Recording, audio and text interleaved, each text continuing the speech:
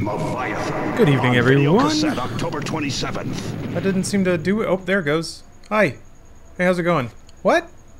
My little thing turned red. That's not good. Oh, it's turning back green. I don't know what's going on. Hey, what's up, Turbid? Hi, y'all. I done changed it all again. I done mixed it up. I got a new monitor, and I'm pleased to announce the Scourge of G-Sync is back. It's back, and better than ever. I turned G-Sync back on, because I think my issues with G-Sync were the monitor. The monitor was just a giant pain in the ass. Actually, I think the monitor was really just a pain in the ass in more ways than one. Because I did a capture test with G-Sync on, and the capture was better too. You know, who knows? Maybe it won't be better now for reasons unexplained, but it seems to be good. Did you get the new one? The new monitor? They have a new... Odorless Lego, you might need to get a little more specific. Chat was right again. Chat never said that. Oh, my new monitor, yes. It came in today, which is why I'm streaming later. Because I had to get it set up, and then I had to move around all my monitors, which was a giant pain in the ass, because, I don't know, there's just a whole lot of... People are asking about the shirt. There's a whole lot of wires over here, and they're all kind of crammed into just the tiniest little island. But yeah, 119 FPS on lock, kind of flickering to 118 it looks like, but I think it's gonna be fine now, maybe. We'll see. The issue now is that, like, the monitor that I used to be using is now my chat monitor, and the viewing angle on it is trash, so I had to turn it really oblique, which means when my eyes look at it, they focus at different lengths, which usually causes eye strain. So we'll see. We'll see how it works out. Real gamers manage cables. You say that like cable management is not also a giant headache whenever you have to change anything. I never understand why people think cable management saves you from problems. It actually creates more. Because you gotta, like, undo all the clasps and find the one cable you need and extract it from the whole bundle, and then bundle it all back up, and God help you if you have to move anything around because all your cables are freaking locked together. Cable management's overrated, unless you work in IT and you have to, like, run networking or something. Yeah, exactly, Bill. Cable management is for fake gamers who never fuck with anything. Yes. As someone who's, one tie, yeah, like Velcro ties at least come apart easily, but you get into, like, clips and zips. They're the real psychopaths. Zip ties... People who zip tie shit inside of PC cases, I'm like, what is your problem? What is your problem? Clearly you never intend to go into your case ever again. Or it's just all about, like, just hide it behind your desk. I bet my desk has a see-through back, so I can't. I cannot do that. Let's see how close we are to Spooky Bony Skin. Ah, so close. Oh, so close. Got 60 XP. These assholes gotta get in here. Play more Doom. So I can get my Spooky Skelly Slayer. It's okay, a couple levels in and I'll probably get it. Or I could just play some battle mode. I could just do that. But pfft, I like the background. Saint Dooms. So silly. Okay. Now let's get into it. I'm excited because boy does this game look buttery as shit at 120 with functioning G-Sync. Man, I'm so close. I'm so close. I'm so close. Against all the... So we'll see. Maybe the monitor was holding me back the whole time. You know? all the wicked Maybe this is all I had to do. mankind can produce. Battle mode 2 buggy. It's a little herky-jerky. I don't know, but I didn't see any bugs when I played it. And tear. I am a little concerned about players that just, like, know all the angles, you know? Like, I know, like, players that have played battle mode, like, more than once, which is not me, will be like, oh, if I use this demon and I do this ability and then that ability and then I kill them in one shot, and I'm like, yeah, there's gonna be people like that. Alright, let's murder some Dooms. Not that you guys have to, but I'd appreciate any feedback about the visual fidelity. Namely, the stability or smoothness of the frame rate is mostly what I'm curious about. Ignore chat. Yes. During combat, I will ignore chat. Maybe. Maybe. Or I might not, and die. We'll see. So, this is a, the model number is not on the bezel, so I don't know what it is.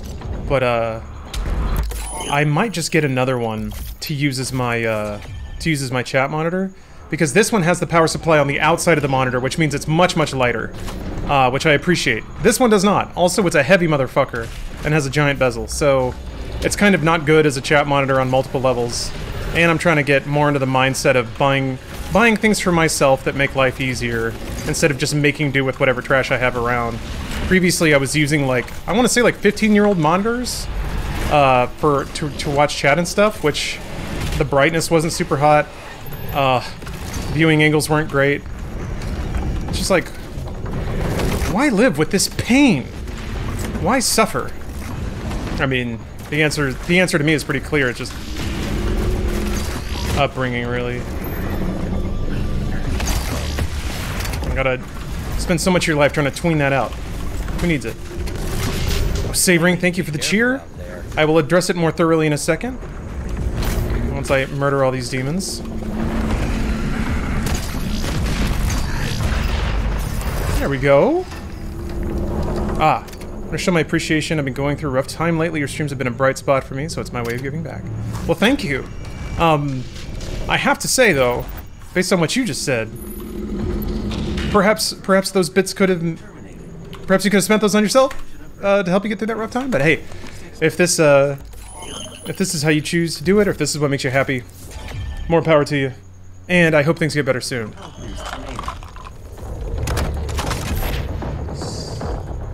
What's that, Tired Gamer Syndrome? For a split second, can you actually see the pellets when you shoot the shotgun normally? Can you? I mean, you see where they hit. It's hit stun, though. Or it's hit scan, excuse me. I don't think you can really see the pellets flying out. What you need is an ultra-wide. There are certain things... This is why streamers truly are the chosen people. There are technologies we streamers have to forego. All in service of gaming on the internet with maximum intensity, and ultra-wide is one of them. Until I can stream an ultra-wide resolution. Really, I guess until video encoding can properly work its mathematical magic on ultra-wide resolutions. That ain't gonna happen.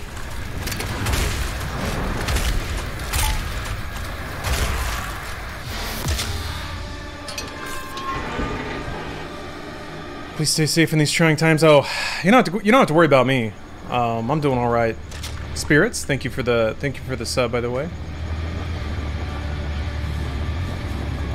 It's a hell of a message. There appears to be somebody who slapped their hand on their keyboard when they were picking a Twitch username. Thank you for the sub. Retro Future, thanks for the gift. Level 69 Blastoise. Thank you for allowing me to say your name out loud with the Prime sub. Appreciate that. Game is great in 120. Oh yeah, it is. Oh yeah. I was playing in like garbage 120 for so long. So frustrating. It's so buttery. There we go. It's so buttery, you guys. And like this monitor is way more bright, has way better contrast. I got another one. I was trying to hold out until the HDMI 2.1 monitors and spec came out, but I don't know what's going on with that. Haven't heard a thing.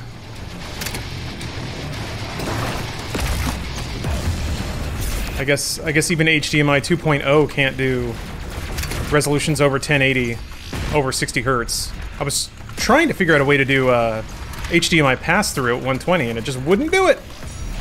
Not happening. So whatever. It said Doom Eternal can run at 1000 FPS. Yeah, they proved it. Didn't some overclockers get it to run at 1000? I thought that happened. That's barely been a thing on TVs, yeah. Like, the world is still catching up to 60 hertz, and here I am. Double it!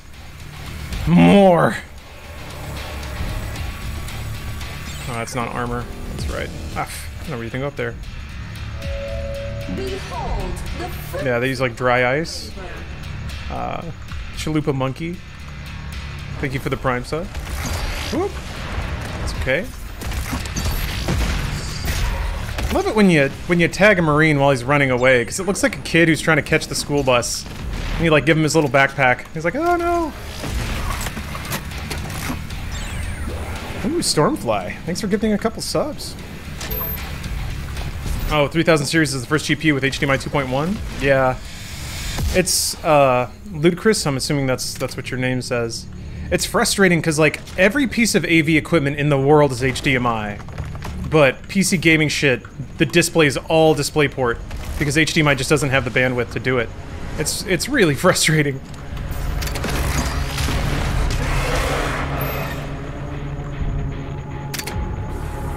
This game is just really pretty. Still using RCA cables. Ooh, like a boss, Lawson. Only true gamers only play 640 by 480 60 hertz on an NTSC CRT.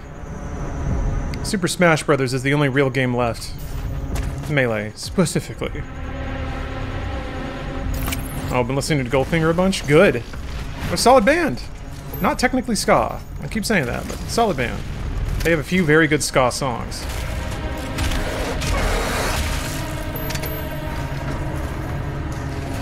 Yeah, gotta get those Authentico scan lines. I just took a Sharpie and drew some lines across my monitor for that old school aesthetic. I know what the kids are on about. All the lo-fi study channels.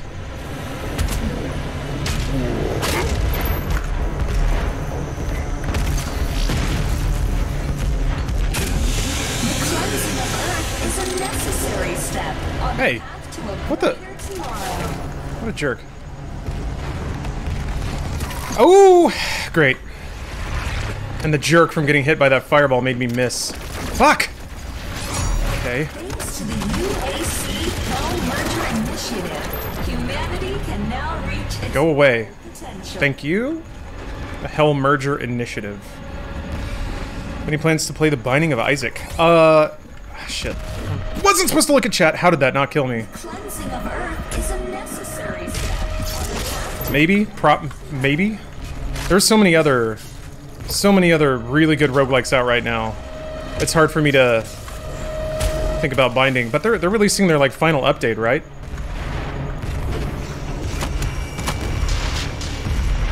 Isn't like Binding getting one more big update? How's that 1 HP looking? Good shit. I had a Sony flat screen CRT that I thought was as good as it got. Yeah, that's when you're deep in the gamer womb, grinding away at PS1 and PS2 games on a Sony Vesa. I don't know if that's how you say it, but I'm a slut for games of permadeath. Man, me too. I love the tension. You don't really get tension like that anymore. You do in like roguelikes. They're kind of built around that, around permadeath, but I like it when the stakes are high and you got to rely on your gamer instincts to get through. I think it makes for a better Twitch viewing experience too. I mean battle royales and microcosm revolve around that aspect. The nearly episodic tension, the build up, the release, either in victory or failure, and then do it again.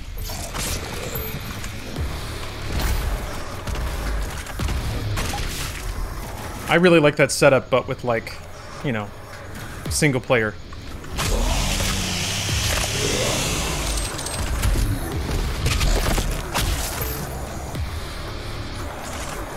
Just leave me to my video games. I don't need anyone. That's okay.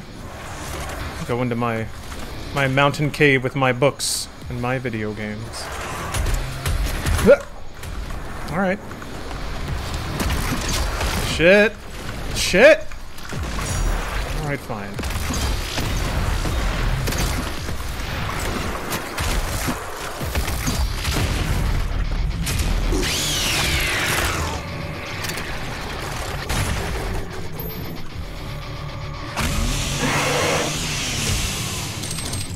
Ah!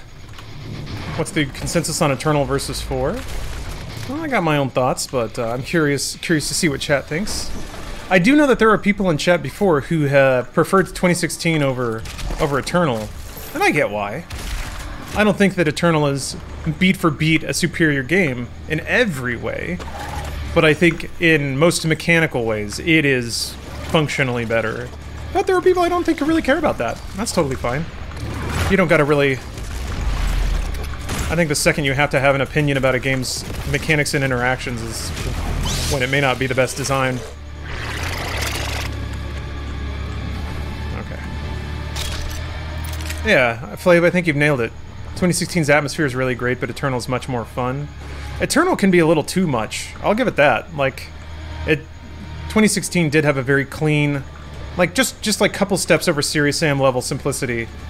Just get the gun, shoot the enemies. Eternal kind of forces more weapon switching, forces more, like, specific player behavior. And, I can see why players may not like that if all they want to do is shoot demons with guns. Like 2016's multiplayer better? I did too, but I think battle mode is interesting and fun, and I give props to id Software for at least trying something new. Especially when most people demonstrated they didn't really care for 2016's multiplayer. Oh yeah, Mad Dog.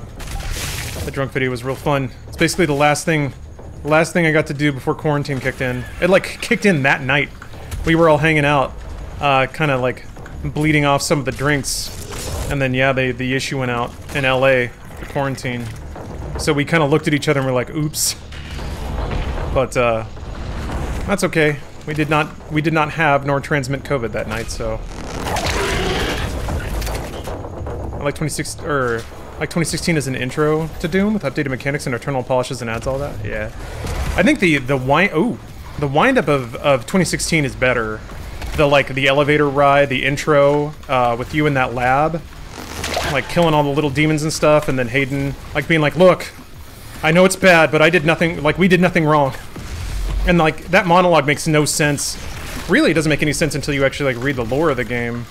Which most people don't do, but in retrospect, very cool that, like, they seed bits of the story that early, and it's all pretty consistent. Really, just the inclusion of lore in 2016 was a great surprise. Ay, ay, ay, ay. Well, that was quick. Let me think about what happened there. I just took too many hits. Took too many hits. Pretty simple. And then there was that stupid pesky little imp behind me. Ah, yeah. Ah, yeah. Yeah, next one's the one. Next one's the one. Next one. It's that G-Sync, yeah, it got me. At least I saw it happen, buttery smoothly. Toadpack Shakur. Thank you for the sub. We will send unto them only you. I do wish that they would let you skip this. Cause like, Till it is done. I do wish Eternal had multiplayer death tracking. That's something that 2016 had that was actually really cool. You could see where other people died, and to what, and when. I will mark it on your HUD. Oh, I meant from the beginning. You have to wait until the planet starts scrolling before you're allowed to skip. They make you listen to him say rip and tear until it's done every time, which I'm just like, you know, that's a cool line, so could be worse things. I wish Doom Eternal had multiplayer like 2016. More people have said that, but I don't know, Blow Magic. Be honest with yourself. If it did, would you be playing it? Would you? Would you?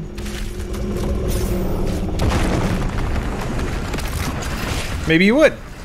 Maybe you played Doom 2016's multiplayer up in, like, the night of Eternal's release. I feel the same way, but I, like, cannot in any way fault id Software for trying to find a mode that will keep players engaged.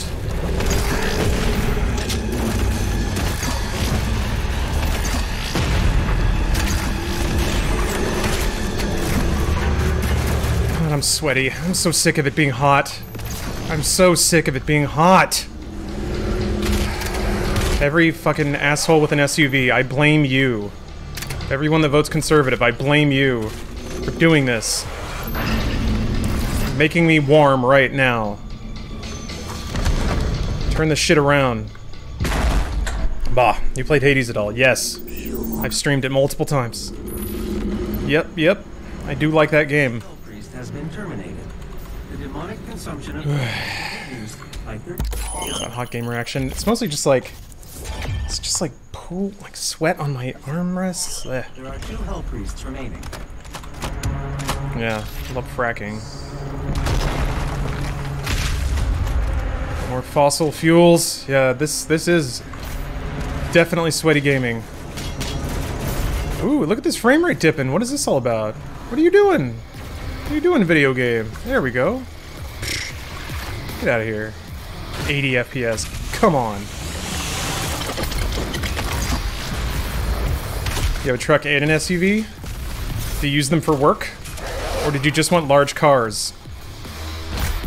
Either way, I blame you. It's your fault I'm uncomfortably warm right now.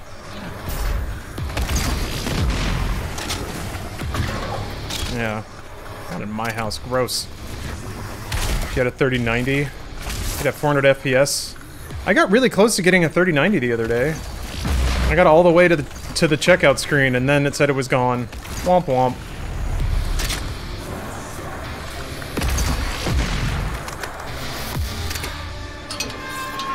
Would humidity help? No. The opposite. The absolute opposite. Humidity makes heat so much worse. 2016's plot is a metaphor for capitalism? Not so much capitalism, I wouldn't say. More just energy crisis. And then Eternal reveals that there's actually been an energy crisis in multiple civilizations. It always ends the same way. Storyline's pretty consistent there. If you don't develop renewable resources, you will sell your soul to the devil. Yet again, I come back to, if you own an SUV, Doom is your fault. Not the game. The game is great.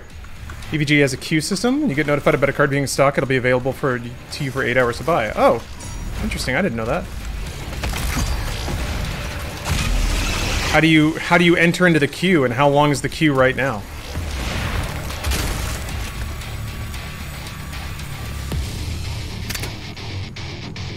Hey, what's up, Rick?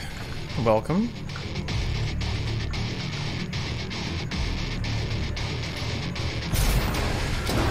Huh? Yeah, I was about to say Ryzen's or CPUs. I don't know what that means. Get that Riva TNT power flowing through my machine. I've been in that queue for about a month now. Oh. Yeah, that's the thing. If there's a queue system, it's probably way too long. Basically, everything's too long. There's a lot of things I can't really, even me as a normal human clicking on a Discord alert as soon as it pops up, like either the website's down or the cards are all gone. There's like, I think it's only twice I've actually been able to add a card to my cart. And, you know, obviously never been able to check out with it, but eh. Them's the breaks. Yeah, I've been playing Genshin off stream. I need to... I'm gated on adventure level right now. I gotta get up to 15. I'm at 14. Ugh, God. Did I hit... I think one of these dudes swatted me. That's what happened. I just... Fuck, dude! You guys are not giving me any quarter tonight. Usually there's some chill in these demons, but... Tonight, zero demon chill. The cleansing of Earth is a necessary Shit. on the path to a brighter tomorrow.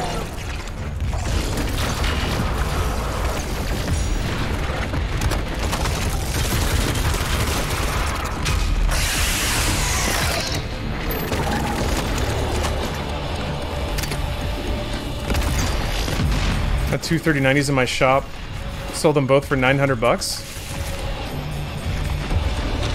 Man, you gave somebody a deal. Sorry, I said I was gonna say deal, At the exact second I was reading no chill in chat, and my brain mixed the two. Then I would get your autograph from my collection. No. I really don't like being a Pokemon. I'm sorry.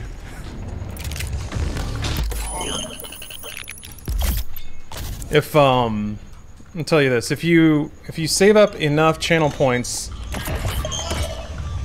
then you can redeem a free card, and then I will sign it.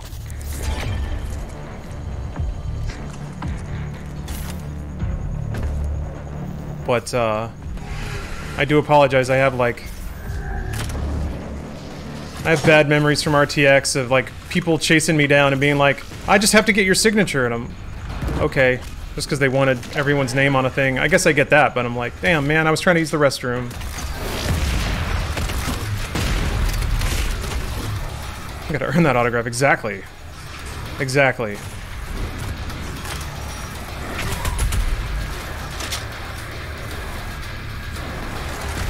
Also,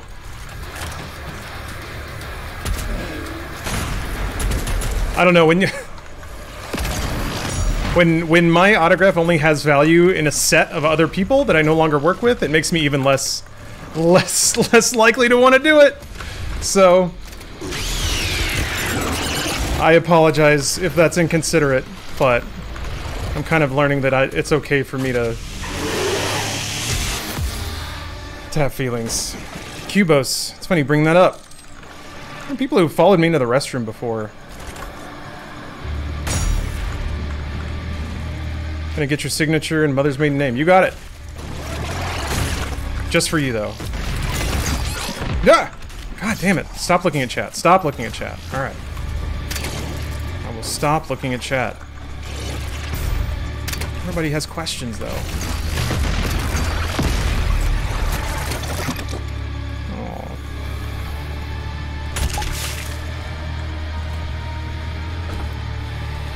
Now I'm looking. Refused to wash his hands before he signed. I mean, that's a pretty good trade-off. You get dick hands because you didn't want to wait. Just got Amazon Prime. Can I gift a sub or something? You can. Yeah, there's a. If you connect your Amazon account with your Twitch account, you can then hit a button, and then I will get some magical Amazon dollars. Amazon Prime directive? I don't. That question has nothing to do with me, so I'm not gonna answer it. If you want an answer to that, you'll have to ask James or Elise, won't you?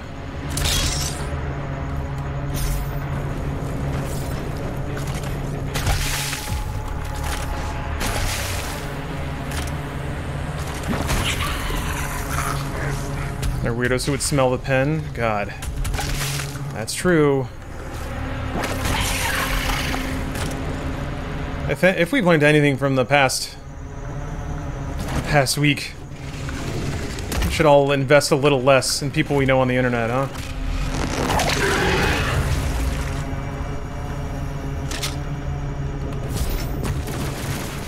Okay. Not gonna get killed in this room. They're not gonna get us. That was the other thing, like, it took me forever to kill that one Cacodemon, and I think that's really what kind of...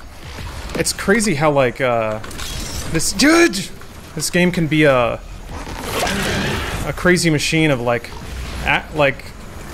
actions and consequences. Not killing demons fast enough catches up with you in weird ways.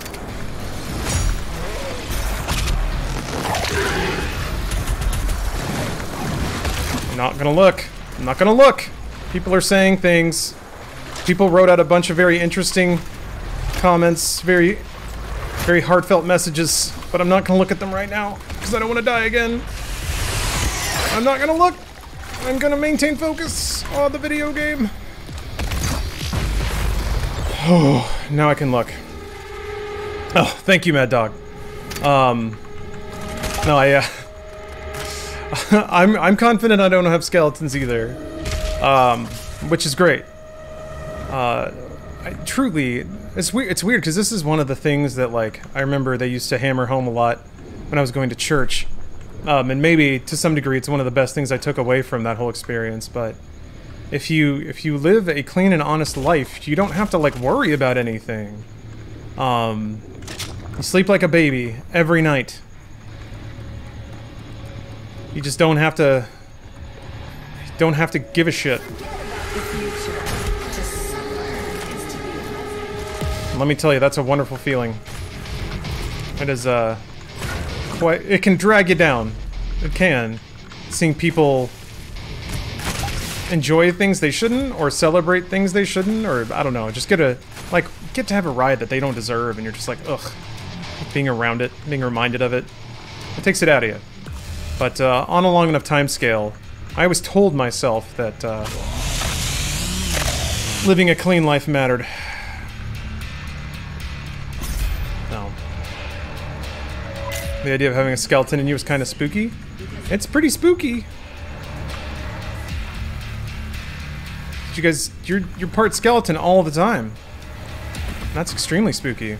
Yeah, you're free of the fear of somebody ruining your life overnight. Uh-huh.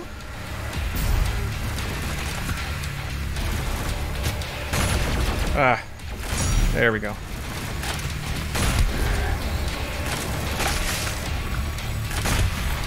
Woo! It's fun when they do tricks. Yeah, there's nothing spookier than a skeleton you can't get away from.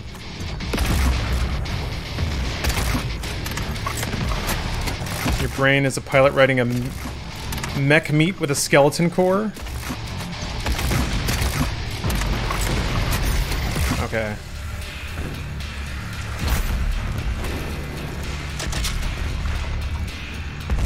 Oh, yeah. No, demons. Not to do it. Damn it.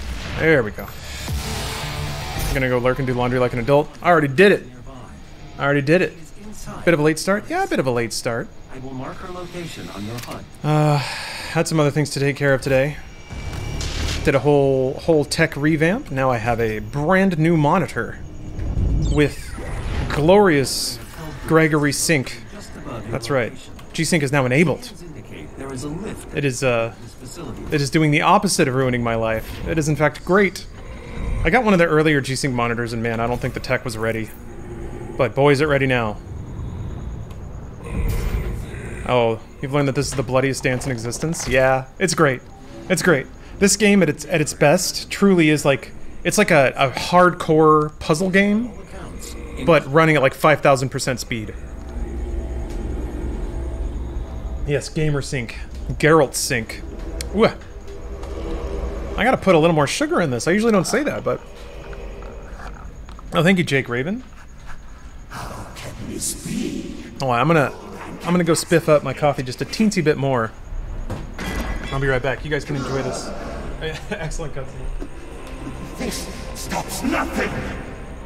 The sacrament of this world to the great Khan Maker will be made, and the energy will be restored once again. As it is written, from the souls of the non-believers. Just a little syrup squirt. Yeah, this cutscene really does makes every cutscene better. V-Sync gang rise up. I mean, G-Sync is just another form of V-Sync, which you guys should not be getting torn frames. I hope. I'm still having to clone my display because I couldn't do pass-through. But now I can play Rock Band. This is humanity's chance to repent. That's the real thing I think I've gained. Oh, Prodigy, you figured it out. Thank you for the Prime sub, man. Thank you. Resist the will of the Khan. Jake Raven, thanks for the Prime. Activating the portal. Insane One, thank you for the sub. Homerton, thanks for the sub. Bird Dog, thank you. Busty Machete, ooh. Alluring, thank you for the Prime. Some games of mine don't allow VSync when playing 120 FPS. Really? Huh. Which ones? I didn't know that it would ever, like, disallow that. Peepus Von Sack? Thanks for the sub. Halo? The means to locate the second Hell Priest. Weird. The celestial locator is missing a component. How would playing Rock Band work on Twitch? You just play it. The VOD gets muted, but that's it.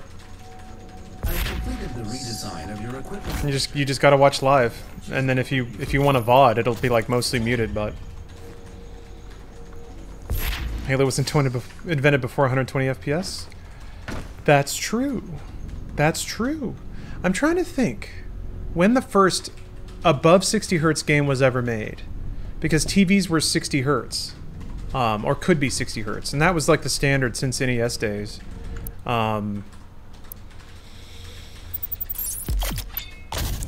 It had to be a computer monitor. I think it was Crysis. I mean, it's less about the engines can run at frame rates higher than 60 for a long time. Like Quake was running higher than 60 FPS, but like your monitor was just 60 hertz and that was it. So it had to be the display. There had to be a monitor. I'm gonna guess like an early LCD. Crysis was the first game to run at 10 FPS. Breaking new levels, single-digit frame rates. It was a big deal. Yeah? Maybe, I guess it may have been Crysis then. Marzard, thank you for the resub. I'm gonna slay those demons. Yeah, Groove Coaster was so fucking good. Oh, no worries, Mad Dog. And, dude, I'm sorry about maybe being testy about things. It's just, I have certain boundaries that I like to reinforce when I can. But I appreciate you dropping by. Thanks for being cool. I just know that, like, you've said a couple things and I've been a little catty about them, so I want to acknowledge that and apologize. What's up, Larry the Cucumber? Doing pretty good, man. I got all of these frames. Thought about playing any light gun games. No. I have to admit, I have never thought about it, no. I mean, I played Typing of the Dead. That's about as close as it gets, I think.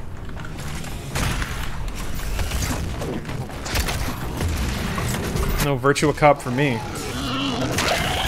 Trying to play some Genshin and sell your soul. I already played Genshin! I'm playing that every night! I'm waiting to stream it again so I can do all my anime girl pulls. I ain't about to pull a 5-star off stream. Come on. Ugh. Oh, Jesus! He backhanded me right into the corner. Ugh. Whoo! Like, he knocked me back into this little nook where, like, you can't go anywhere. Damn. Spooky Games for Halloween, I've already played a few. Yep. We'll continue to. But I guess technically, legally, Doom Eternal counts as a spooky game. Because there are demons. There. Yeah, Gwenny, exactly. I already have that streamer luck. You think I'm gonna ruin the streak? Pull some anime girls off stream? Not happening.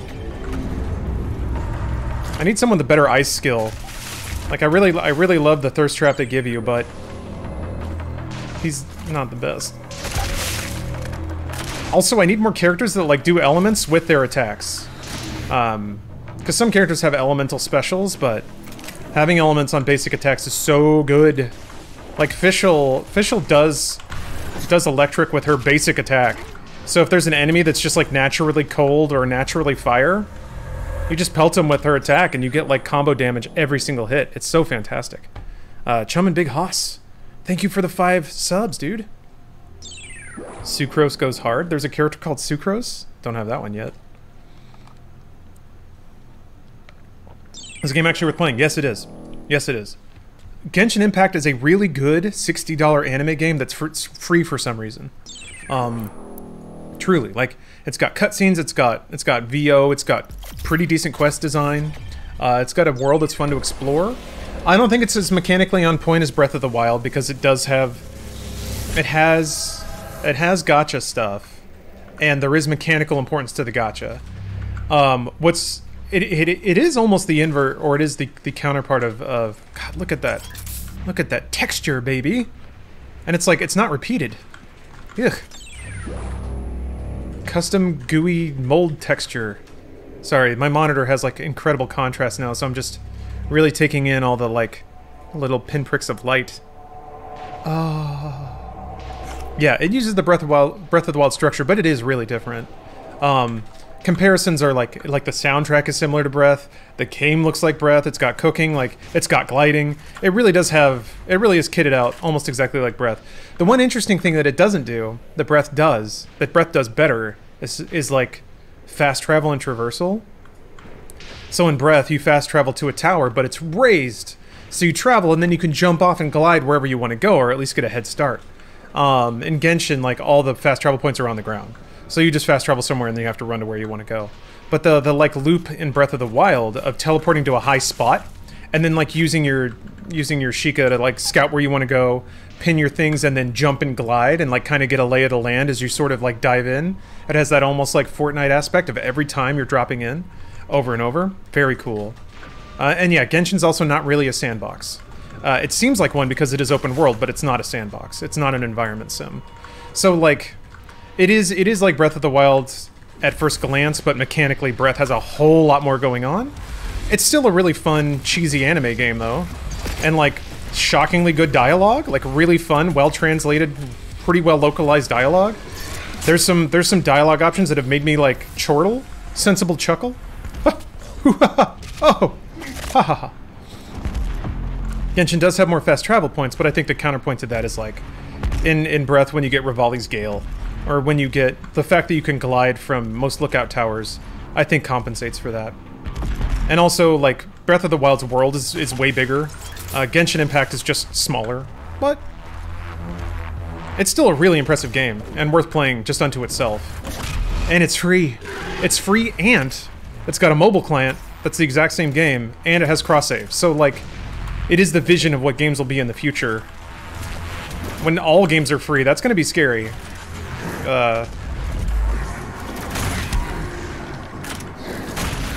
Because I mean, like, I don't think many people would be paying attention to it if it cost $60. I gotta read up on MiHoYo. Because they seem like, if this is their, like, first outing as a studio, it's a really strong statement about what they're about and the kind of games that they want to make.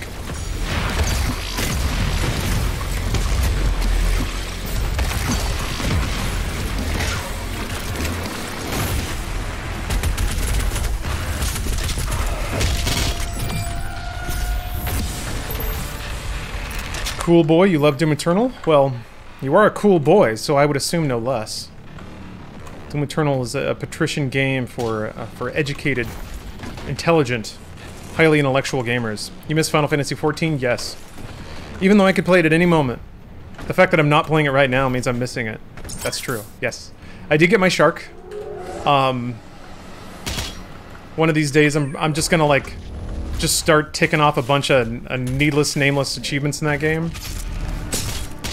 Just like spending entire days in the gold saucer just to get a mount.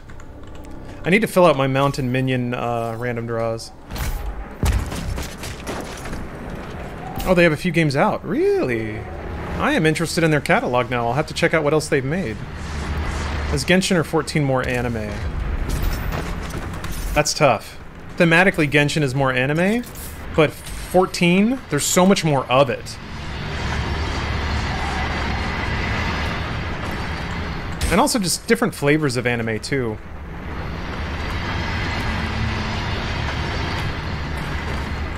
Anyway, what I'm saying is, before long, I'm gonna have a 24-hour stream where all I do is play Mahjong. Ranked Mahjong in Final Fantasy XIV. I'm gonna hear that music over and over again. Oh my god. Alright. I have a good story to share regarding that song. So, when Steph and I went to Japan, Steph was gracious enough to allow us to go to the Eorzea Cafe, which was really high on my list of things that I wanted to do there. I still have my my punch card. I keep it with me at all times. Hold on, got my round 1 card, my Konami e-amusement card. This is like the weebiest fucking Wait, do you actually wallet. have it still there? Yeah. This is my Twin Adders card because my hometown is Gridania and they let me pick. They're probably not using this punch card anymore, but yeah, this is my my keepsake from going. Well, but I still think probably one of the more hilarious things about that was the menu was supposed to be like it was on iPads. Yeah. And we were trying to translate stuff because like the English there was very little English that was on it. You can usually figure it out though. It's like tap and then it pops up with a screen with like 2 options. One's bound to be okay and one's bound to be cancel. Yeah, except the problem is that we ended up ordering double of everything. Because like we ordered it once and then we were like, oh, did that actually do it or did it cancel? And then we did it again and then they brought out 2 hot dogs and we are like, oh, okay. We're like, well, shit. Yeah. I Part guess of me was like, oh, we're being gluttonous Americans, aren't we? Even though it was kind of a toss-up about the menu, but whatever.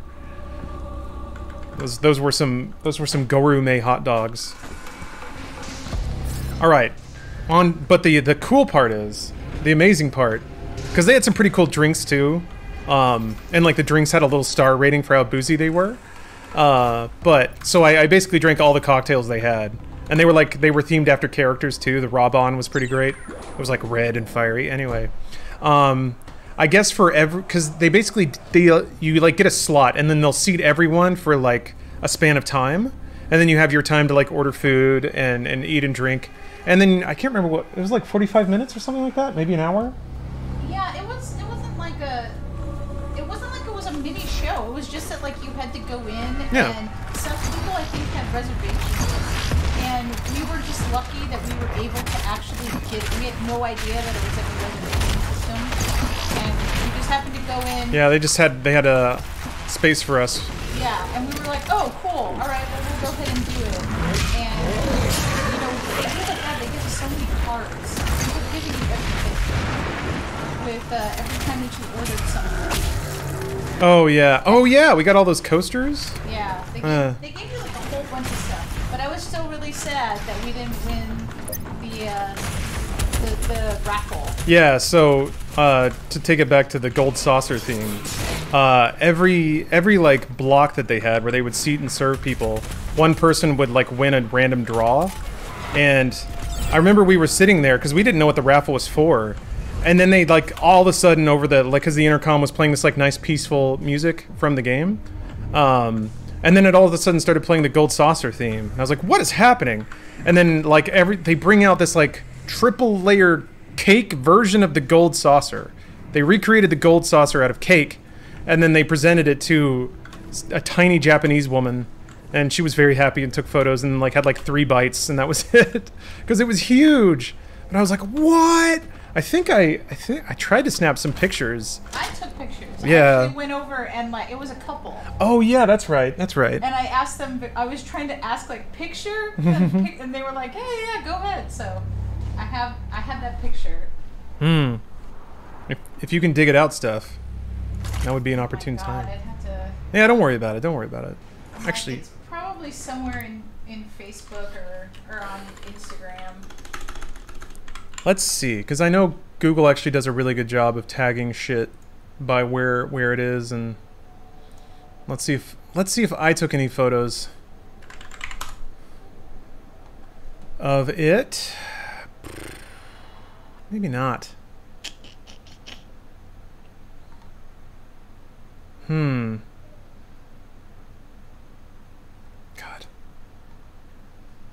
Although I'll show this off.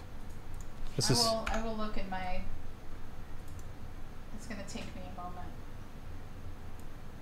No big deal. Yeah, there was one of Stephanie's old coworkers had moved to Japan and was chill enough to come and meet up with us. So that night was like impossibly perfect. Essentially, we oops, I don't think this is lifting the skirt on too much. Good stuff. Good stuff. That was like that. The only reason I have a photo of my driver's license in my like it was for the Fireball activation. They were gonna send me a bottle of Fireball, which amusingly is Fireball's like $20. I was like, it's okay. But it never showed up, so not only did I not get my free bottle of Fireball, I accidentally doxed myself again. But I think it's good. It's alright, Nikki. Don't worry about it. Let's do Fireball. I will. How dare they? Yeah, next generic. I think everybody, every youth has one bad experience with Fireball. We all just saw the Sonic. That's good. Keeping Sonic around you will keep you safe. This is a lesson.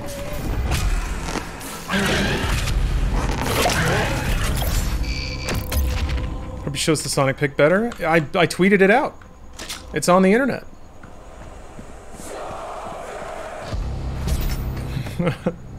Although I did just realize, like, it'd be pretty funny if I intended to tweet out a Sonic picture, but Fat Thumbed it and tweeted out my driver's license.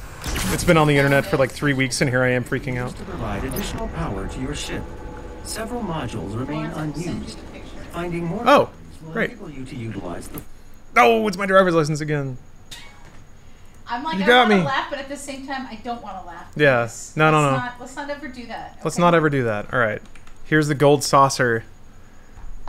It's got a sabo tender on it. That's right, because here we're smart enough to not call those cactars when they're not. There's like gold coins, flower petals. This is ice cream, I think, or are they? No, it must be mochi. Yeah, ice cream on top. It's like a little Moogle. God. Here, I can give you this picture too. Those aren't cactars. No. No. Know the difference. Sabatenders are like noodly. They look like cactars. They are not, though. This is a cactar. Wait. It's called a Sabatender again. Huh? That's a cactar. Sabatender head? Ah! I forgot that I took like a 3D photo. Senor Sabotender? Wait, that's a character? I guess so. Huh.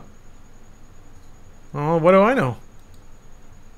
Yeah, I guess so. It's got the star in the eye and everything.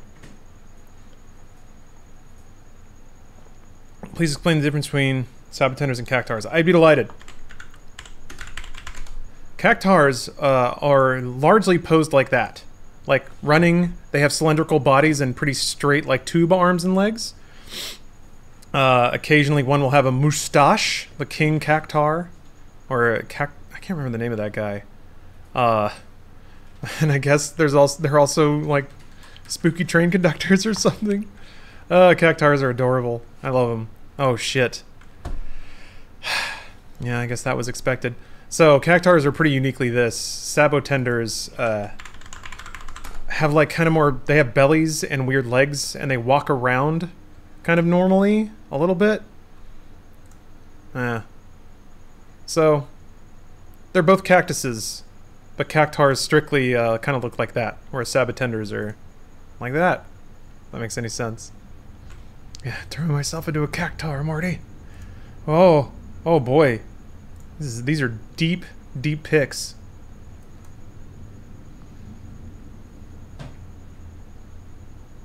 Oh yeah, so that's the menu down there. And then... oh yeah, I got a Shiva coaster. I'm pretty sure I was probably screaming at you about how good the music was at that point. But, Yeah, I have a picture of you looking at the menu, but it's like a 360 photo. So you can see the entirety of the cafe. And then, yeah, in this one, I think this is the Robon because it has a giant sword stuck in it. Look at how good your nails are, Steph. Yeah, I was really impressed. I usually don't have like the highest of hopes for like video game themed things. Usually they rely more on the like the association. But the Eorzea Cafe, 10 out of 10. Would day drink again.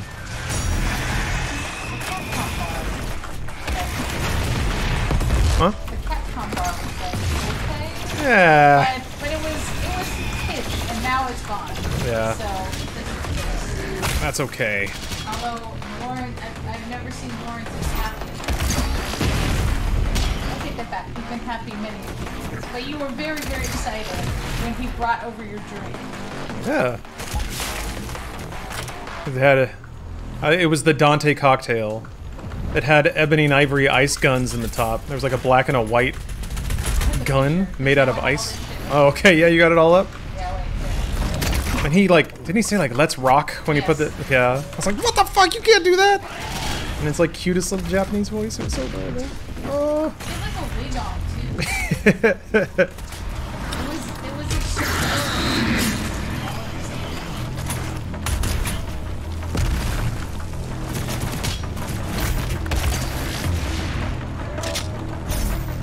that like dessert that looked like a brain. Yeah. Liquor brain. Oh yeah, they had some Resident Evil stuff. Yeah. It came with that knife. It was all just. Oh yeah, and there were like syringes and stuff. Yeah, I have. I don't know, that was like everything was really fried and like kind of very sugary. That was more like, okay, this place seems like it's kind of more to the tastes of teenagers or something like that. Something where you get like one thing and you just nibble at it because it's way too sweet, and then you just go on with your day. What's up, Cryptic Corey? Hello. This is Ultra Nightmare, just doing practice. This is Ultra Nightmare. If I die now, I die for real. And then Steph will have to take care of the proceedings. Was it garnished with a slice of pizza? Unfortunately, no. It was just the drink. Alright. Photos of that. Oh boy. Oh yeah, okay. So this is with the guns. Looking very cool. Very, very cool and very intimidating. Oh yeah, this was like, was it the Rings of Justice or something? I can't remember. Like, or I think Tower of Justice. It was something. Something. Rings Tower. Like it had the least substantiated reason to give you a stack of onion rings and make them Phoenix Wright. Although there was like an objection thing carved out of seaweed, which was really cool. And then they, for every game-related thing, they brought like the little figures to your table to represent the game.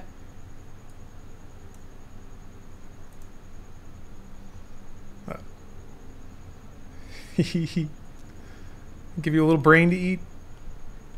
So good. It's cute. It's all in the same place. Oh yeah, put the no. Other drink. That's alright. There's a lot of stuff to look at. Yeah, because the Resident Evil drinks were like with syringes.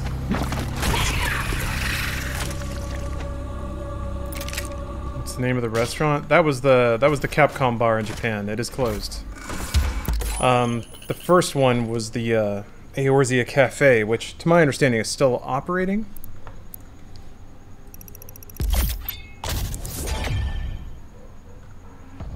Sega's doing game giveaways on Steam 15-18. Power core nearby. Okay.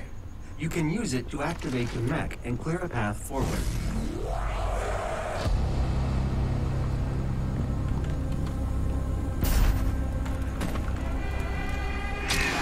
I'm tired of everything being warm. Hands are all damp. Everything's just damp.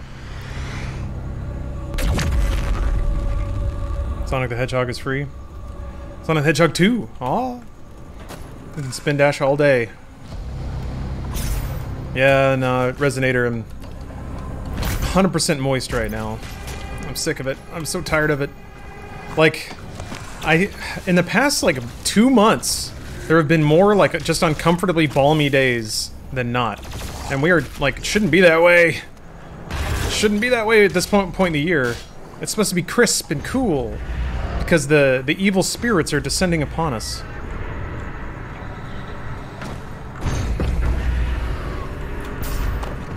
Things can't be haunted if it's like 85 degrees. Actually impossible. Oh yeah, the last Sega arcade closed. Yeah, sad. Sign of the times.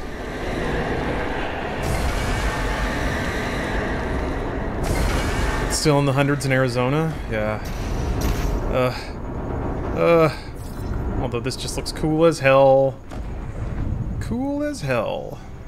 There's a giant mech, and he's like about to stab a demon, but then there's this like demonic temple in the background, and it's got hell energy shooting out the top. And what does it make in the sky? Pentagram. It's not actually a pentagram, but it does look demonic as shit, doesn't it? I guess there's like 6? Actual evil is 6. There's just some amazing, amazing vistas in this game. For all the people who, like, it's justified because I don't think Eternal doesn't ask you to take your time and look at the environment the way that 2016 did. Because all the moments in 2016 where it's like, hey, check out the environment, it's because you're just walking down hallways. In Eternal, those moments you're jumping and flipping and like those are all traversal sections, which you could argue is better in terms of game design. I would, because I enjoy them, but I always like platforming. Anyway, Eternal still has its share of like really amazing vista moments. It just doesn't really force you to stare at them or wait for them. You can just jump right down into this battle cave. Can I play this before 2016? You can, but I would actually recommend playing 2016 first. I actually would. Not only for the lore if you're into that, but Eternal kind of starts where 2016 ends and continues in terms of gameplay complexity and difficulty. So you might be a little overwhelmed if you just jump right in Eternal, but you should still. Like, if the... Play either. If it's like... If playing 2016 is going to make you not get to Eternal, then just skip it, but... 2016 is still a very fine game. Okay. Alright, I'm not gonna look at chat. I'm not gonna look at chat. I'm not gonna look at chat. I'm gonna thank chat first, though. Because you guys have been throwing money at me while I was reminiscing about Japan. Razine, thank you for the Prime sub. Sean is Arthur. I feel like there's gotta be a story behind that name. I've seen it pop up before, and it always engages my curiosity, but thank you for the Prime sub. El Gherkin, thank you for the Prime. Chum, thank you again for the 5 gifts. Aramaki TV, alright, sounds weird, but I'm mostly lurking here. But I love watching your streams. Actually got a question since it's Prime Day, alright. Moving soon, can you recommend a good chair for 10-hour gaming sessions if you were on a budget? Well, I have to do my duty and say you probably shouldn't be sitting for 10 hours. Okay, there, I did it. I do it, so, like, I can't lecture. I think most modern gaming, like gaming chairs, your DX racers or whatever, are probably all good enough. I think it's probably more down to finding what matches your body in terms of like the recline of the back, lumbar support, neck rest, and all that stuff. So any chair I think can work provided you know, get the right pillows in the right place and learn where your body's most comfortable. Yeah, Nick, to your comment about DX racers won't last. I had 2 DX racers in a row and each lasted about 4 years. And when... Like, at that point, there's this, like, understrut of metal that started kind of cutting up through the cushion, and I could kind of feel it there. 4 years is still pretty good for as much sitting and gaming as I do, so I can't really sneeze at that. You know, nothing in this world's going to last forever. The one that I have right now, I got for free, and it is a noble chair, and I love it. I love it a lot, but it also says Doom on it, so, you know, there's the mark of the Slayer there.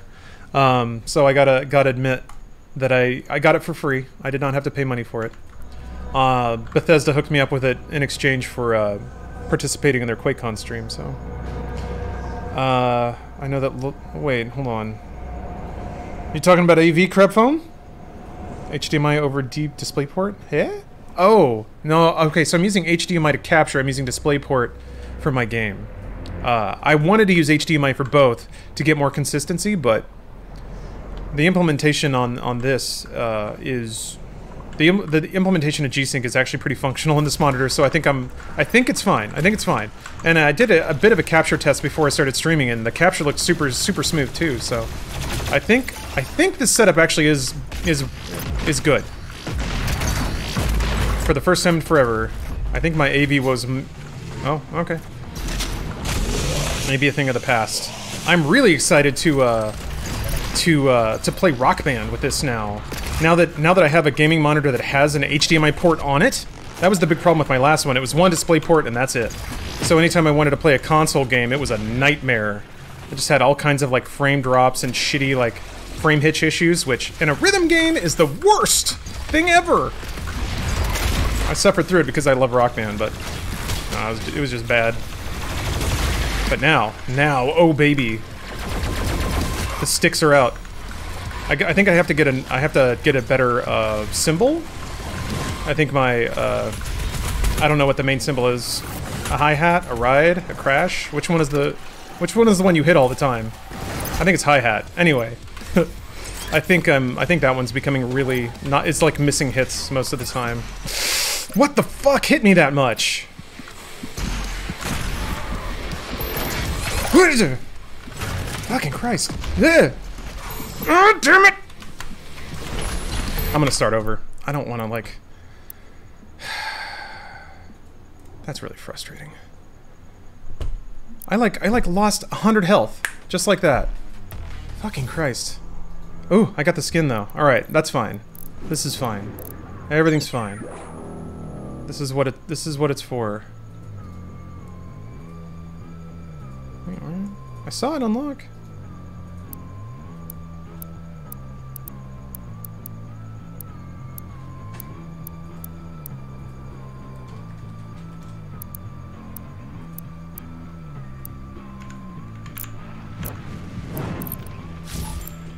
Yeah!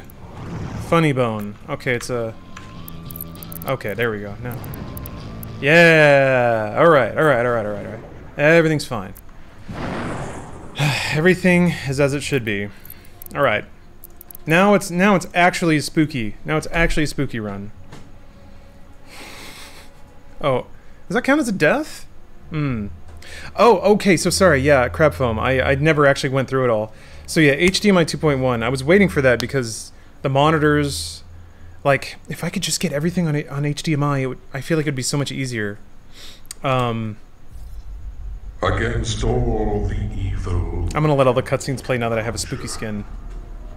all the wickedness that mankind can... I'm also thinking a lot about next-gen consoles. If I want to have PS5 or I thought of a KVM Switch. If you can find one that works above 60 hertz, sure. They don't exist. Nothing is above 60 hertz when it comes to HDMI. So that's a pain in the ass. Does it mean you start the game over or the level? The game. Yeah, KVM switches are also ass. I agree. Odorless Lego. I agree. There's... Basically all AV tech is not meant for gaming.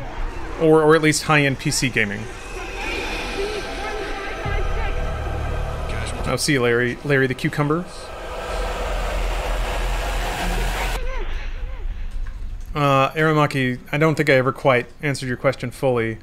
When it comes to budget gaming chairs, I unfortunately don't have a good recommendation for you. Because I had 2 DX Racers and then this one, so... I think DX Racers are fine. As long as you acknowledge that it's not going to last forever. Pretty much nothing does. How do you manage the stream computer? Chrome Remote Desktop. It's actually a really handy tool. Super reliable. I just have a Chrome window open on my my monitor PC. I also think the mix of At Doom's Gate and Eternal is a little too much. The ramp up of At Doom's Gate in 2016 was so perfect. Ooh, so spooky. It reminds me of Ghost from Modern Warfare.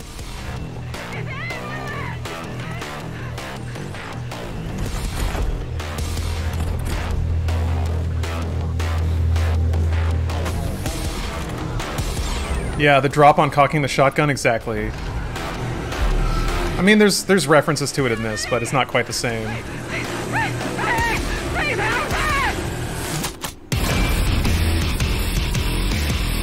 Oh, Emil from Reach? Yeah. Yeah, you're right.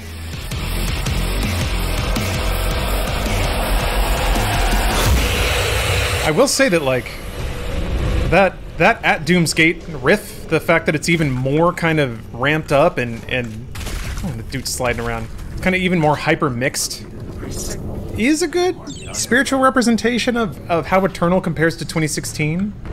It's faster, it's more absurd. Maybe even a little too much. Maybe it's too fast. Castlemania 69, thank you for the Prime sub.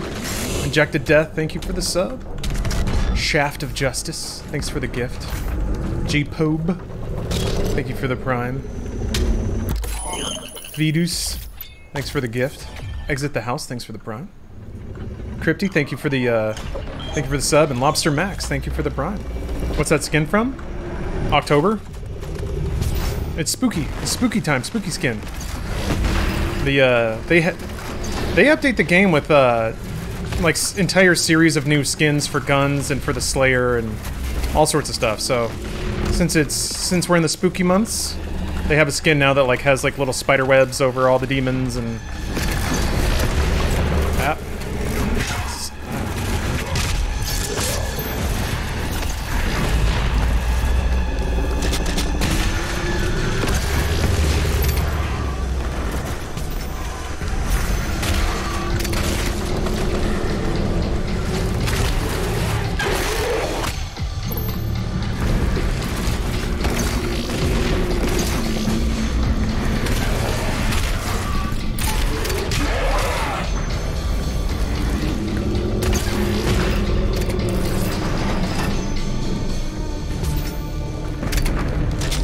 Since I played Eternal. Yeah, they've been doing it ever since the game came out.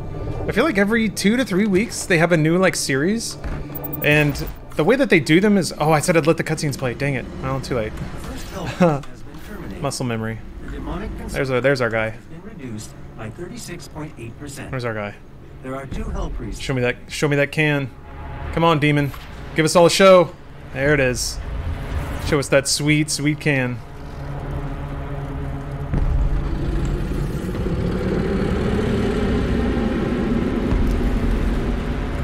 Good shit. Like that's the other thing. Like, there are set pieces in this game that can be impressive. You just have to stop and watch them. How are you supposed to kill that giant? Would you believe me if I said the Doomslayer already has? It's you hear about it through Satanic Verse in 2016, the fight between the Doomslayer and the Titan, and then in this game you get your sword back, the one that you buried in the Titan's face. You gotta get it back, because you have another Titan to kill. This game rules, by the way.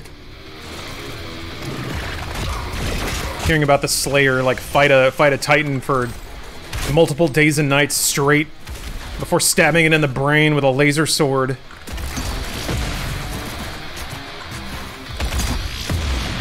God, oh, brute! Now that Microsoft owns everything, can we hope for a Master Chief skin in Doom Eternal?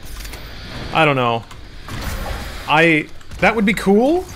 I think Slayer's got, like, Doom Guy's got roots beyond Master Chief. Doom Guy ran so Master Chief could walk, and yeah, I use those terms appropriately. So I like the spirit of that. I would like to see, I mean, even Bethesda, you would think there'd be like a Vault Boy reference or something like that, but in Doom Eternal. I think there was an Arrow to the Knee reference in 2016.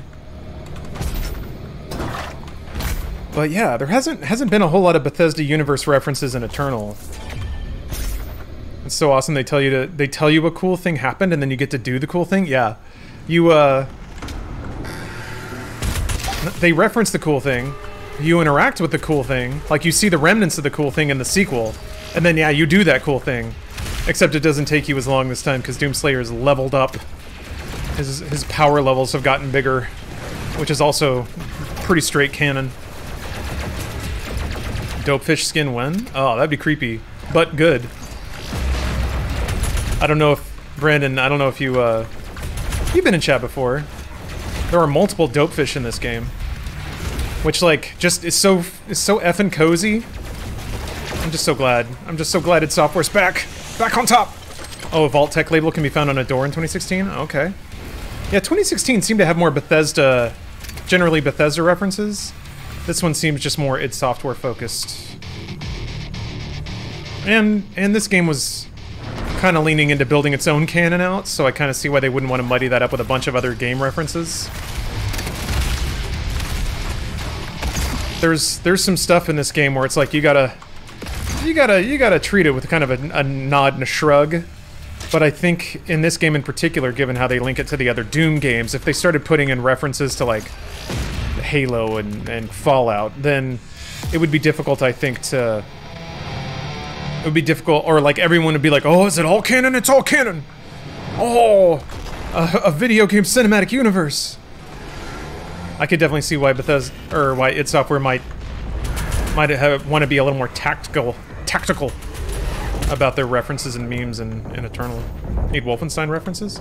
Yeah, everybody's kind of waiting to see if the new run of Wolf is going to tie in with this run of Doom.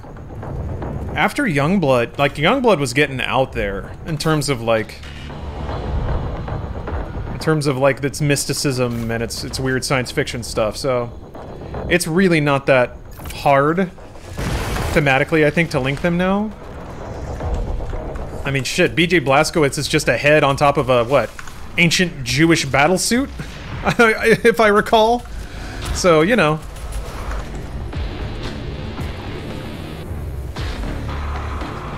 Those games, man. Those games were fucking something else. Youngblood was Garbaggio. It wasn't great. No. As always, I will respect and defend to the death a developer's right and desire to experiment. I want them to make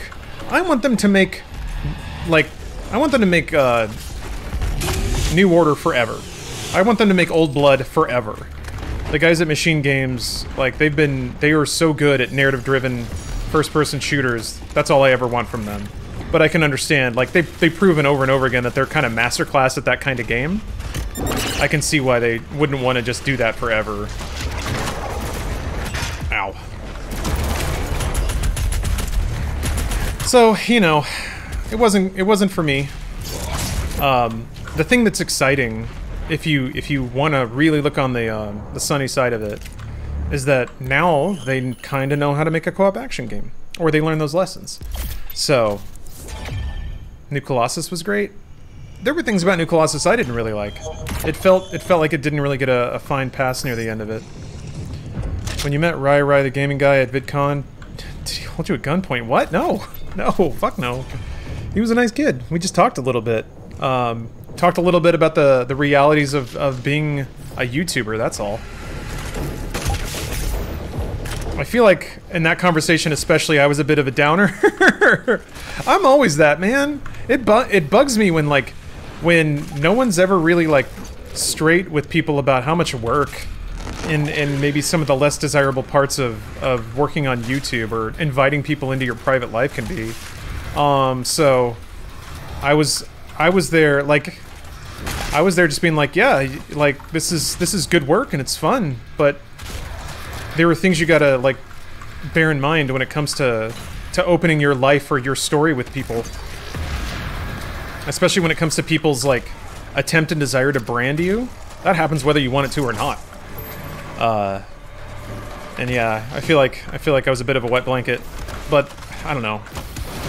Like, what? No one needs to be inspired to try to be on YouTube because everybody wants to be on YouTube by default. So I don't know that I'm doing anyone a service by talking it up. I'm not trying to discourage competition or anything. Just like, I think it would be a shame to spend a lot of time to scrape and claw, get something, and then by the time you get there, you realize it's not what you thought it would be. I feel like you've earned your cynicism. Yeah, that's the thing. Is like, I hope it doesn't read as cynicism. I don't want to be on YouTube. Good, good. That shit got me into trouble. Well, trouble. It went over weird. Went over weird multiple times at VidCon. Because, like, the narrative at VidCon is, yeah, being a content creator is great, and that's what everybody should want. Oh shit, you can just run out. You don't have to kill that guy. What? Maybe you do. Maybe you do have to kill this guy. Jeez. Yeah, it's just weird that, like, every time I said something that was less than idyllic or 100% optimistic about content creation, or like, I remember there was some panel I was on, and I've talked about this before, where the dominant message at VidCon is, you know, just be yourself and the world will love you, and you'll get money and sponsorships, and it'll be great. You just have to be yourself. You just have to be your truest, most positive self. It's like, no, you don't, because no one here is being themselves. You actually have to curate a persona, and you have to, like, look at metrics and see what people like and don't like. No one wanted to hear that. I remember saying that at a panel, and, like, the room got real quiet, and I was like, did you guys think this wasn't a job? Like, I remember even saying that at some point, and the room got weird. The room got real weird. I'm like, okay. I wasn't asked to be on a panel again. Yeah, I talked about it on a Dude Soup, I guess. Weird moment. Yeah, I broke the fourth wall, I guess. I'm like, who are we serving by encouraging this collective delusion about the realities of content creation in the modern age? Are we lying to ourselves? Is that what this is?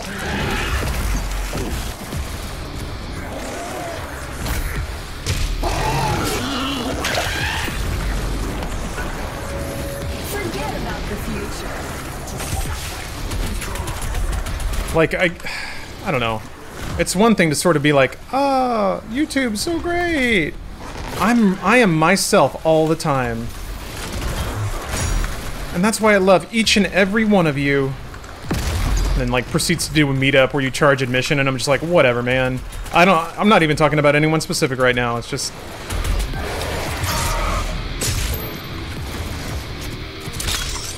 Sometimes the game is funny to me when people, like, give it away, but everyone sort of chooses not to look at it.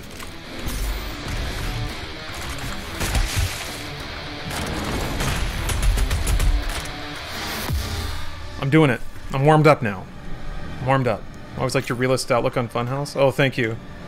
Yeah, I don't know. Yeah. I'm not good about pretending, and that gets me in trouble. But it means I don't have to remember anything. And it also means you just, like, I've learned that, like, I'm gonna say this, and I'm immediately gonna react to it myself as somebody who's not saying it, if that makes any sense. Alright, so, I've learned that, especially in, like, well, maybe this is just a life thing. You guys, I can bounce this off you guys, but I've found that when there are people who really want to believe in a particular delusion, and you're there not supporting it or believing in it, the idea that, like, maybe we're not fucking superstars, you know? Maybe we are just operating a C-tier YouTube channel. Like, I don't know, I feel like multiple times in my career, I detect, like, egos getting out of hand, or, like, people would be talking like things are more important than they are, and I'd be like, okay, well, I mean, we get 200,000 views on YouTube isn't bad, but it's not world-ending. We're not at the center of everyone's life.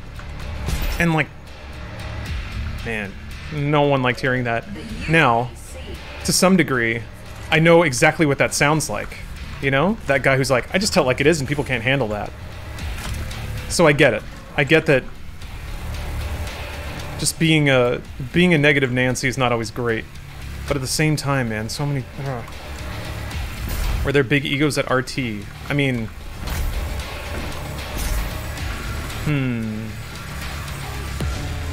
I'm not going to answer that, but I thought that answer was obvious from the outside. Is it possible to look at Rooster Teeth and not see the fact that there are huge egos there? I thought it was obvious, but maybe that's just me. Yeah, right? It's clear as day, man. Big fish, small pond syndrome for sure. All over the place. All over the place.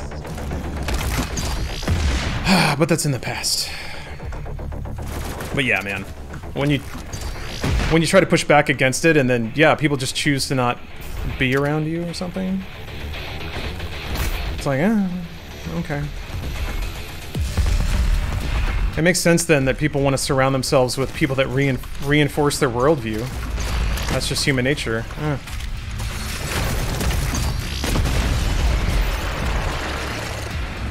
So many guts.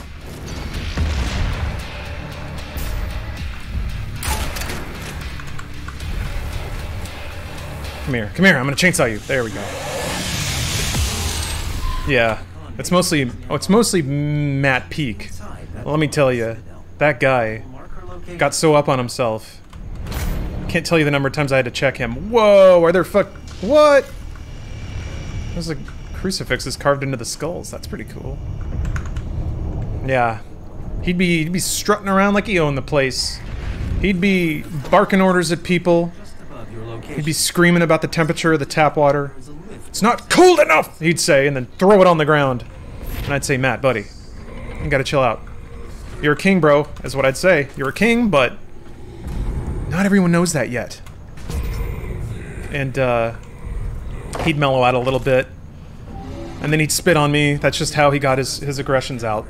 But when outside of the domain, She is, by all accounts, indestructible. Name of video Peak isn't in. There actually isn't one, because Peak's indomitable spirit carries through us all. One time I DM'd him on Twitter and asked if he likes that he gets so much pussy, and he replied, "You don't know how much pussy I get." No man can pass. That's true, because humanity has yet to invent a number that high. This stops nothing. Oh, his skin is all like gray. He's got spooky skin. I didn't even notice. And the energy will be restored once again. As it is written, from the souls of the non-believers. You will not save them from their judgment.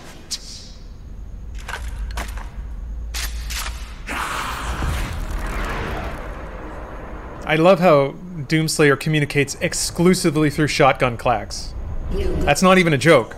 Most of his dialogue in this game is clacking his shotgun. Interfere. This is humanity's chance. They got spooked. They got spooked. That's what happens. That's what happens when Spooky comes for you. You cannot resist the will of the Khan Maker. Activating the portal now. For it was you who was meant to enforce it. So I'm pretty like it was you who's meant to enforce it. He was not created by the Khan Maker. Doomslayer wasn't. I'm gonna guess that because Sammer gave him the Maker's gift or whatever, that supposedly that meant he should have been under the Khan Maker's thrall, or like subject to their bidding. But there's not a whole lot of talk about anyone else in all of Doom lore that received like Sammer's gift like that. So I'm curious what that's going to amount to. It seems like we're going to get some more info about that with the DLC, so I'm kind of excited about that. Your celestial look. Shinobi homie, it's been 2 years since you checked in. Wow. Yeah, man, I'm doing great. Need a replacement. Doing good playing Doom. Got a new monitor. Enjoying the heck out of it. Got all these frames. Wild amounts of frames. Your equipment launcher. The flame belt. He was too awesome to get brainwashed. Yeah, maybe.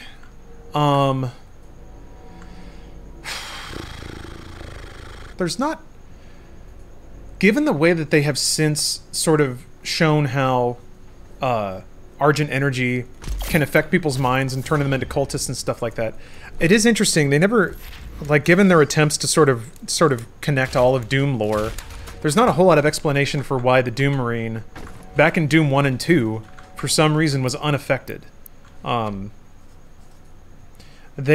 think there's a pretty good and subtle reason why Samuel Hayden was able to sort of keep his humanity. But yeah. What does Vega mean when he asks, "Am I the father?" Who knows, man? Bodinga.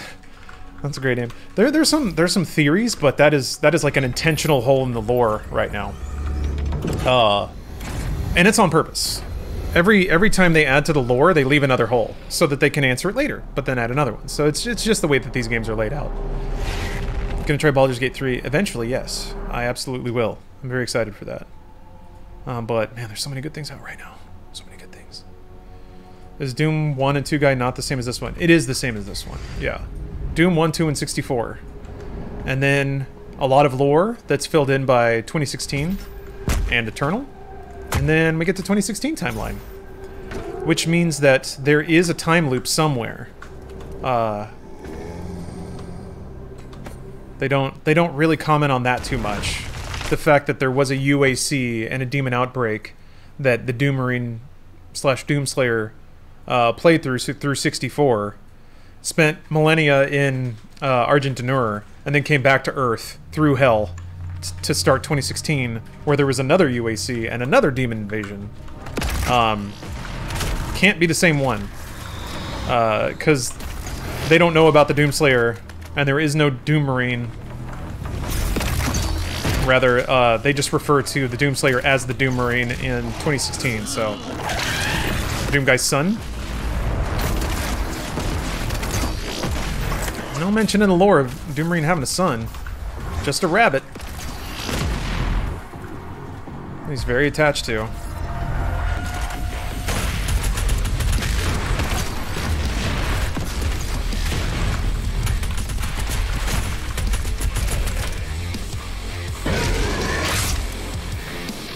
Doom Lad.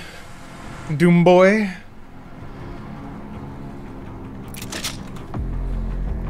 Can you imagine the sex Doom Guy gives? Oy. I honestly think Doom Guy is or Doomslayer's pretty asexual at this point.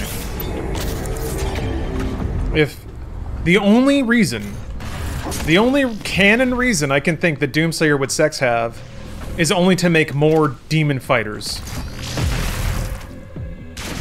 He's like, he has proven time and time again through his lore actions that very much to a fault, the only thing he cares about is killing demons. Multiple characters have tricked him because all he wants to do is murder demons. And it keeps working, because he's dumb as shit. But boy, does he love killing demons. He gets so angry he reproduces by budding. Yeah. Urgh. Like Gremlins, a little orb pops off. Grilled cheese daddy. Thank you for the compliment and the sub.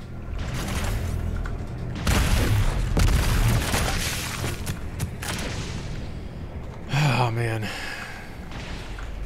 Daddy shit will never be the same. Pumped for the DLC next week? Hell yes I am. 2 Marauders. 2.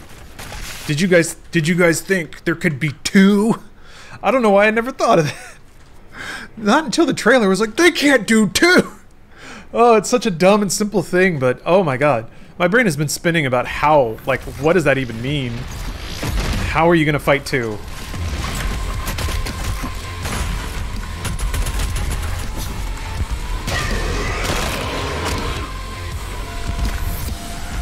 Anyone else getting audio glitching? Is it, like, maybe crackly? It might be too... Audio might be too high? No audio glitching here? Had an Archvile spawn 3 of the fuckers? What? How did that happen, Flav? Was that at a Slayer gate or something? I did not know that there were any encounters in Eternal that could have more than 1. Okay. 2 Titans at the same time? Ugh, I don't know how. Yeah, I didn't know that Archviles could even spawn Marauders. I feel like the Doomslayer knows he's being used, he just doesn't care because he feels like killing demons. What's up? I actually asked you a question. Oh. In G-chat, because I need something. Alright. Well, there's not a question Scroll there. up. Oh. It was above before you went to all the pictures. Ah! Okay. Yeah, because I'm trying to send everything out right now. I will tippity tap that in for you right now. Thank you. No problem.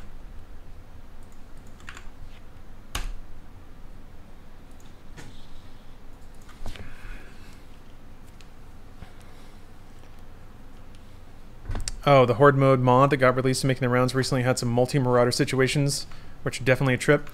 Yeah, I've kind of diagrammed it out in my head. I don't know how I'm gonna deal with that.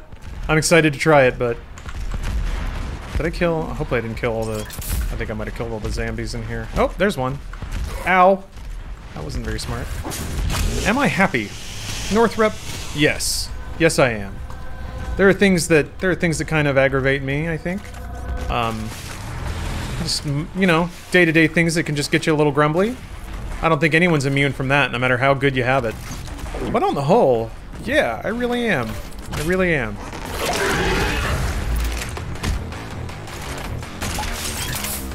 I am fulfilled and blessed in this phase of my life. I don't know how long it's gonna last, but I'm having a great time living life.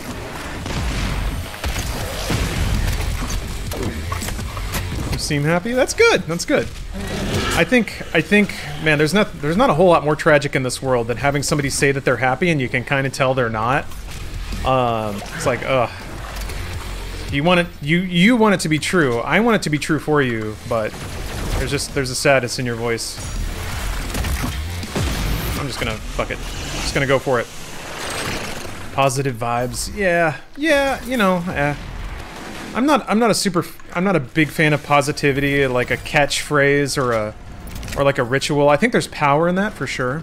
I think we're even, you know, just the affirmation aspect of like saying something out loud that you want to be true can kind of get you closer to it being true. But there's just a lot of streams and creators right now that are really slam home that positivity angle, and I'm like, I don't want it to become like a marketing thing or an SEO thing. I feel like it's something you live, not something you say. So, I hope my my demeanor is more enabling of positivity than builds a higher cliff to fall from. Yowza. Now that's not a very positive vibe thing to say. We're gonna have to time you out for that one. Somebody just had a little negative thought crime, didn't they? It's true, yeah, I guess so.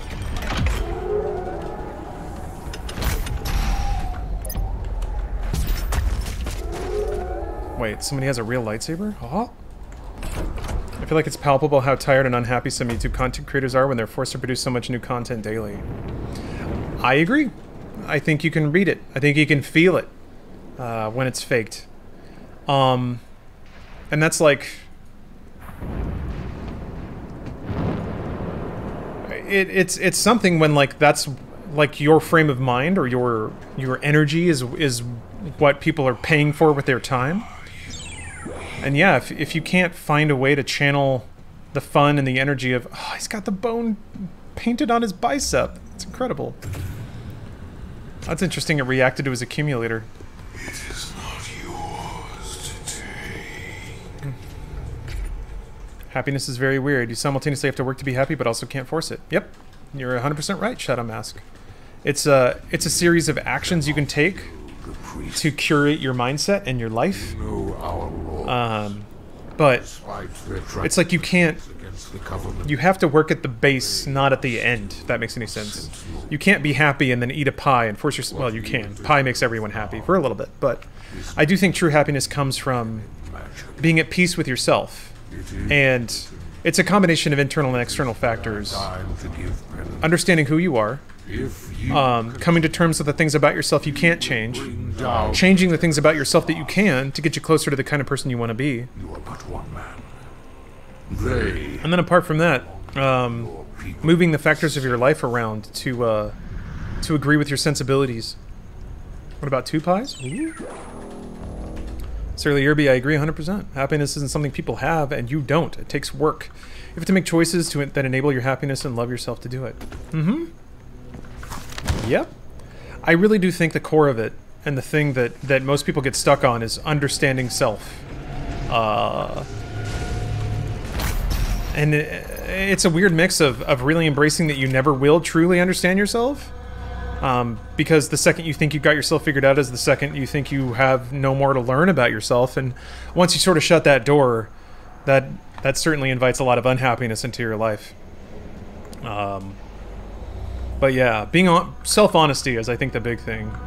People, I think, try to shortcut towards happiness by telling themselves they are the person they want to be and not embracing the person they are. And then figuring out how to bridge that gap. Some people think they can't change because change is hard. It is. It very much is. Change requires a lot of honesty and humility and humility? I think humility is probably the big thing. The big thing that people lose out on. Like, why be humble and try to change when you can consume media that tells you that you're already a hero? What I see a lot of. Or listen to YouTubers tell you that what you think is right and that the other people are wrong.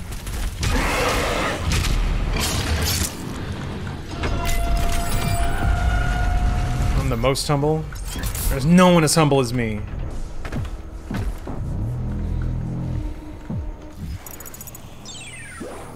Everyone is perfect with room for improvement. Yeah, God. What a great saying. Oop, I went the wrong... Wait, did I go the wrong way?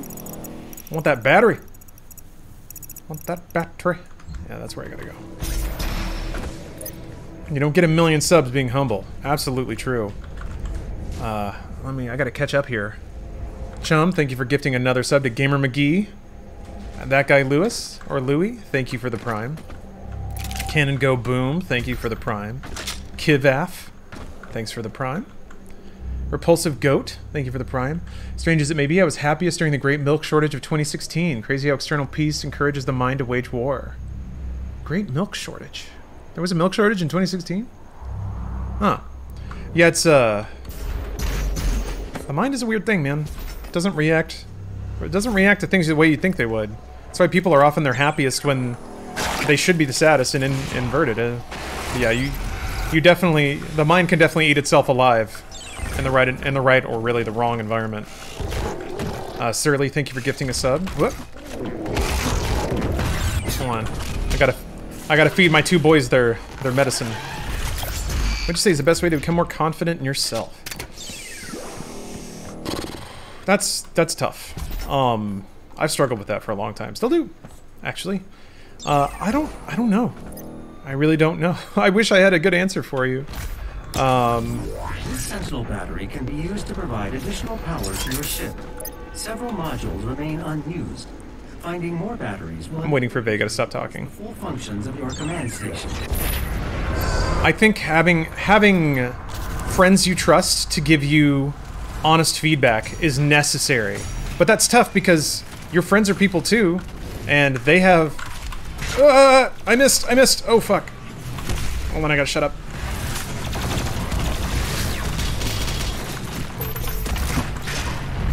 I guess long story short, time. The most surefire way I know of is time. Time and being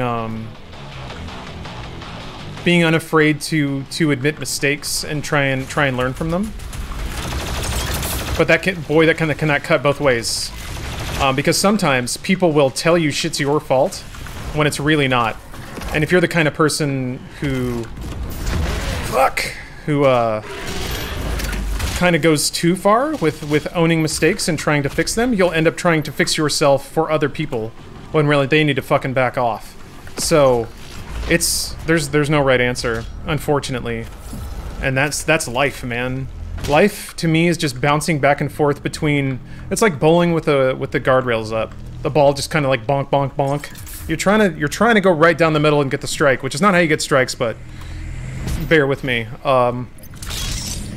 You're trying to get the ball down the lane without smacking the sides, but the first 500 times you throw the ball, you're going to bonk off the edges once or twice. So it's like giving yourself permission to bounce off the barriers, but making sure that you learn each time you do. And you know, there's not an answer in there, right? It's just a way of living, of course correcting, having time to self-analyze. Yeah, time, surrounding yourself with honest people who are invested in your well-being, and personally I think most importantly being confident in yourself comes tangentially with being comfortable with yourself. I agree as well. Sent this with the donation earlier, but I sent some swag to your P.O. box and did put my username on the lovely note I sent with it.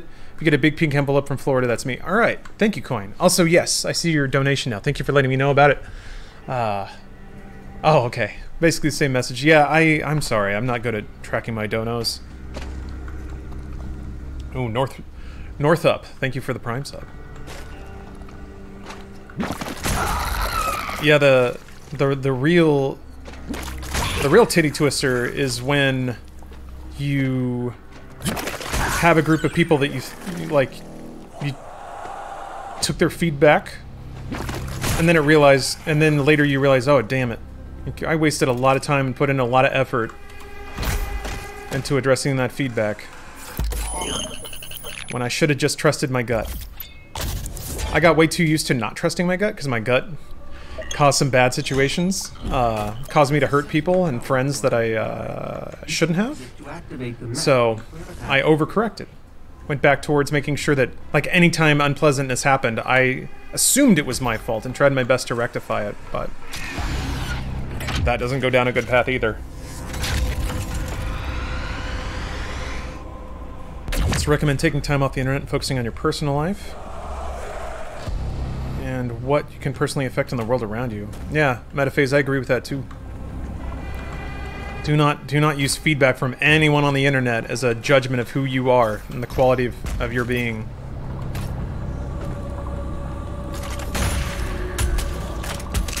Which is what's crazy is it, and this to me is what, to drive it all back to some of the points I was making earlier, that's what really kind of, to use a dated term, squicks me out about the vibes at VidCon.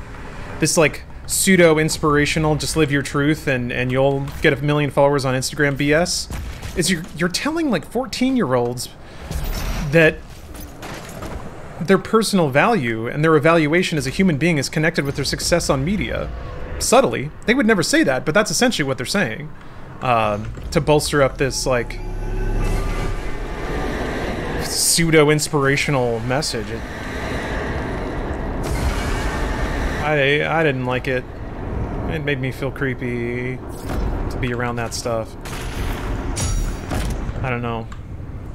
I've felt for a long time that most people on the internet, especially people that make content geared towards kids and teens, have embraced zero responsibility about what they do. I mean, and I share in that, you know. As the years went by, it weighed more heavily on me that I was making drunk gameplays, understanding that teens were seeing, like, bad drinking habits. Another reason why I toned them back. It became less and less acceptable to me to kind of glamorize that stuff. I think it's also because in the earlier days I assumed that our viewers were older. And then a couple of RTXs, I was like, oh, okay.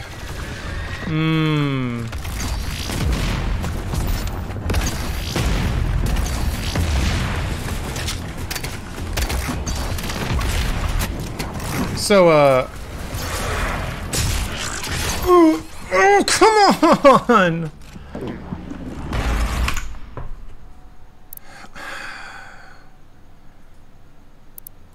God damn. I'm not doing that. God. What is going on?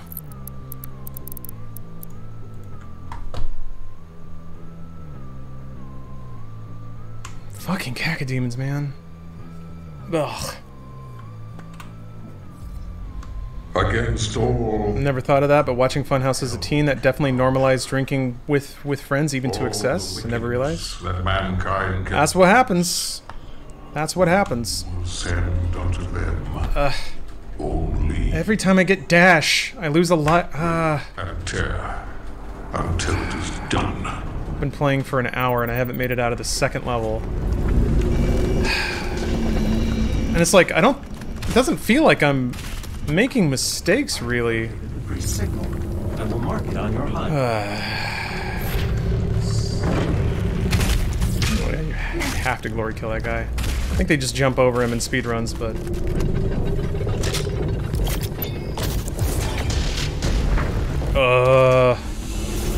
Bad luck, I guess. Gotta make your own luck in Doom Eternal. Too much talking to chat? Maybe. I don't know, that Kakadema just decided he wanted in on me. Just decided he wanted in.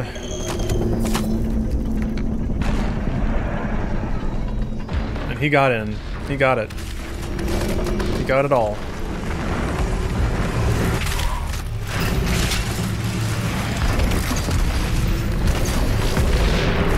But yeah, it's, that's the thing, is that, even the most intelligent teenager will still take in media as like a reference to what life is or how it should be. That's just part of not being in the world for very long yet. You're gonna learn by example. And when that example is... people on the internet... Son of a bitch. You okay? Sorry. Yeah. Oh. I was trying to kill a tiny bug. Oh. And I...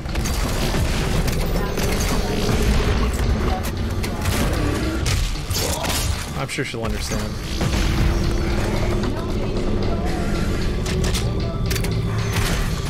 But yeah, again on the icky VidCon vibes, that's another one of those things of like, it's one thing to sort of take life lessons from like a CW drama, you know, where it even purports less to be real life, but when people are absorbing life lessons from people who are putting on a show, but part of that show is purporting that this is all real and this is really who they are, it's like it's even more insidious. There are 2 hell priests remaining. The younger you grow up seeing the real world and understand more than most people give you credit for. Then older you realize that while yes, most teens will get exposed to corrupting factors, it's your responsibility not to be the one to expose them to that, and suddenly you feel bad about everything you do and every habit you perpetuate from your younger years. A little bit. A little bit. That's why on, like, I can't remember I think it was the last drinking stream we did. I opened it by, like, trying to monologue about the dangers of excess drinking, but not really the most effective way to get people to treat the subject with the seriousness it deserves. I remember opening with that, and then immediately Bruce was like, "What the hell is this? This is boring. What are you doing?" He was right though. That's not how to open a good drunk gameplay. Yeah, the Super Mario Maker 2 one. It's funny too. I knew that was the last one I was ever gonna do. I was basically already convinced I was gonna leave at that point. That was my swan song.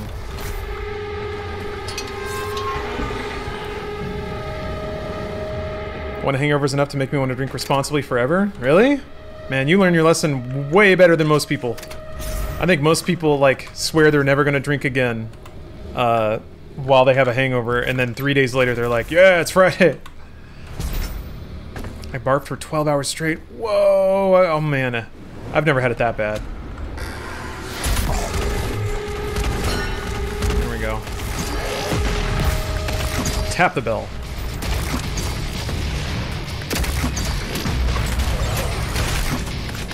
Oh, caged money. Thank you for the big sub. I feel like I'm the slightly higher end of the Funhouse age demographics, but I've always viewed everyone complaining about the pain that follows drinking as good advice.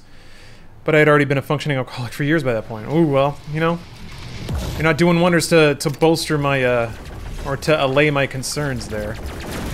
I've never blacked out or had a bad hangover. I've thrown up once, though. Okay. That's solid, man. Like, people talk about those experiences with a weird amount of reverence, I think, just because it is a bit of a hell to go through. So I think your brain automatically wants to remember it a little bit more fondly in retrospect, but... yeah, if you throw up, if you've had a hangover... like, it can be fun when you're young, but that shit has serious health implications. Then again, so does a lot of things in this world. I'm not telling you you shouldn't do it. Just be aware of it. That's all. Binge drinking is real bad for you. Real bad. Really bad. Not like from a health perspective, but also people make some of the worst decisions of their life on alcohol. So...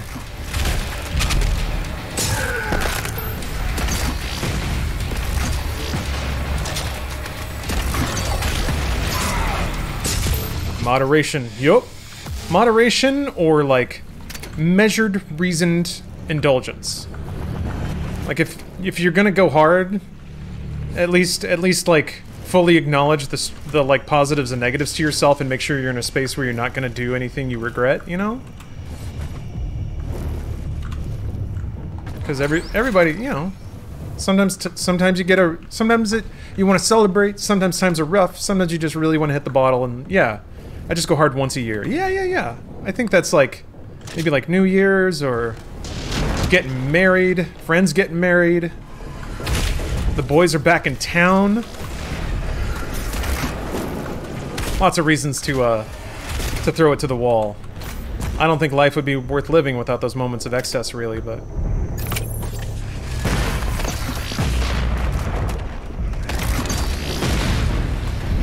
that's kind of like...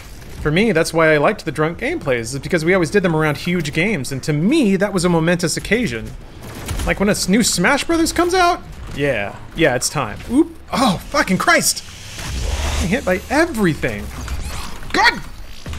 How am I getting hit by everything? Just getting like double and triple tapped. It kind of feels like this game just got harder. Alright. No. Ugh.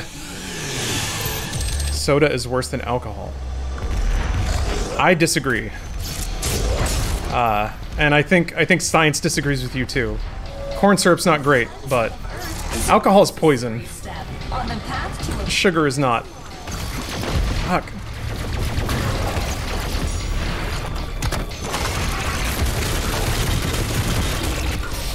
God damn it! Fuck you! Okay. If the Marine comes, I'm in trouble. And he did. Alright, I'll just shoot him until he's dead.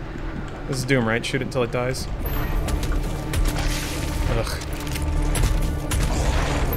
No, we don't need any of this to glory kill. There we go.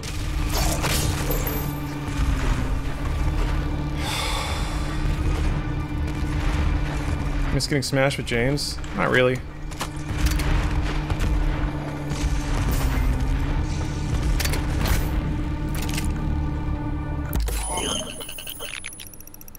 Luckily, my best drinking buddy is sitting right next to me. The comedian Craig Ferguson once had a great quote. If I could drink like a normal person, I would, yeah. And stuff. I'm a little damp right now. Oh, well, I was kind of did a stupid thing. The stupid thing that I've been... Punching your monitor isn't a stupid thing? No, just doing the stupid thing that I've been not wanting to do. Oh, good. No, I did see that you were balls deep in a spreadsheet. I actually want to check your Cervix deep? email. Oh dear. I'm sure that it's sent. Like right now? You want me to just make sure that the email is here? I'm guessing it looks like some people are on their emails really, really fast. Well, Steph, I think anything cyberpunk adjacent in the subject line is going to get somebody to... It's not, it doesn't say something. Oh, okay. Well, CD Projekt. Yeah. No, I would... Steph, if you were in labor, I'd tell you to keep it down for a second while I look at this email.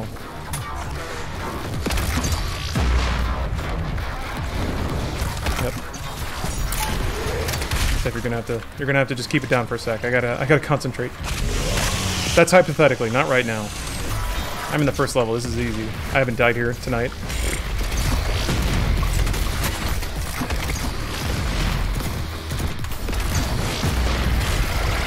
Shit.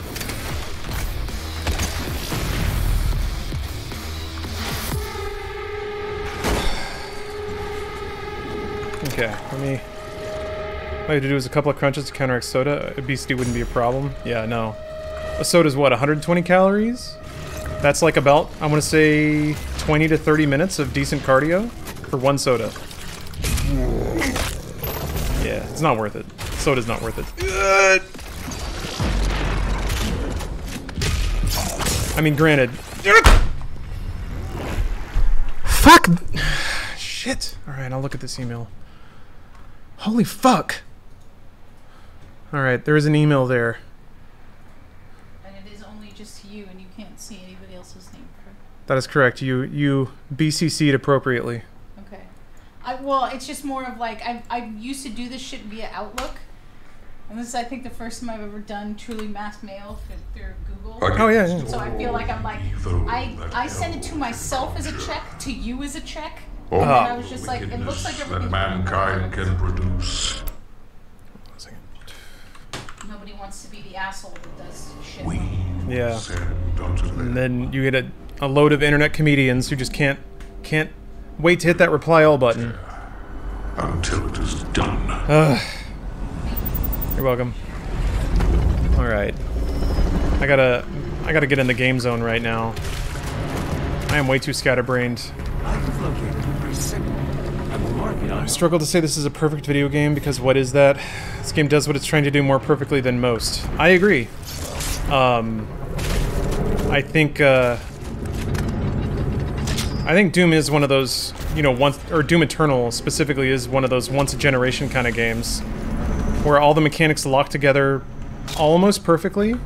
I can think of a few outliers, but every enemy design has a point. Bring it on. Every mix of enemies is well-crafted. Every arena is unique and requires a different approach. It requires thought. Actions have consequences. It's not a click the heads and feel good about yourself game, which most games have become these days. That's sweet player retention. It's not about that. It's about making a well-designed game with good challenge that rewards player skill. Really, just fundamentally is not a design sensibility that is in many games anymore. Most games don't even bother to scale up to that either, even on harder difficulties. It's just not about that. It's about creating the illusion of accomplishment versus giving you something to actually accomplish. Alright.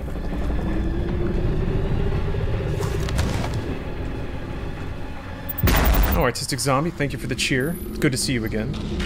The first priest has been terminated. Caged Money, thank you for the sub, by the way. Marvin Astley, thank you for the prime. Bodinga, thank you for the prime. Happy 9th birthday to Star Citizen. Don't get me started on difficulties. Yeah, no, Speemy. Difficulties is one aspect of gaming I feel has been so slow to evolve over time. I agree. I agree. In that regard, I have nothing but good things to say about the way The Last of Us handled it. It'd allow you to, like, the way that that game handled difficulty was basically, we let you turn on and off individual systems to create the experience you want. Which is like, I feel like that's the future of what difficulty should be. Eternal has shades of that too, honestly, with the way it does cheat codes. You can sort of just turn off little bits of the game that you may be running into with problems to kind of customize the experience. You can turn off ammo limits, you can turn off damage, you can reduce damage. They make it very clear that cheat codes are how you customize the difficulty in this game. And I respect the hell out of that too. Even if illusory accomplishment, wouldn't that still be accomplishment in regards to the medium of games? Yeah, because to some degree, well, not necessarily. To some degree, all game accomplishment is illusionary. I'm not sure the difference of those two words, but yeah, because they're not real. But I don't know.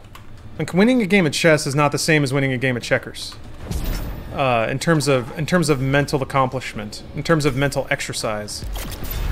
Beating Assassin's Creed Odyssey is not the same as beating Sekiro. Because one is just a matter of time. The other one requires you to learn certain things, or demonstrate certain skills. So...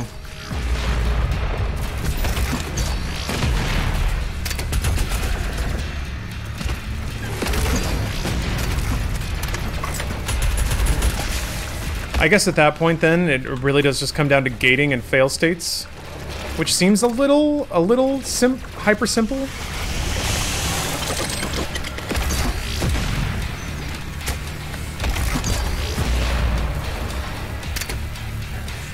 I meant in the sense of they're all real, not lowering others, but yeah, I see what you're saying. Oh, my bad.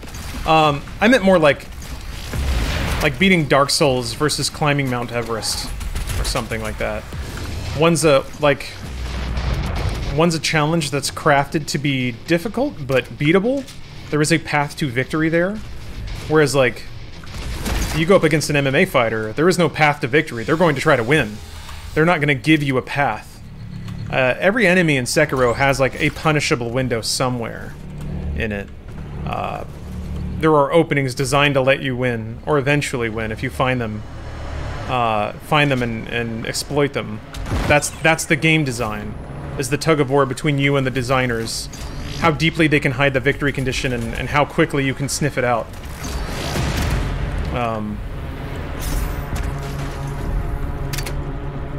Sekiro's a master class in skill-based gameplay. I agree. I would honestly put Doom Eternal in the same league. I think Doom Eternal actually has a higher skill cap than Sekiro. Because Doom Eternal can still get your ass, man. Sekiro, you can learn it. And once you've learned it, you've got it. Like, it's downloaded, it's in your brain. You can no-hit it, but Eternal will get you. I don't know that anyone can be so good at Eternal that nothing is a challenge anymore. Or that the game is trivialized. Kinda like chess. You can't solve chess. Or StarCraft. You can't solve that game. Because it's too well designed as a competitive game. What I love is when there are games that carry those design ethos over into single-player games. Roguelikes are pretty good about that. No matter how good you are at some roguelikes, there still might just be a combo that gets you because you weren't ready for it. DMC5? Yeah? I need to play DMC5 more then.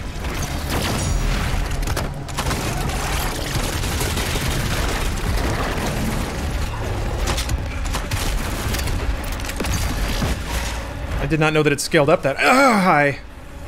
Okay, I'm also being reckless. I'm slowly embracing this. I'm I am playing fast and loose. I need to learn that, like, if you can kill something without risk, you should do it. I just keep running in and getting shot.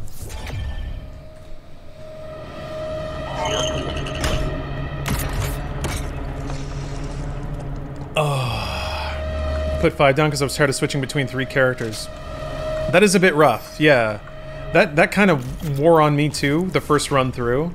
Every time I felt like I was getting good with a character, they threw another one at me, and to the game's credit, but also to kind of its frustration, they all play so differently that you would just start feeling the flow and nailing the combos with one character, and then you switch to somebody who plays entirely differently. And you gotta mix it all up. Oh, thank you, Indifference. Alright, no looking at chat. Ooh, only demon murders. Only spooky demon murder.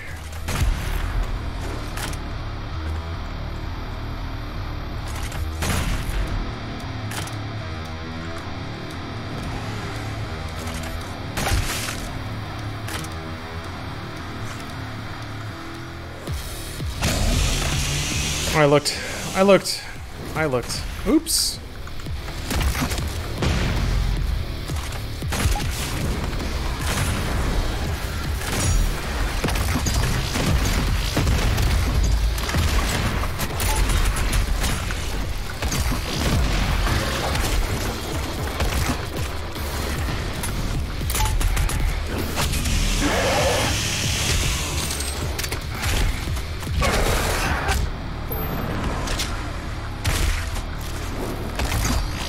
So squelchy.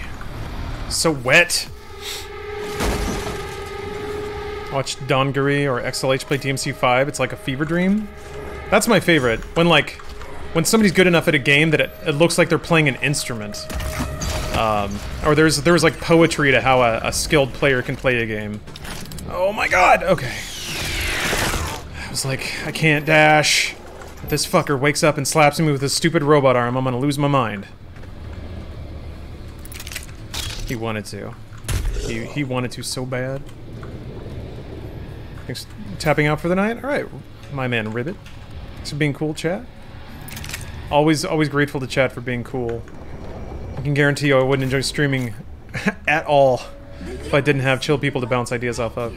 Yeah, Kazuni, I have played Risk of Rain. Love that game a lot. Risk of Rain is interesting. Risk of Rain's like skill doesn't seem so much in actually how you play it, and just like playing over and over again until you just get a critical mass of DPS that keeps you alive. Which there's some skill into like finding the right upgrades and trying to get the run. God, Hades is so good though. Ugh.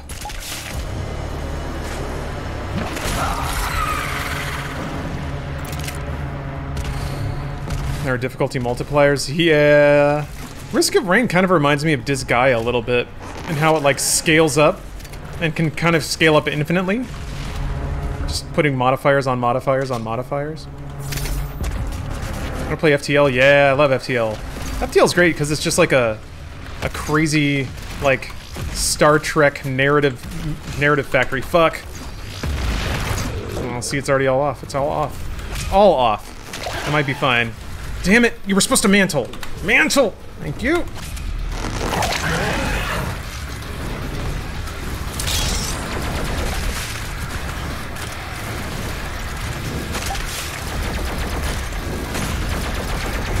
Fuck!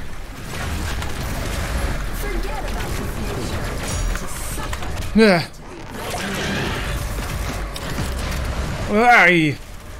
If that dude decided to slap me, I'd be in trouble.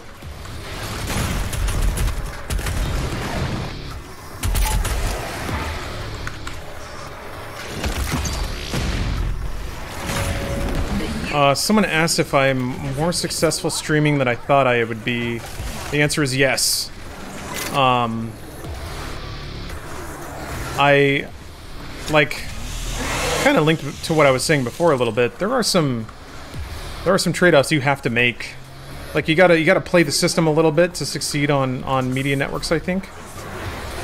whether it's YouTube or Twitch. Like, if it's on YouTube, you gotta play the title thumbnail game. You have to. You're not allowed to not. So with Twitch, I was like,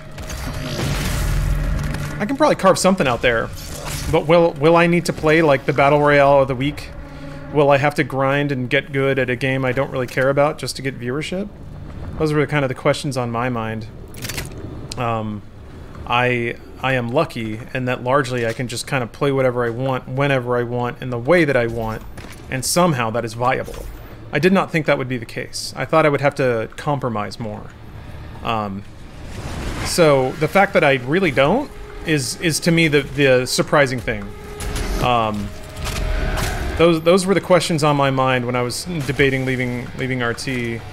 I was like, because I was already streaming a bunch in my off time, and I really enjoyed it, but it was because it was entirely on my terms. So the big questions were like, is this going to become another job? Will I have to spend as much time playing the game that I did on YouTube when it comes to like trying to find us SEO titles and agonizing about thumbnails, trying to make sure that I was like walking the tightrope of gamer opinion, doing reporting that I thought was ethically sound, but also you gotta give all the gamers their head pats, man. Because if you don't head pat them enough, they turn on you, and it's just more problems, really. It is astounding how much people leverage just being utter asshats online to get their way. Because I guess to some degree it's the only power they really have, so that's the game. But like, so yeah, it's wonderful to put all that stuff down and actually be able to find a place where I can just sort of not worry about any of that stuff. I'm very blessed.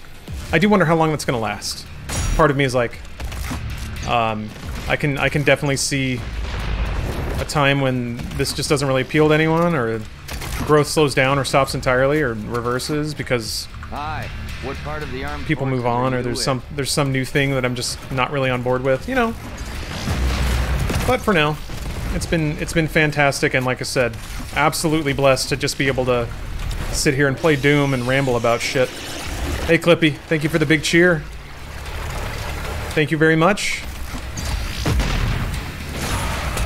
And you know, just like PBS, I get to do it because of everyone in chat right now.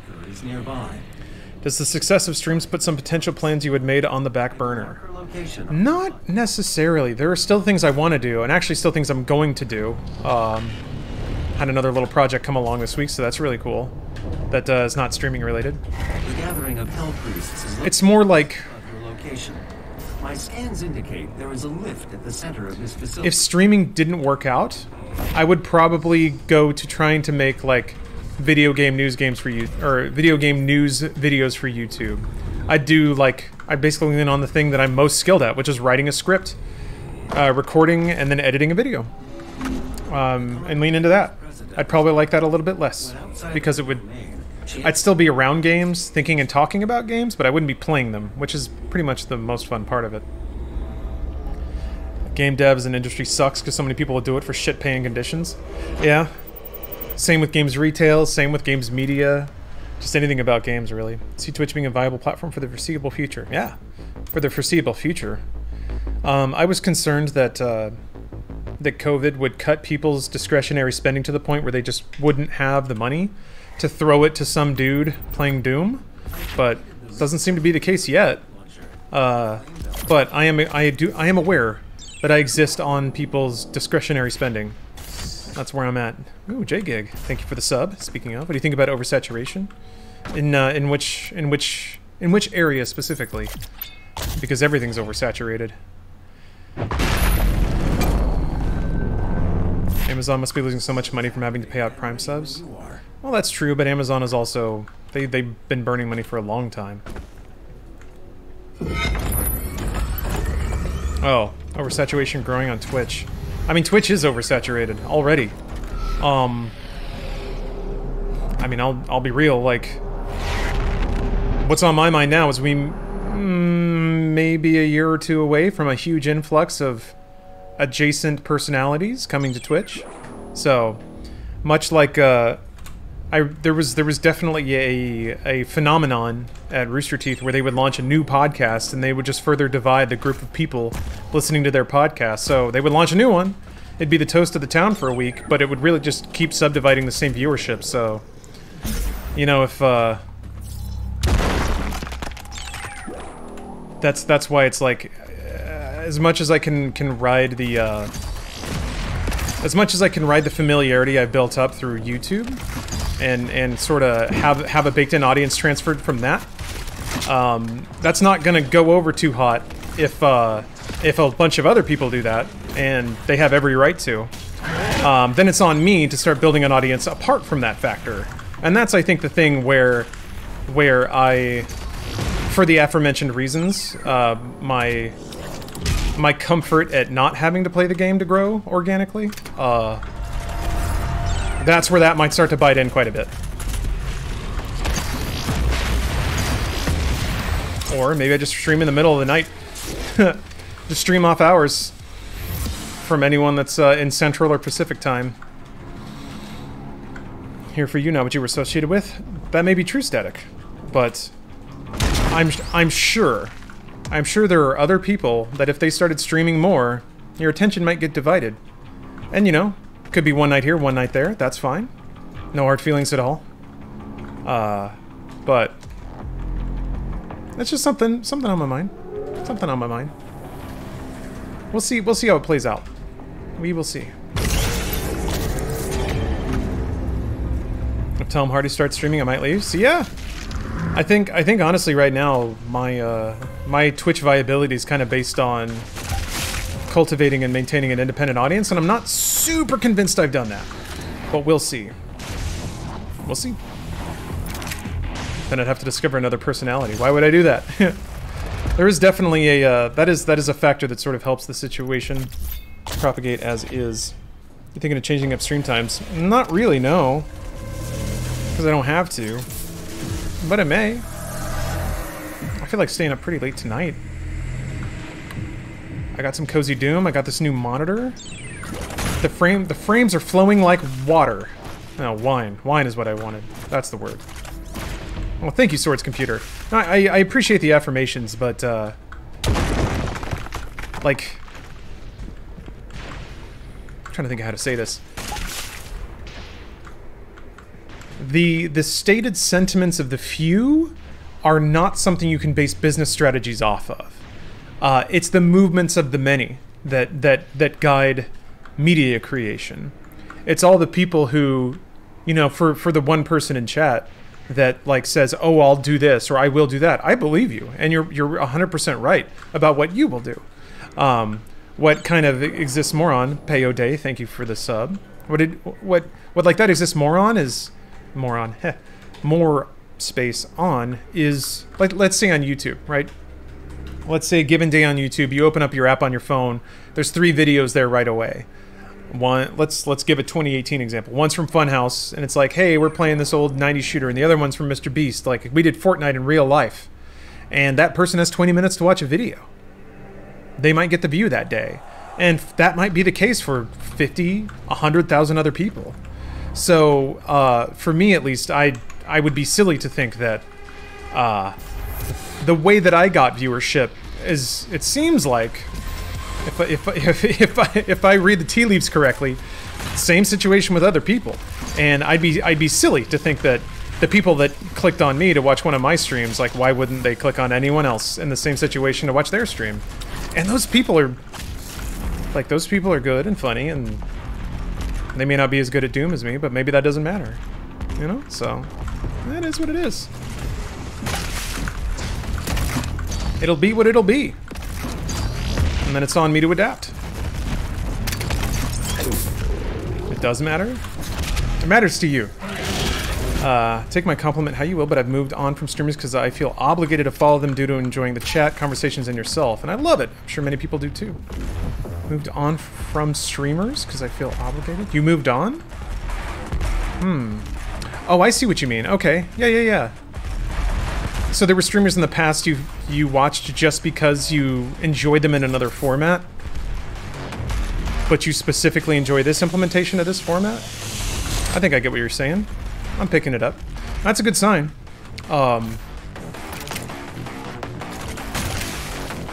I think I do enough little things to sort of differentiate this, like to give this stream character. I feel like that's the big thing.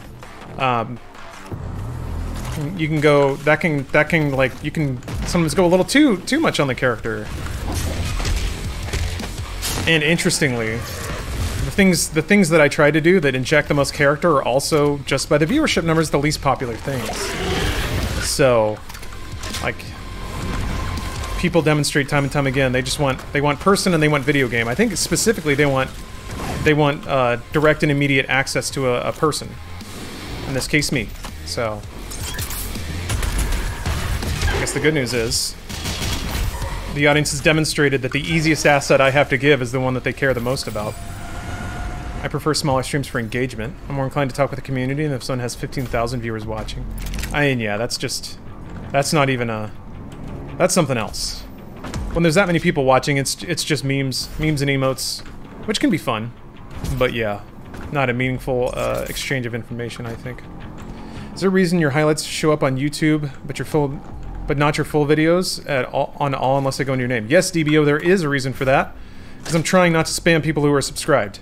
So I actually turn off sub notifications for the VOD uploads, because I don't want people to turn off notifications or get tired of seeing anything from my channel in their feed. I also don't think anyone goes to YouTube for, you know, a 6-hour full-length video. So the way I do it now, just to keep it all neat and clean, is when I upload VODs, I publish them without notifying subs, and then the highlights I do notify subs. I was kind of shocked at how many people actually did look for the full-length videos. Like, some of those get like 1,000 views, and I'm like, why? But okay, good. I mean, it's kind of just there more as a service. It's more of an organizational thing for the people who want it.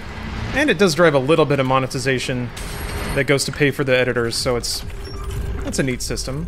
Hey, what's up, Pop-Tart? I'm gonna get a few spooky gifts for a friend overseas and was so shocked and frustrated to find not even mid-October over 4 stores. Yeah, have Christmas decorations and completely overruled Halloween.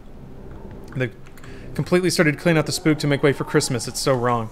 Yeah, Stephanie knows all about this. About the seasonality of decorations. How stores are already swapping over to Christmas. Oh yeah. It just happens. It's just what it is. What I really hate is the longer assembly for Halloween.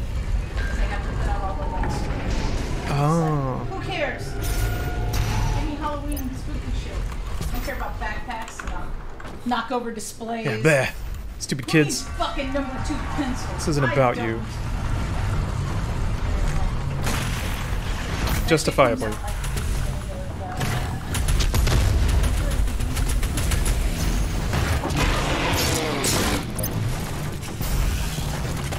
Fuck them kids.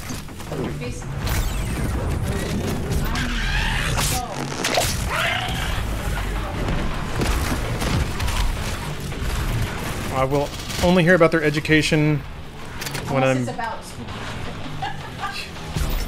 What if it's about spooky education? Yeah, that's what it is. Yeah. If it's a spooky education, then, I mean, you know, they try to be edgy, and they didn't. Only the stupid ones.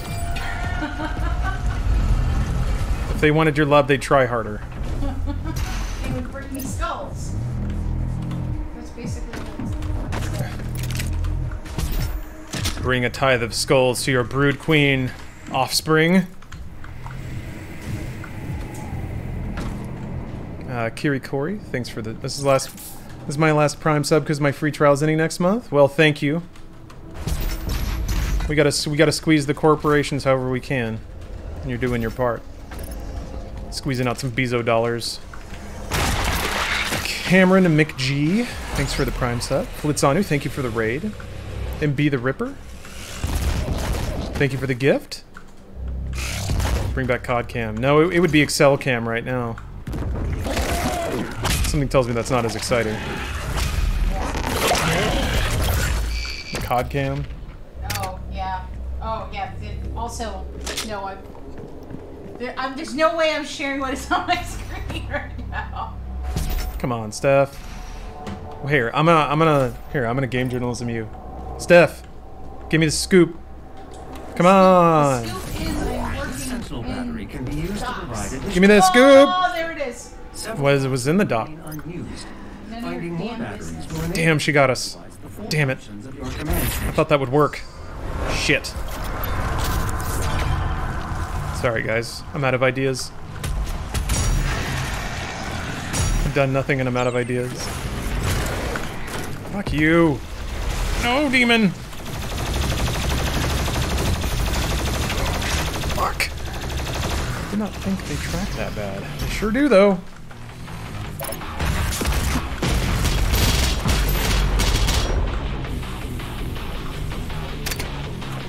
Journalism was canceled years ago. It kind of was.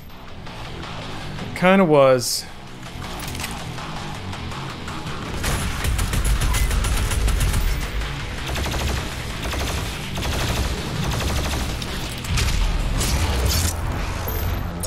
Yeah.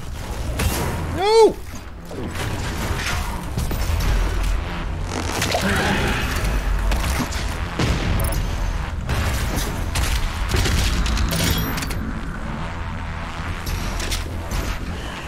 I think I am, I think I'm also just not playing very efficiently right now. For some reason, I'm not like using Flame Belch all the time, I'm not chainsawing, I'm not blood punching, like... I'm kind of playing this like 2016, and I'm not... That might be another reason I'm struggling. Fuck!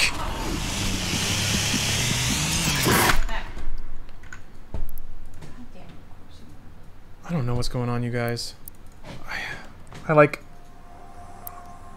I was telling myself to like use all my new abilities, and I just let him shoot me 3 times, and that's all it takes. Fuck. Just an off day, I guess.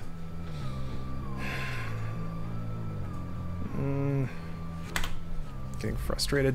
Against all the evil that hell can conjure, all the wickedness that I'm hot. mankind can produce, I'm annoyed.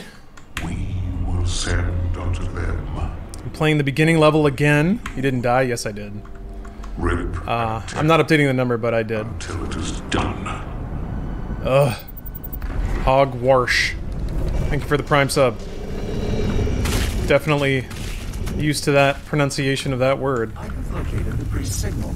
I will mark it on your HUD. I just really wish it weren't fucking 88 degrees at night.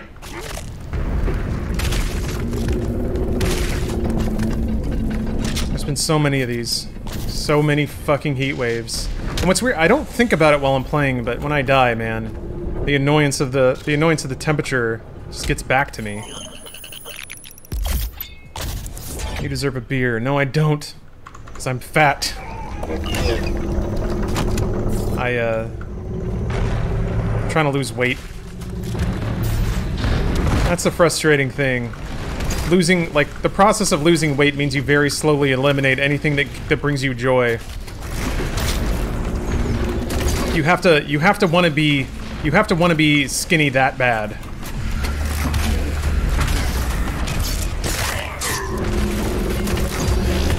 Right now, I kind of don't even care anymore. Like, health-wise, I'm fine with myself and where I'm at. It's more just like, it's like a pride thing now. I'm annoyed. I'm annoyed that I haven't been able to do it. And ironically, that's why I started smoking weed. Yeah. I guess I could do that, but it probably wouldn't make me any better at Doom. Fuck it. It's not like I'm doing well anyway. What harm could it do, right? Fuck it. Go vegan, you can enjoy eating and lose weight. I think go vegan and enjoy eating are kind of conflicting statements there. Sorry. You can't tee it up like that and have me not spike it in. Put an ice pack on your shoulders? Ooh. That's not a bad idea. Maybe you need to get little fever patches. Yeah, like a little cooling pad? Oh, I could be like Shinya Arino. Yeah. Actually, that sounds really good right now. Yeah, vegan's destroyed.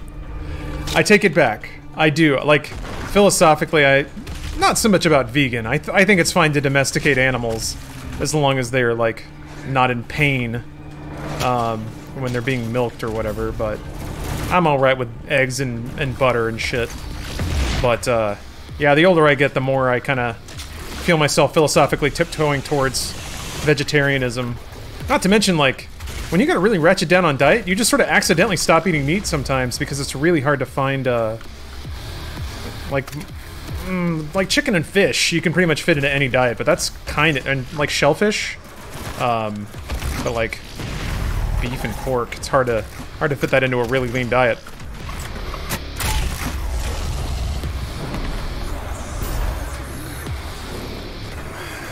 We just need. I've been a coward, really. I've been kind of waiting for lab-grown meat to come along and solve the moral dilemma for me.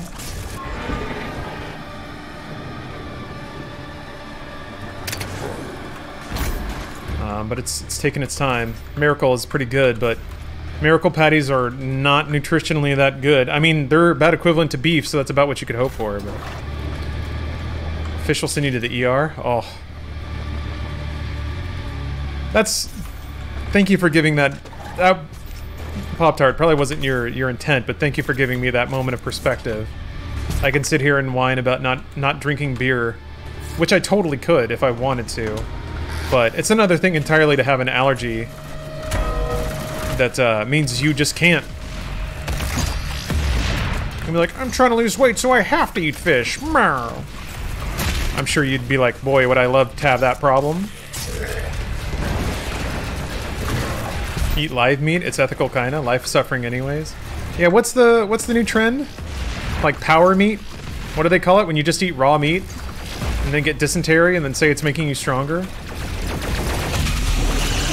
Yeah, that's totally a trend with like idiot dudes. They just keep eating raw meat and getting sick.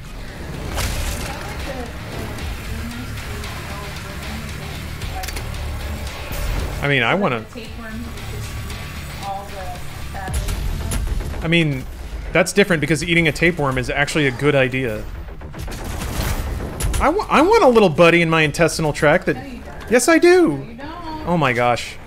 If I could eat like... You could eat like 18 hamburgers a day and your little buddy would just take care of it for you. They would. No, they take it out. Yeah, if they just give you like medicine, you kill it and you get it out of you. I'm gonna get so hot.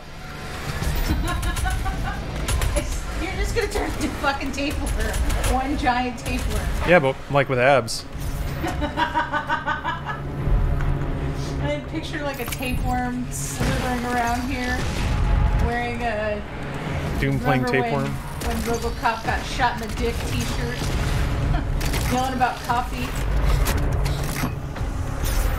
Is this my future? I just don't understand why we have the solution to obesity, but we're not using it. Yes, it is! Yes, it is. Name one way that it's not. Tapeworms don't kill you. That's fake news. Don't do that. You're only allowed to offer information that I agree with. And it just so happens that I don't agree with any information that doesn't prove my point, so... I guess we're done here. I win. I win. Destroyed with facts and logic. I'm gonna edit this later and you're gonna look so silly. Oh my gosh. Stephanie can't even answer. Stephanie can't even answer. Utterly humiliated in front of an entire room full of college freshmen. Is a necessary step on the path to a brighter tomorrow. Is commercial tapeworm cyberpunk? No. Commercial cocaine is cyberpunk. Or just like buying a better body. Mm-hmm. What has it done for you, aside from get fat?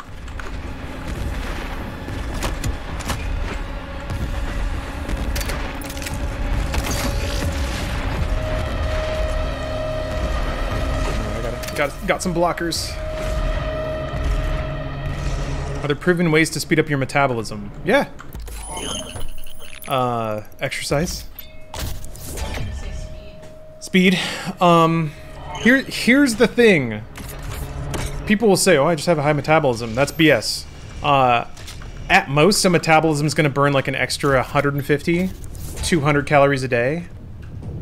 really, on the high end, unless you're like an Olympian. If you're just a normal dude who's trying to work out and get healthier, raising your resting rate will help, but not if you're not tracking what you eat. Like an extra couple of spoonfuls of mashed potatoes is the difference of a high metabolism and not. If you overeat like I do, like if you just let your body do whatever feels right, you can end up eating 2,500, 3,000 calories a day and not know it. And metabolism is just not going to save you from that. Nor will exercise, for that matter. Unless you're somehow, like, doing an hour of the most intense interval cardio in the world. Like, if you do, like, insanity, it is possible, I think, to exercise enough and not to eat it all back. But, yeah, diet is 90%. Sure is. That's what I struggle with. Because, boy, is beer delicious.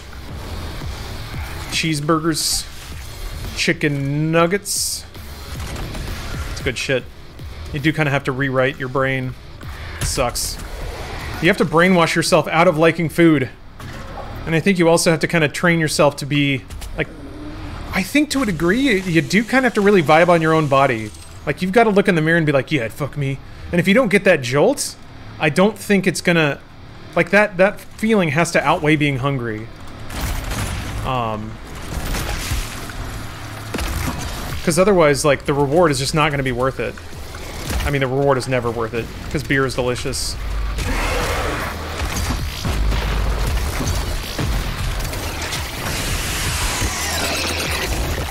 Yeah, Fat Boy Gamers got it rough.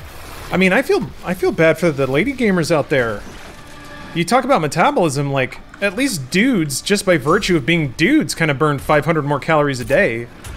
I really do feel for the plight of the lady gamer. You're trying to get down on your Mountain Dew and your Doritos, and Mother Nature just decided to fuck you a little bit and be like, guess what? You get extra fat. And on top of that, all the societal pressure to be even skinnier. That shit's not fair, man. I know the gamers have it rough, but we gotta nut up and admit that the gamer girls probably have it the roughest of all. There actually is probably no probably about that. Hey, what's up, JC? Your weight loss has become a lot harder. Yeah, I guess, does your metabolism actually change? Because you're on hormone replacement. Oh, the fat goes to the titties? I mean, it does that for dudes too. Sometimes, but yeah. Hopefully your hormones are directing fat towards ass and titty. Builder, that's a good point. The societal acceptation, it's not a word, but whatever, of thick has created a nice little space for the gamer body. Oh, intermittent fasting? That works for some people. I don't think I did it long enough to really see the benefits. Also, was not in a place, I think, emotionally where I could make it through the workday without having something. So I could probably do it now, maybe. But I don't know, poverty is my intermittent fasting, yeah.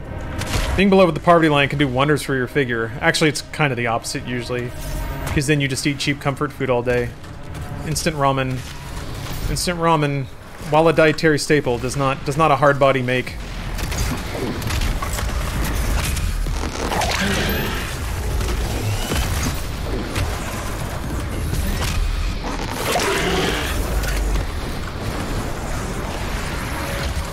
What the fuck? Where did you come from?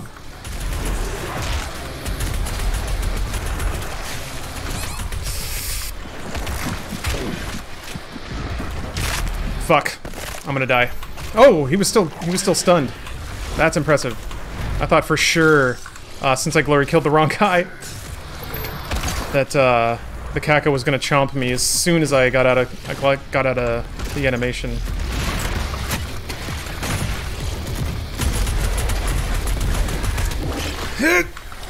No, I don't have a grenade. I do love that running throw animation they have. I don't play Doom for the lore. That's a good reason to drink Doom. Just drink water when you're hungry. Lobster, that tip has been thrown around to me before, and it just doesn't work for me. Now that I have a better understanding of hunger, there are some of the sensations of hunger that do go away if I have a lot of water in my stomach, but just not all of it. I don't need the armor yet.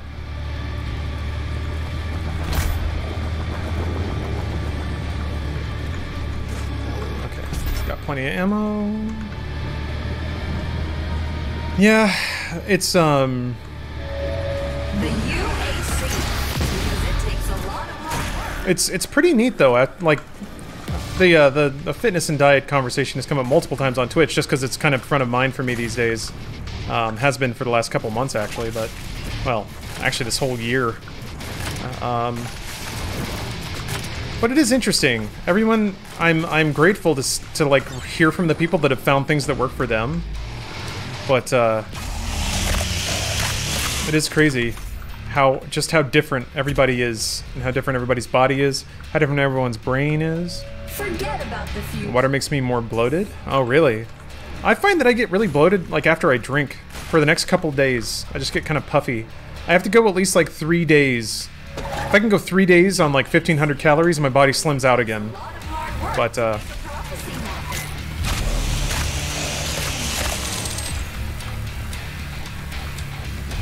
actually, I have trouble feeding myself. Yeah?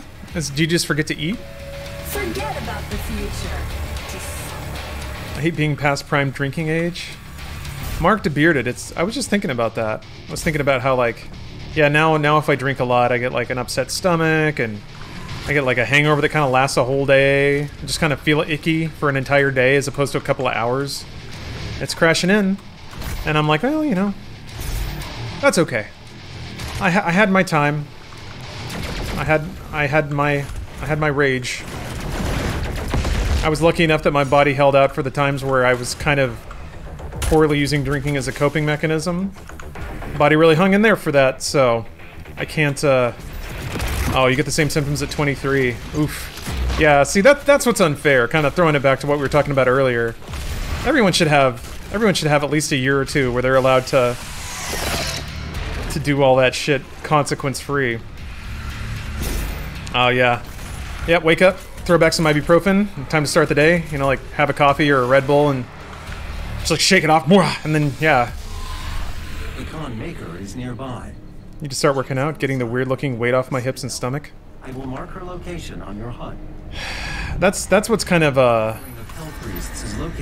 there is, the fitness well can go as deep as you want.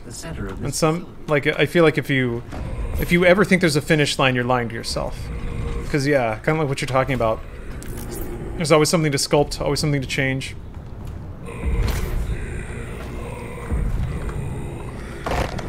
You gotta, like, yeah, you gotta want the lifestyle clarity. You're 100% right, man. And the more I get into it, the more I realize it truly is a lifestyle. Everyone says that, and it never really clicks until you realize it does change everything about your life. It changes. Oh, you love that cutscene? I shouldn't have skipped it. I'm sorry, gamer. Tired gamer. But yeah, you gotta love measuring everything. You gotta love fish and chicken. You gotta love roast vegetables. My theory, my hope, is that if I can get 1,500 to shave off this crap, then I can bump back up to a maintenance diet, and then like once a day have something that's just a little like nutritionally impure, but maybe once a week have 3 or 4 cocktails. But do you roast your vegetables from frozen? No, I roast from fresh. I get them, I go on Instacart, I tippity tap, I get my veggies delivered, and then I roast those. I throw them in the fridge for a day or two, depending on what they are, but yeah.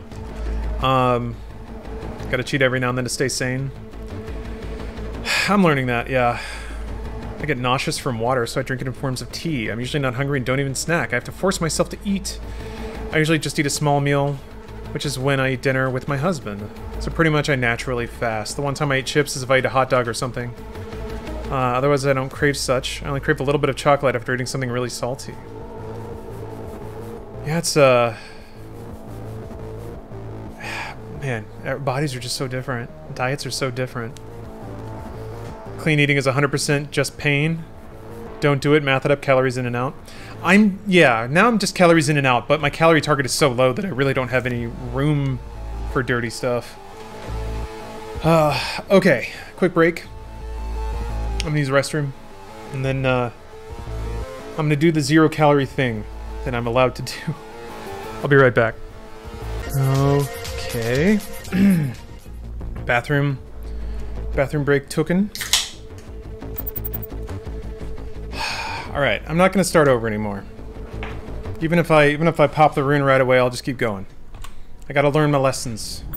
Quitters don't quit. Quitters quit. Your equipment launcher. The flame belch is now ready for your approval. I'm up during real gamer hours. Yeah, it's the way that it's interesting. I feel like maybe Steph and I could also slip into a better vibe here. I'm typically a night owl, but just kind of got into the habit of being up while the sun was out. But Steph's a night owl too, and since I'm a hyper night owl. yeah, I ain't gotta be up for anything. So, I mean, maybe. The only thing, if you're gonna stream late tonight, I just have to know if I'm gonna take my Warsaw meeting somewhere else. Oh, well, I can go on break, or turn off my mic. Either It's one. gonna be like an hour. So I'll probably, if you're gonna keep going, I'll probably just go to another room. I can,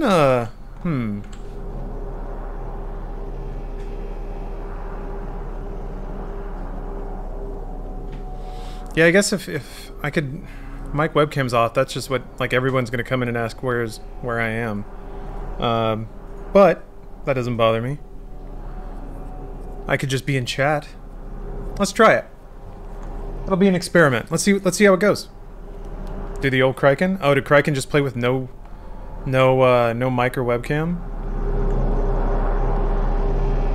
Alright, just let me know when you're about to take your meeting, or actually, what time are you? It's like 9:30, so you've got a few hours. Oh, okay. My meeting's at 12:30. Oh, alright. 12:30 and 1 a.m. Alright.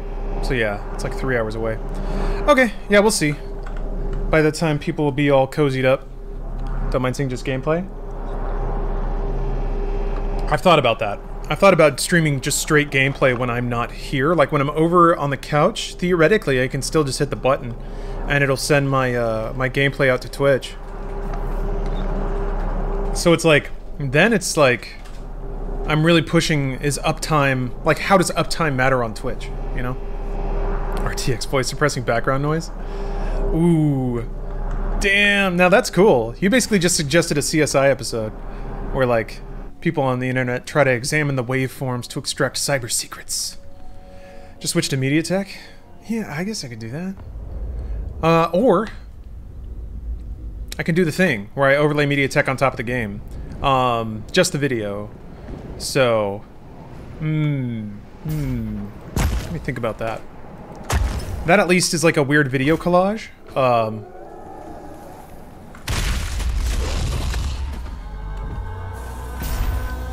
And then I guess, yeah, that idea, Spirit. I haven't done it again because I wasn't satisfied with how it worked out. Like, I think people in chat were curious, but I don't think it was a good viewing experience. That was my impression. So I'm excited.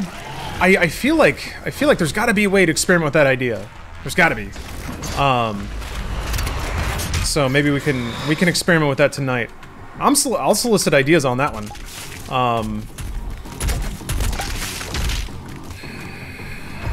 MediaTek plus game sounds incredible. It sounds good, doesn't it? It sounds good. Yeah. I feel like there's got to be. Maybe it's just picture in picture. Maybe it's that simple. But like with a command to explain what's going on. Maybe? Depends on the game? Yeah, maybe. A first-person shooter I feel like is pretty intense to overlay with any other kind of camera angle.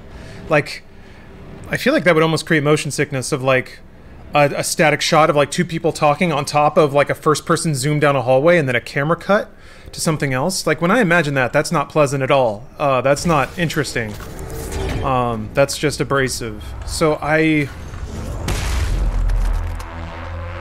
especially like overlaying multiple first-person perspectives at varying opacity, like that would be a nightmare. So I'm not convinced that's the way to go. Then again, I struggle for a better idea than picture-in-picture.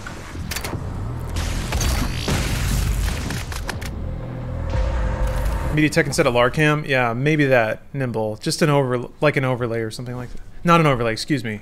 One on top of the other. To me, overlay means like partial opacity BS because of like blending methods. Anyway, yeah, if anyone has any suggestions on how to implement a rolling random media player.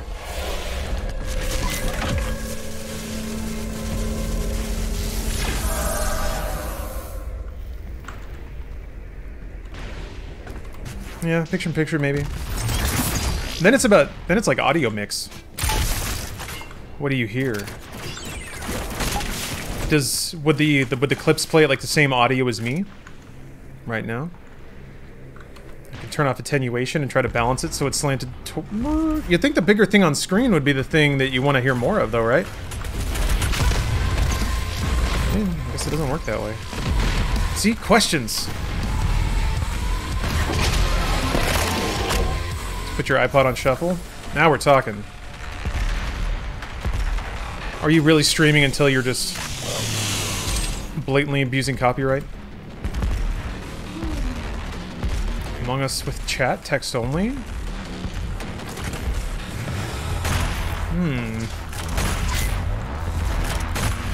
You got my pickles percolating.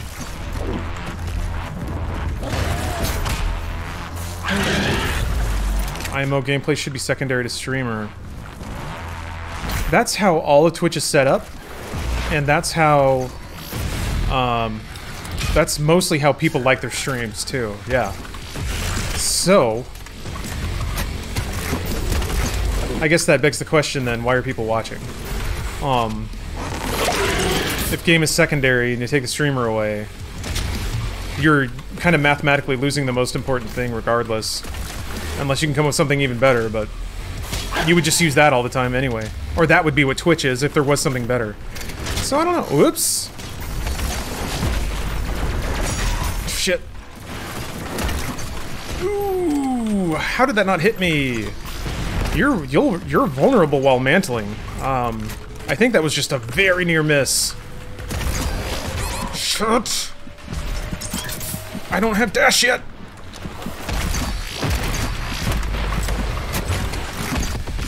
Fuck.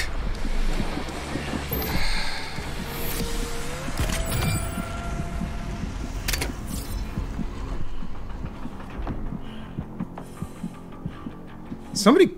That had to be like one frame. He hit me and then the grenade exploded and killed him. I didn't shoot him. That had to be some like... That was some razor thin shit. That was pretty sick, but holy crap. You were literally at 1 HP? Yeah, I know, I deserve to die. I'm playing extremely poorly. I mean, this is also a good case study on how spleef and the deef affects your game performance. I swear, there is this, this bizarrely romantic notion that being drunk or high makes you better at anything. It's not true. I don't think. You really wanna believe it. Maybe it's because you have more fun doing it that way, but... Huh?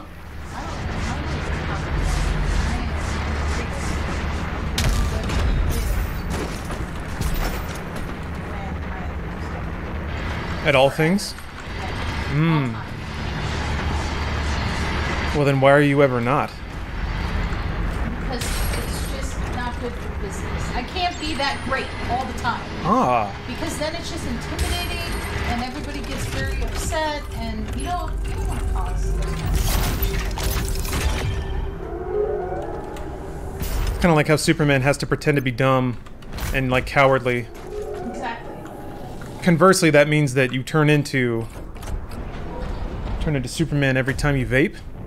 I think that's true.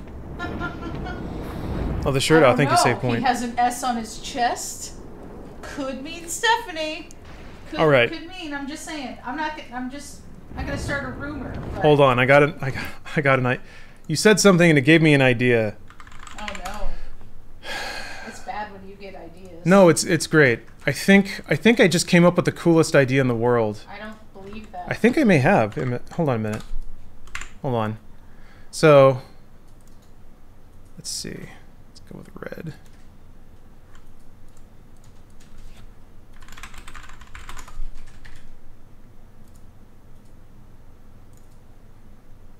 All right. All right, bear with me here. Cuz I'm about to make art. Oh god.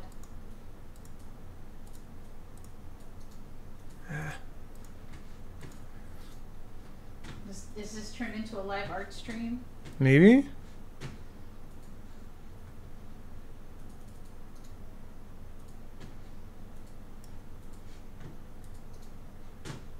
Should have probably cleaned it off first, but...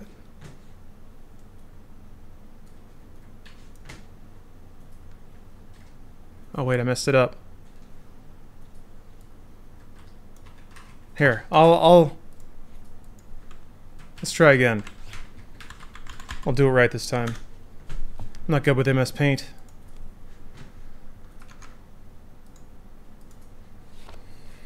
Yeah, you need to do the rows of the 3 lines. You're right. Yeah, that was way too small.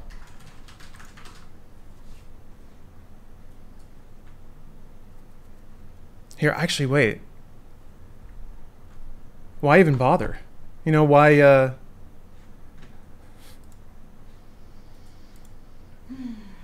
Alright, hold on a second. Why are you so slow? What the heck is going on? Oh god, for real, why is this... This is not alright.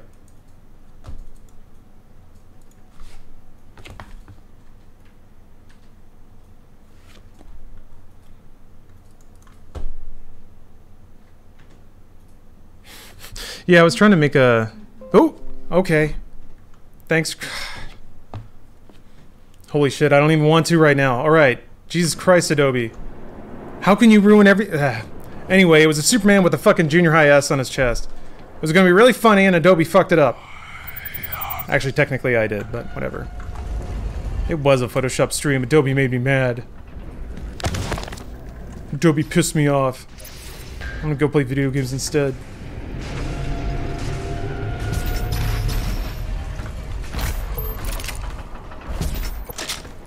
Oh, if you want my husband as a master of paint, well, hey, go for it then. I give this idea freely to the universe. That is how much I believe its beauty. All right.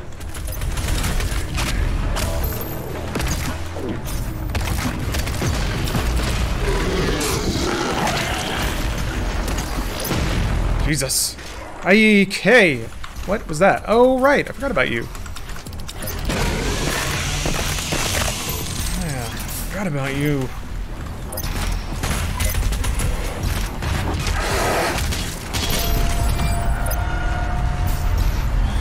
Fuck Adobe. All my homies hate Adobe. Okay. I was getting grumbly, but then I actually fixed Premiere. Yeah, so Premiere uses my video card now. And it's like, oh, it's so good. This sentinel battery can be used to provide additional power to your ship. It took me about 4 hours to fix it. I had to update my BIOS and that caused a whole ricochet of other problems that I eventually straightened out, but holy moly.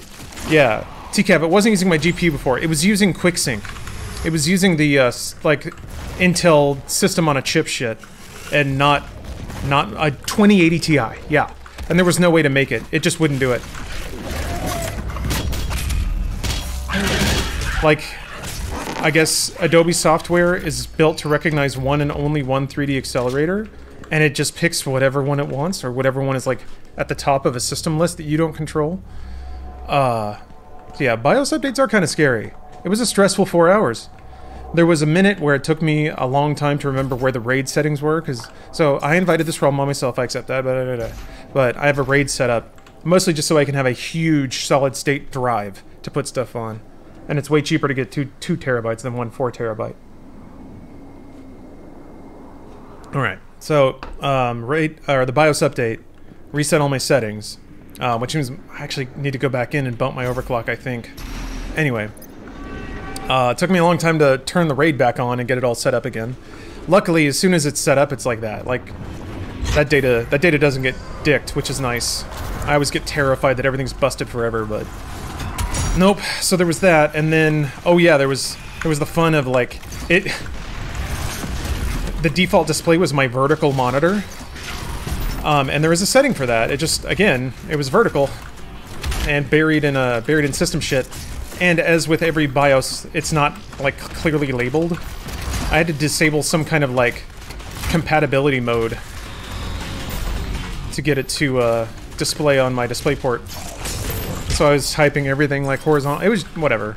I'm just saying I paid a very heavy price to get Premiere undicked. And it fought me at every step of the way. I think, so somebody had suggested just disabling onboard hard... Oh, I thought I was dead. How am I not dead? I mean, I'm gonna be. I don't have any grenades or this. Ugh. That Cacodemon just completely backed off. That's weird. That's weird. Jesus Christ.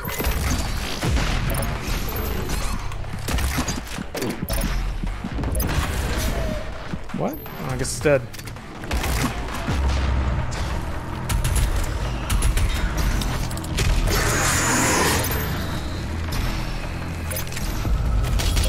Heart is racing.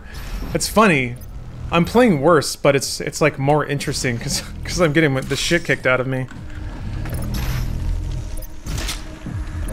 New to PC, should I use DisplayPort connector to connect to my monitor via the HDMI cable versus the HDMI cable? DJ Silvercorn, it depends, but the answer is going to be DisplayPort. There are scenarios which HDMI might be easier. HDMI can carry audio, for example. But if you're trying to play above 1080p, you pretty much need DisplayPort for that. Otherwise, your computer's not going to detect the higher refresh rates or resolutions. Until HDMI 2.1, which is going to change the world. I'm excited. Unironically excited for a number of reasons for HDMI 2.1, but what's the deal with it? Is there any update with that? Does anyone know anything? I feel like I've been waiting for it for 9 months. There is a Sentinel power core nearby. You can. I guess that's not that long. Oh, it's out? Path forward. Okay. When did it come out? There are no monitors yet, right? PC monitors? That's on a very few devices. Okay. The way I'll talk about computers is the way I imagine what it sounds like when I talk to people about aircraft or fixing aircraft. Don't know anything about it. Yeah, I could see how it would just sound like gibberish. I guess all we're doing is talking, so there's no harm in throwing this information out. Essentially, video cables are rated to carry a certain amount of data, reliably. Essentially, like, there's just a bit rate. It's just a big old plug for data, kind of like the internet. A video stream, like, the higher resolution or the more frames, the more information is in that, and certain cables, certain specs, versions of HDMI, can only carry certain data rates. So now we're getting up into above 1080p, as like home entertainment stuff, and certainly for gaming has kind of been over that for a while in the PC space. That's what DisplayPort is. DisplayPort has way higher bandwidth for video. HDMI 2.1 though is I think it's even more data than DisplayPort in the same socket. So it's like there's not a new spec, or there's not a new like, it's basically forward and backward compatible. Haven't heard of cables bottlenecking performance though? It totally happens. It totally happens. On PC, you can see it. If you get if you have a video card that outputs HDMI, and you plug it into a new gaming monitor that supports like high refresh rates or resolutions above 1080p, there are certain resolutions and refresh rates you will not be able to set it on HDMI that you can on DisplayPort. Like Windows just won't show it to you, and if you try to do it, well, you'll just get a black square. So that exists now. It's just like with home entertainment, those cap out at 4K 60, and HDMI 2.0 can do that. 1.4 can do that, I think. So yeah, I think that was the thing I fell for, especially when it comes to capture. What I don't get, here's what I don't get, is that when I clone display, I can ostensibly send my capture card 1440p 120 hertz. It says it's getting that, but it's over HDMI. That shouldn't be allowable, right? Like, that's just not a thing that happens. I've never tried recording or watching the recording, so it may actually just be grabbing 60 hertz.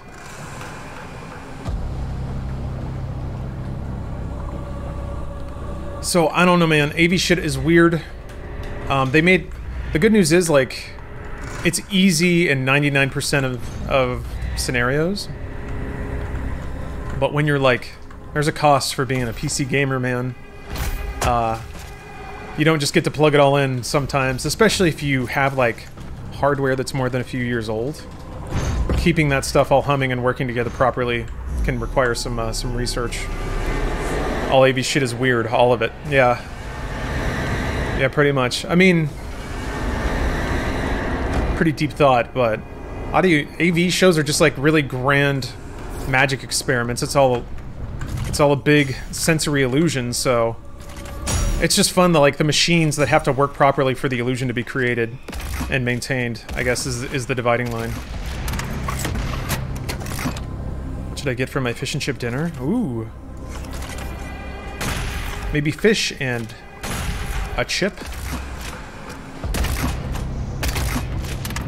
Both my monitors are stuck at 60. One should be 144. Just ordered some DVI to DisplayPort cables to hopefully fix it. Ooh, I don't think you're going to get that out of a DVI port. That sucks. For the one that should be 144, is it DisplayPort going from your computer to your display? That's not... Eesh. I'd rather deal with an AV nightmare than a networking one. Oof. Yeah. I think the problem with networks is, like, any problem you deal with is probably going to be on something that's being used right now. So, like, AV, at least you turn it off, and you can, like, mess with it. Network, the only reason anyone cares is because they have to use it and it's messing up. So it's like working on something that has to also work while you're fixing it. That's a whole other story, I feel like.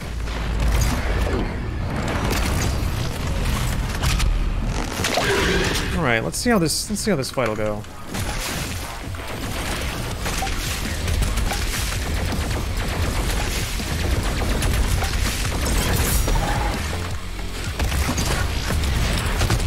Should have chainsawed something.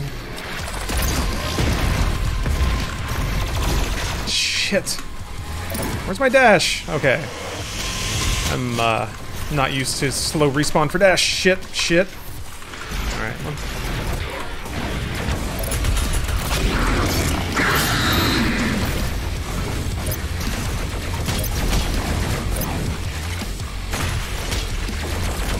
Where the hell is he?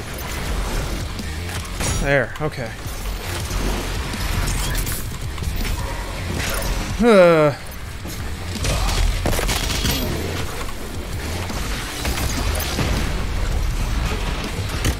I knew that one had to be close, but I just didn't want to risk it.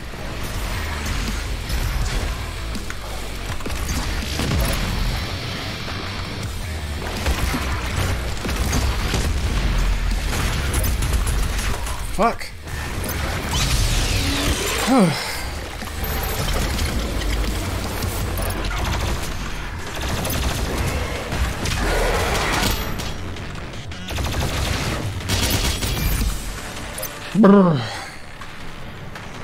Yeah, these tunes, I'm feeling it. I can promise you that. As a kid, you're getting food? Cool. I have half of dinner waiting for me. Now it's like, this is the game, really. This is the thing that the mental practice I'm hanging on to kind of space out my calorie intake is seeing how far I can push it before I eat. finding other things to sort of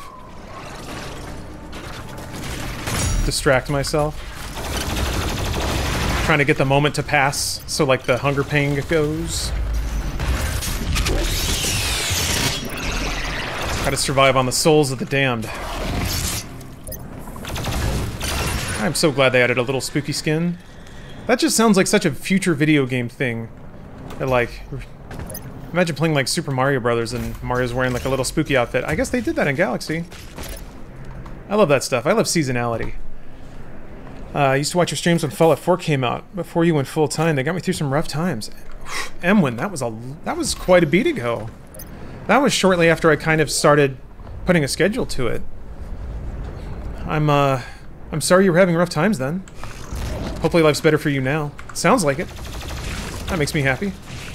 I'm happier than when I was playing Fallout 4 as well. Ooh! Ooh! Got him. Take that.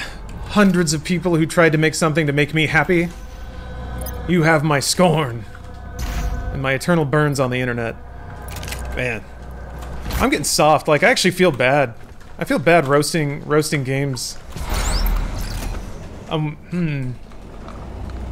It'd be fun to turn that off, but... Have you played Vermintide 2 or is it not yourself? No. I love those kinds of games. Like Left 4 Dead. I like Left 4 Dead with a progression system or an RPG layer is like... It's weird that I haven't played the game more. I just don't think I have a crew for it. Is Vermintide 2 the 40k one? Is that out? Did you beat 2016 on Ultra Nightmare? I did, but I kind of cheated. I did use the BFG exploit on the bosses. So you can decide if that counts or not. It was a, I did learn how to do it on that run. So... Hot take, Fallout 4 isn't a bad game, it's just not a great Fallout game.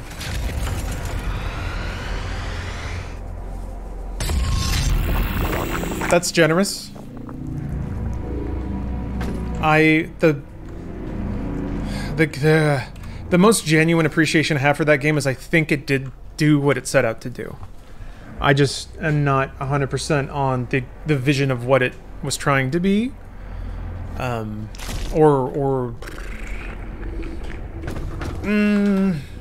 It felt to me like 4 was just a, what if we put this in Fallout?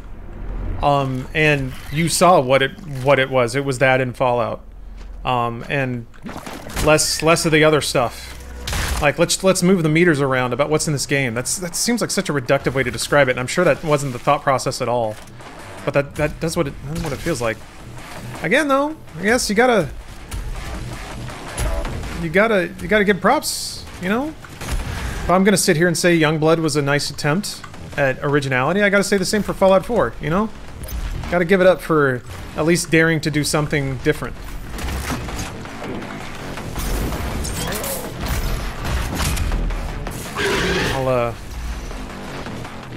I'll think about it that way.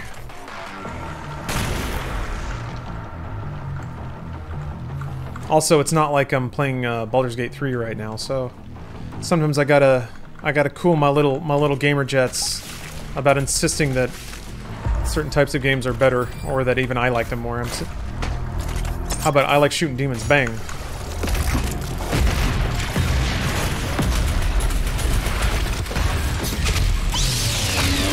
Starfield is amazing. I can see a lot of potential in a game with an outer space game, because honestly I don't know that anything else we know.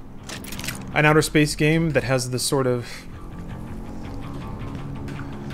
like the premise of endless explorability and a challenge-free exploration sandbox. That seems like a fun space thing, but No Man's Sky is there. And to me, that's what that game is, and it is what it is. A lot of people like No Man's Sky, so that's actually not a bad... Yeah, No Man's Sky's... Yeah, exactly, Raffle Gandhi. Huh. Star Citizen, though? Yeah. Star Citizen. Or Elite Dangerous, I think. A game that's out now. And it's very much the core version of that. But hey, man. You cannot argue with how widely beloved Bethesda Softworks games are. So, not many people can't be wrong. Oh, they had another update? What did they add, Relic? What are, like, the bullet points? As a mod maker, I appreciate Fallout 4 a lot more than what players feel. I started out making texture mods, now 4 coding languages, and take part in one of the most ambitious Fallout mods ever made. We overhaul the entire settlement system, and it's rad. I've gotten interviews from my experience, which is insane. Meowmix, that's a really... Alright, that's an amazing point. Fallout 4 might be the best video game, because it's actually a... It's actually like a Trojan horse for people to get into game development. Fallout 4 makes more video games. And for that, we can be eternally thankful. Elite Dangerous has an expansion coming out next year that adds literally everything that Star Citizen has been talking about for 9 years. Oh, Elite Dangerous! Elite Dangerous is out there being the exact game that everyone wants Star Citizen to be. Oh, that's incredible about that. So it's like space to atmosphere stuff? Oh no. Oh no.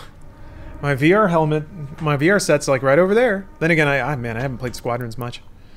I don't know why I'm sitting on that game. It's exactly the game that I want to play. We make weird decisions, don't we? I think what it is like, I would want to play it in VR, and I don't think that's a good experience for viewers. So I'm just kind of looking for the time when I can still be at my computer to do VR, but not be streaming. Charizard, thanks for gifting a sub to Emlyn. That is awfully kind of you. Thank you very much. Oh. They got laser beams.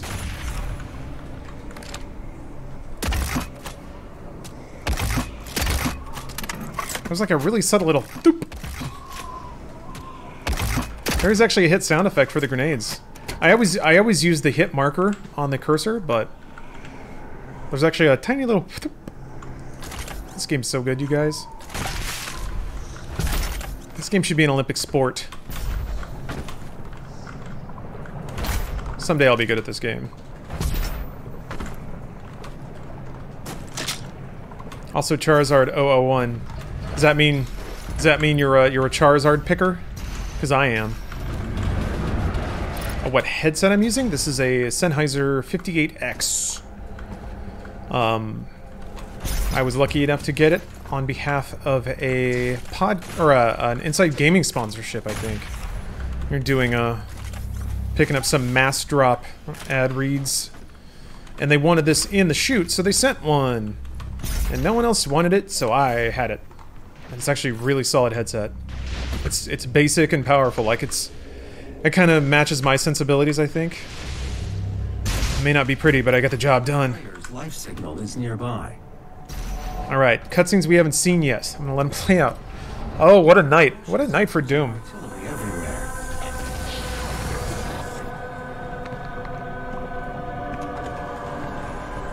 Charizard is the choice of the non-Pokemon gamer. Yeah, no, I'm not a Pokemon player.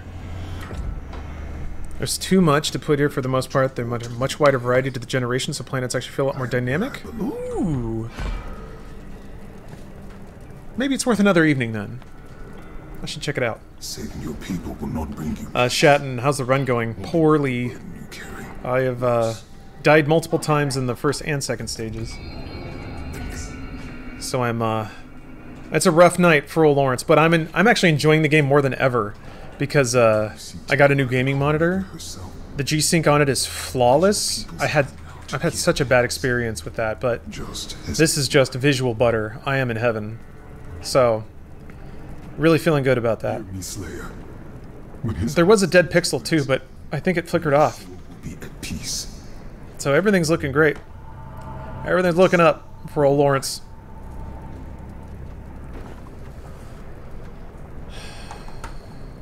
Yeah, we're dootin', Lobster Max. That skin is in the game. What monitor did you get? It's ROG Swift. I did Google it, or wait, did I Google it? Let me look it up. Let me look it up here. Let me tippity tap on this app and not dox myself somehow.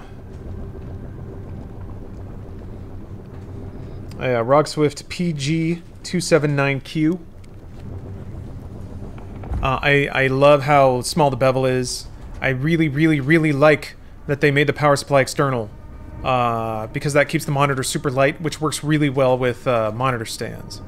I might just get another one for that reason alone, just so I can replace my previous gaming monitor, which is a heavy motherfucker, and I'm using it as my chat display because I wanted to see chat in 120 hertz. And then I realized, wait, Twitch chat doesn't animate anymore because they took that out of Franker. There was a great week where that feature worked properly. Anyway.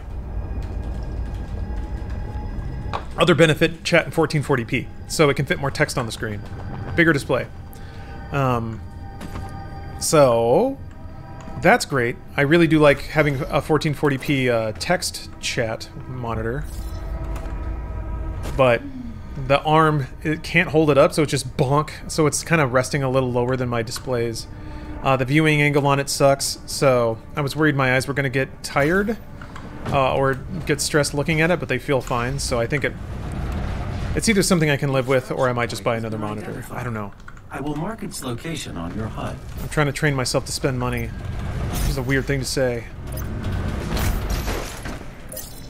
You know, they made a video game out of the Witcher TV show. I was aware, yeah. Some people say it's pretty good. Alright, this is gonna be an interesting fight. Given how things have been. Let's see what happens. There's gotta be a way I can knock this dude's gun off. Hey, okay, that works.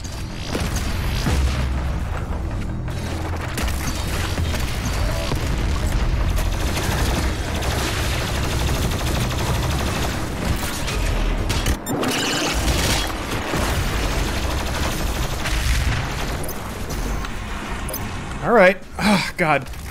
They'd like put a rock there. I scrape against that thing all the time. Come on over here yet? Whoa!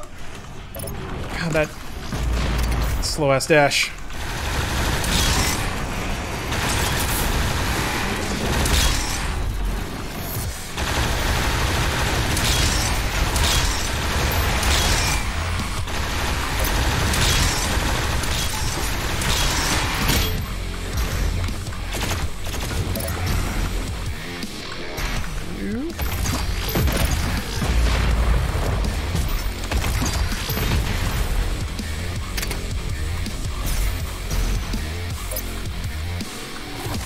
Well, a little warning shot for you. You gotta be fair to the demons. I have not done any speedruns because I have to beat the game first. Just looked it up for anyone that cares. My monitor does not allow HDMI above 60 Hz. Have to use DisplayPort to DVI cable because my card only had display and my monitor does not. So wait, your monitor can support 120 Hz but it doesn't have a DisplayPort on it?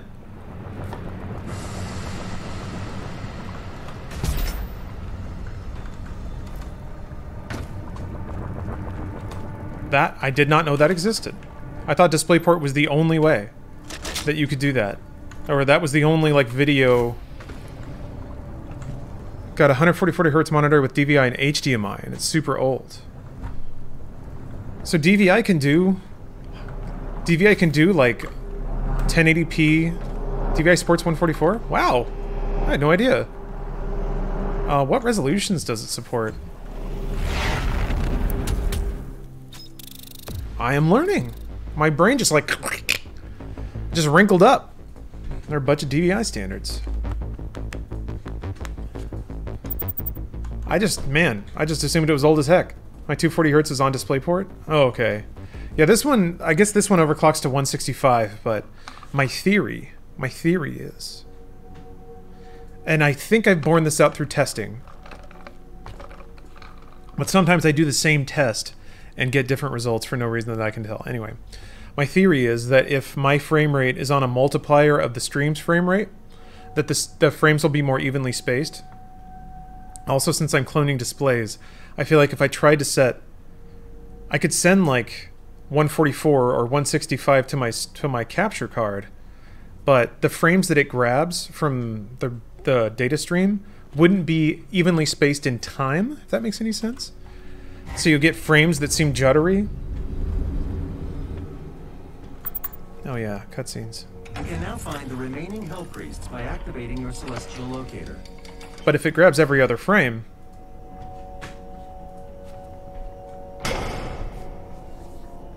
Try to explain this to an electrical engineer from the 30s. Oof. In the northern region. I think they could get it. I will calibrate the portal now. You're reminding me of frequency overlays from college? Hell The yeah. hub has several areas locked off. That's not how IBA works if you're using that. OBS. You will be able to access the entire ship. I am. So what I have... Actually, Public Fig, if you know low-level shit about this, I would love to pick your brain, but here's my exact setup. Display port out to gaming display at 120 Hz, or 1440p 120. HDMI out to capture card in another computer. Clone display in Windows. So it's just sending the same thing over HDMI theoretically. That may get into the guts of how Windows clones a display. So it sends my capture card says that it's receiving 1440p 120 over HDMI in the capture software. Now in OBS, I have the capture card added. 1440p 120 source, I assume. There's not really a setting for that, aside from manually setting the frame rate and the resolution in OBS, but I set it on default. And then OBS is set to 60 Hertz, or 60 frames per second video stream to both send out to Twitch. Launcher has been completed. Crap, I just realized I didn't reset my recording, so... this recording's gonna be super low resolution. Oh well. Manually toggle the launcher. I don't think you can change it in the middle of a... Or frag grenades. Who cares?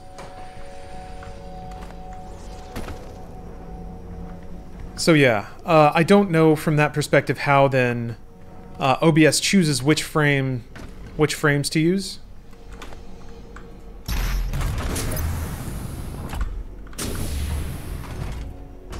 Does OBS blend between frames? I think I noticed this looking at video output from OBS in Beatmania. Is that when I looked at the recording, sometimes I would see like the note would be split in the video stream, and it almost looked like OBS was like trying to frame blend between the note being there and the note being there. And if that's the case, is there a way to turn that off?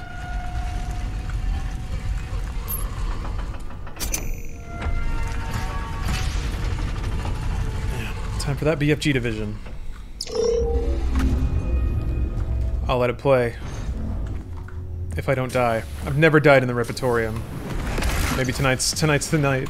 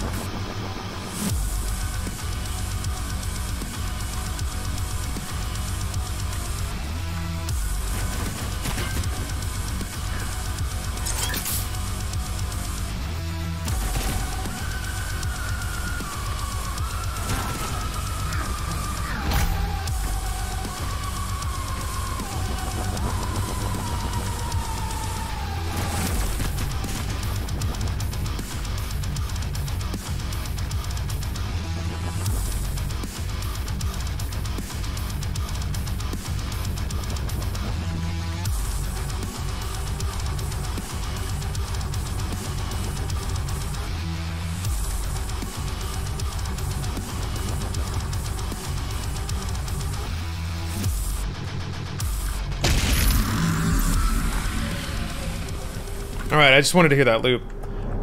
Public Fig, I was reading what you were saying. So, okay, so it has a frame buffer when OBS says, time for a frame. It just grabs the last one that's in the video stream, the one that's there. That's what I presumed it would do. And then yeah, I guess if neither the source nor OBS get out of time, it should grab an even number of frames provided it gets 120 in sequence. Unless some reason it would flicker back and forth based on the... I guess I don't know. I don't know if how that video stream works at all. Ever share your thoughts on the McGordon stuff? You know, I did. I was largely disappointed. I was disappointed in the gamers. I thought that wasn't a great look. Getting all pissed off and pissy and mad and kind of haughty about everything. It's... People just jump to the worst conclusions, and normally I would get that. But on top of that, man, id Software tried to do everything right. Like, there's no DLC.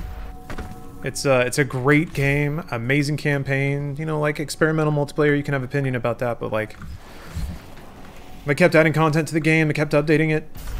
They did everything. They did everything the gamers said they should, and the gamers still lit them on fire the first chance they could. And people say like, oh, it's just Bethesda, and I'm like, nah, come on. We gotta be better than that. We gotta be better. That wasn't cool. I get being bummed about the soundtrack, by the way. I get it. I really wish that Eternal got the same soundtrack treatment that 2016 did, because 2016 soundtrack was phenomenal. It was a properly mixed, like, album experience. Yeah. It's a bummer. It's a bummer. I expected better, or rather, I hoped for better. Especially given that, yeah, really, id Software has tried so hard to sort of, like, to win people and do what, like, deliver in every way. And I think they were owed the benefit of the doubt, and they definitely did not get it.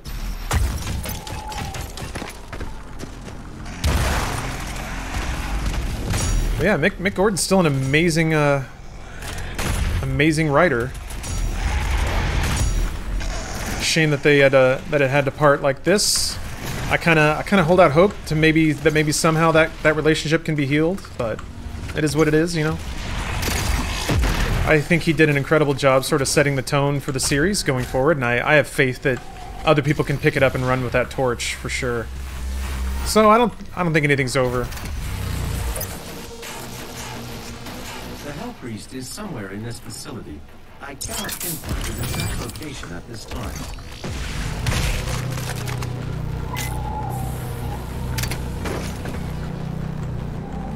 Yeah, young. I hope so. We'll see. Whoop!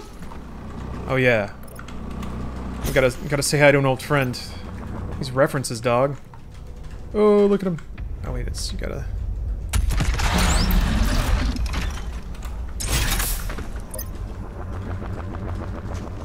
It won't be the same without those MIDI chainsaws. Yeah, it won't. But it can be just as good. It can be good in a different way. There's a lot of ways it can be. It's frankly hard for me to think about. Like, Eternal is such a crazy game, and I like it so much that I'm like, I mean, this is here. We already got it. Like, I already won. It's hard for me to mourn the lost future when the present is so good. Can you do a pacifist run? I guess, yeah, you can, sort of. No. There are bosses you have to kill. But apart from that, it would be pretty wild to try and get the demons to fight each other. There's always going to be the last one, though, you know? So no, I don't think you can. Helpful run? A happy handshaking run? What the hell? Oh, the shit, it was the bombs. I'm getting tagged by all sorts of things that just usually are not an issue. I just been off my vibe. I hate it when there's drama in the gaming industry. Call me a caveman, but give me good game, you play me. No care of me. No care bad thing happened, Grug. Things would be a lot simpler if it were like that all the time. Newsflash, people are shitty and irredeemable. Give me a good game and I will play it. Yeah, but what if playing a good game is also bad?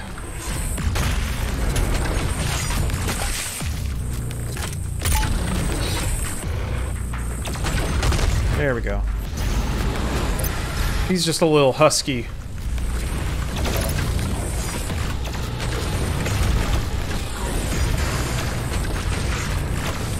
Bruh. Shit. Just round the corner and throw that fireball shit in my face? Like, not even a second. Ooh!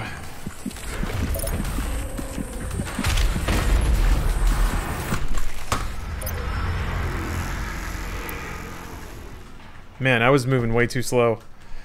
Yeah, oh no. Oh no is right. Yeah,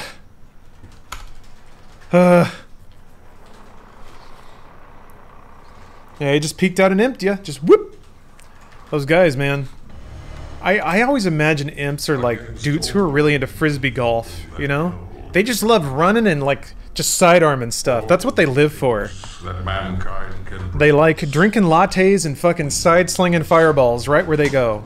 And I imagine them like wearing like, I don't know, polos, but with the collar down. rip and tear until it is done. Anyone that actually plays frisbee golf can do. No. Although it's kind of funny because that almost describes some of the people that I do know. Well, and my characterization wasn't off, was it? I didn't say that it was off, but it is kind of funny. Also, it's for some reason Seattle was a place where I had way more friends who like frisbee golf. Who the fuck is? What is this? I don't understand. In Seattle? Like birds? But you can never be outside in Seattle. Ah, what? You can be outside. It's possible. The sun shines. This conflicts And then with the my... frisbee golfers, they have a time. This is when they descend. What else is a frisbee golf stereotype stuff? Well, the only reason I say that like drinking lattes is like for Seattle is the city of coffee snobs.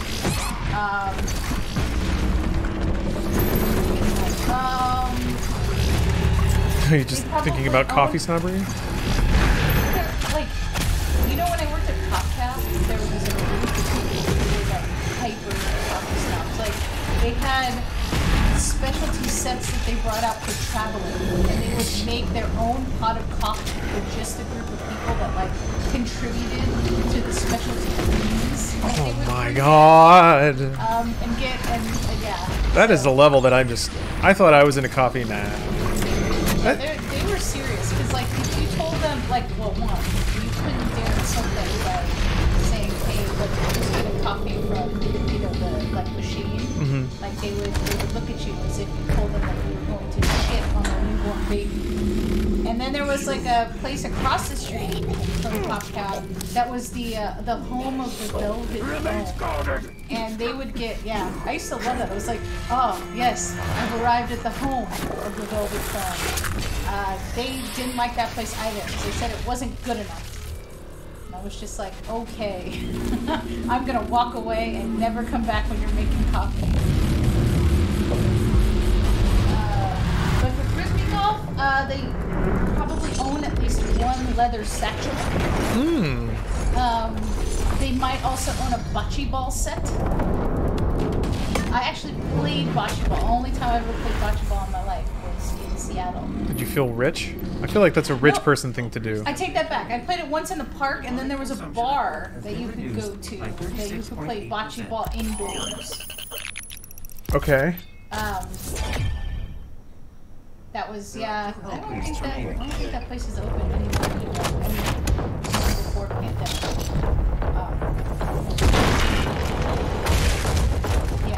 Leather satchels. All right. Like dudes that own like, and I don't mean like just like a regular leather satchel. I mean like an expensive leather satchel. Like Italian leather? Something no, American made. Monogrammed? Oh. It's like American made, but it's the kind of thing that like lasts forever. So at least the three dudes that I knew that played frisbee golf hardcore had all of these things, and they did sometimes wear polos. So, but yeah, there was no collar up in. All right, well, those are imps, is what I'm saying. And yeah, they just live for sinking that fireball right into you.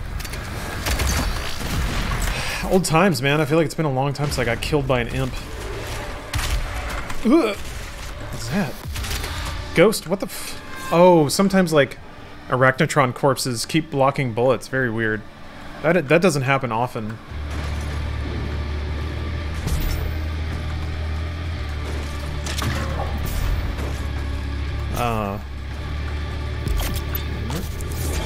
Gunnium, thank you for the prime. I gotta catch up on my thank yous. Reknamoran. I'm gonna try to get it. I'm playing a little loose tonight. This is just for the fun of it. Just for the spooky season. Just for the 120 hertz. Soaking in every frame like I'm in a sauna. Josh Vespa, cheers. Thank you for the sub, man. I love it. I love when imps turn into just red mist. It's good shit. Charizard, thank you for gifting a sub. And False Omega, thank you for the sub.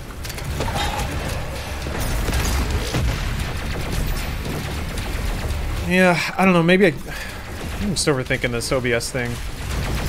I have this, I guess, you know largely what it is I think I can see, like, retro streamers get such rock-solid smoothness out of their video streams sometimes. I should be... I don't know why I'm not chainsawing this dude.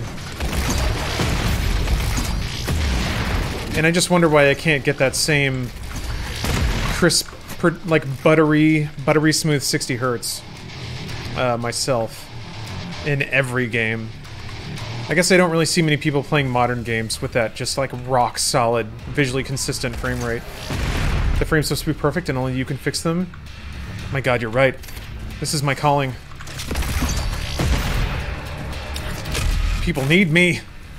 Oh, new iPhone thoughts? I do like the harder edges. I do like that. But I'm just also not really an iPhone guy. But, not yet? Oof, we'll see. Was there this... Did they do the same dance? Oh, they ditched the 120 hertz for a sexy camera? What? You can't take, like, slow-mo video anymore? Oh, I like that. Makes for good memes. Makes for good people falling down videos. What kind of phone do I have? Man, that's a... I think it's a Galaxy? Yeah, Galaxy S10. It's okay. Samsung's distro of Android.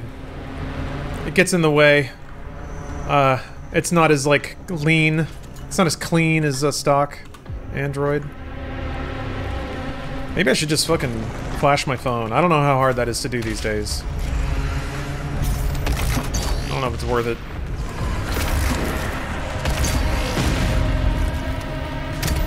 Yeah, the One UI. Yeah. Bloated as fuck. Like, the horizontally scrolling app window I don't get. It's just, like, kinesthetically worse. Especially when there's just, like, an assload of apps I can't uninstall. You're making me scroll multiple times to find something. Like, it's much easier to just do a big old flick and then, like, stop the roller than it is to go, like, 1, 2, 3, 4, and then find DoorDash because you're a lazy asshole and you don't want to cook.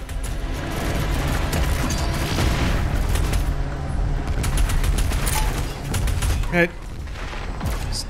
I'm gonna see if I can get through with chainsaw ammo. This is how I used to do this, and it's infinitely worse.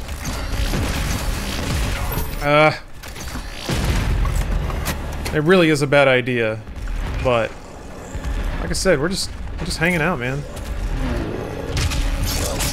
Just big chillin'.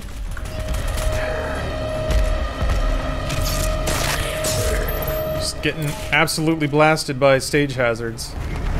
It's one of those nights, baby.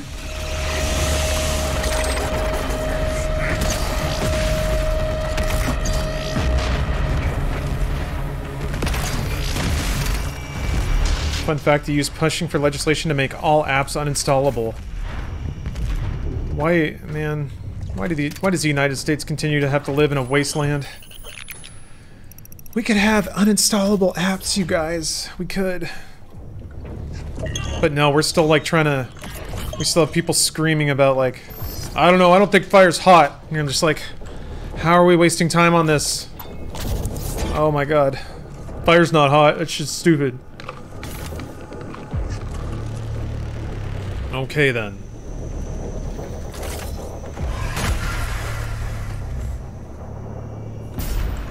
Stream has been buttery smooth? Hell yes. That's really good to hear. I really do think like G-Sync issues and like rendering to my previous monitor were causing like fundamental problems. Yeah, I was impressed with some of the smoothness I was seeing before.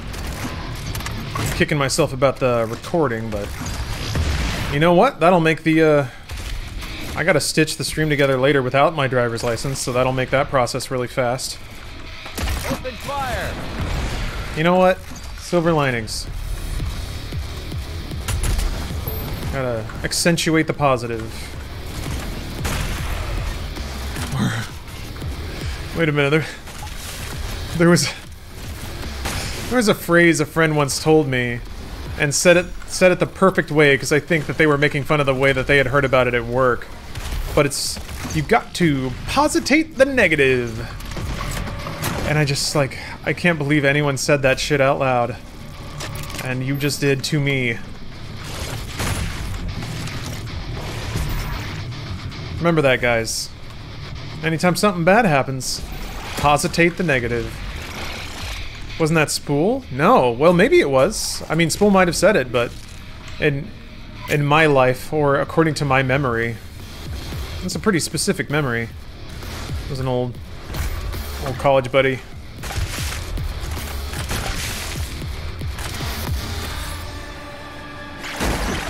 Libtard's owned by fire and heat. I'm burning my arm off to own the libs.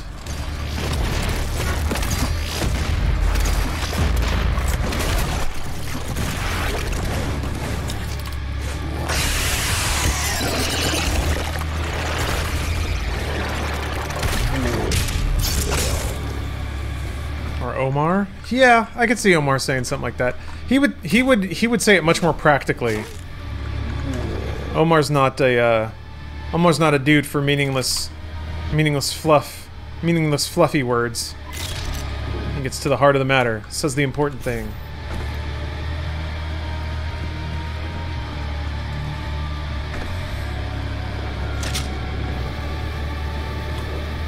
Yeah. This year might have been rough all around, but at least we got to have Ben Shapiro read the lyrics to Wet Ass Pussy.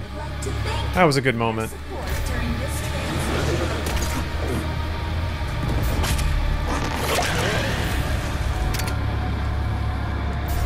You gotta positate the negative. Gotta think about the good stuff.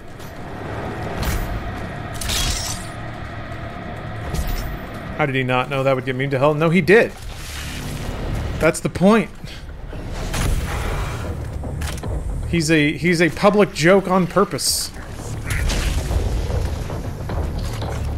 I know that takes the fun out of laughing at him, but it's the truth, unfortunately. Yeah, he 100% knew what he was doing. He knew. It was still good, because like even if it's performance art. I mean, the irony is, he's like the living embodiment of the Colbert Report, of that character. Just, he is self-satire, but somehow people don't know.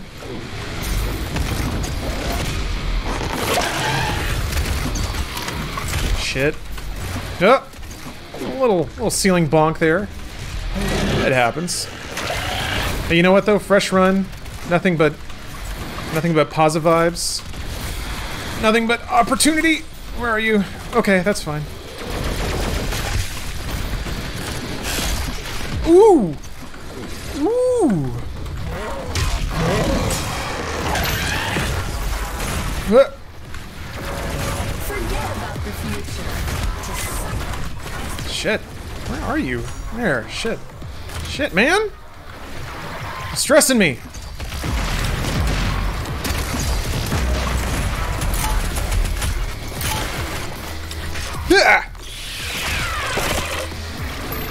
Alright, I think we're good.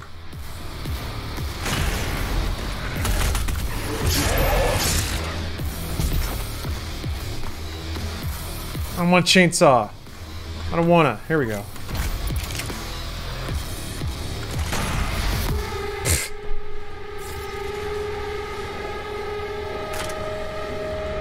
Oh, Aussie Metal Mate, how am I today? I'm doing pretty good, man.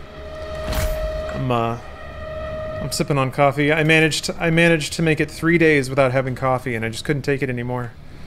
So, in the grand scheme of self-destructive acts, I'm gonna put this one on the lighter end and cut myself a break.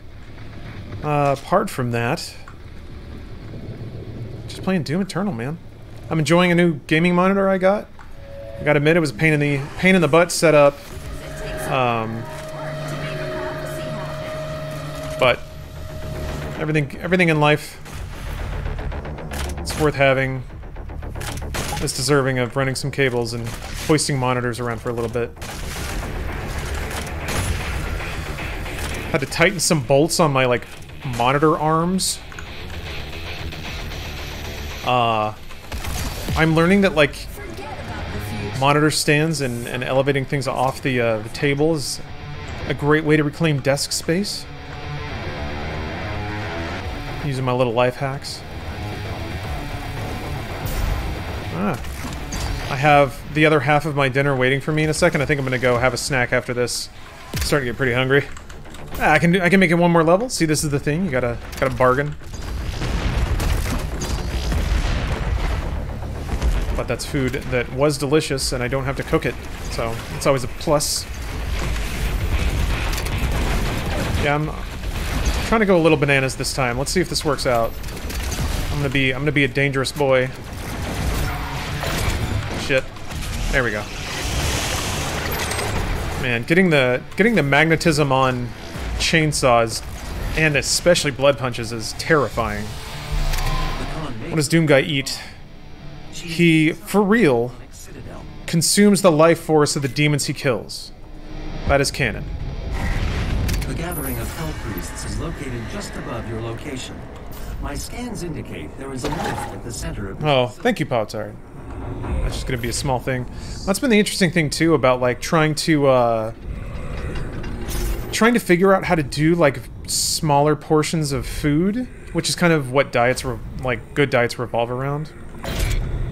Has been challenging with streaming, because streaming is very much like, it's weird, you wouldn't think that. I just have to get more comfortable with stepping away, but streaming really does best when you're just kind of on cam bashing out the hours. I wish I could disable blood punches. Like they come out sometimes when you don't want them to. They have only hurt me. To locate the second hell. Yeah. The celestial locator is missing a component. I feel like if I ever rely on a blood punch, it's not going to be there for me. Design of your equipment launcher. Do you think it's smart to mount my monitor stand grips onto the edge of the desk on my glass desk?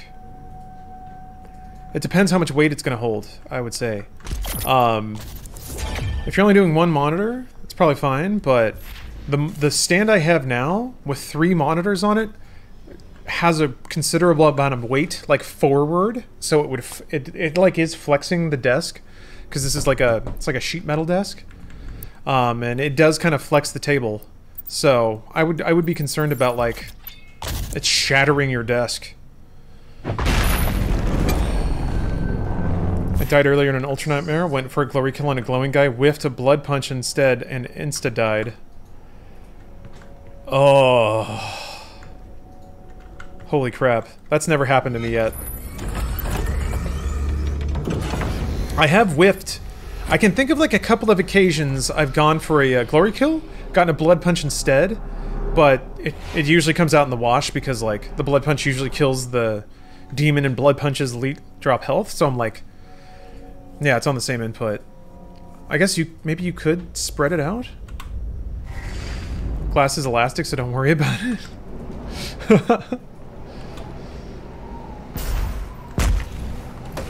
It's just sand. Oh, what kind of music do I listen to? I gotta bounce around. I would say for the past year, I've been, I think, This is probably a typical nerd thing, but I've been exploring city pop, both the current take on it and listening to the classics. It's very relaxing because it is sort of just easy listening music, you know. Back when pop, I guess pop does mean always meant popular. I don't know. But that's what I've been exploring a lot. But I just have a lot of, like, I have a group of bands that I follow, and if they release anything new, I listen to that. I've been, let's see here. I brought this up before, but there's a UK group called Underworld, and it's kind of notable to me right now, or rather the reason I bring them up is they've been putting out these, like, really experimental sort of, album is a strong word, but just kind of like collections of sort of musical experiments and tracks and stuff.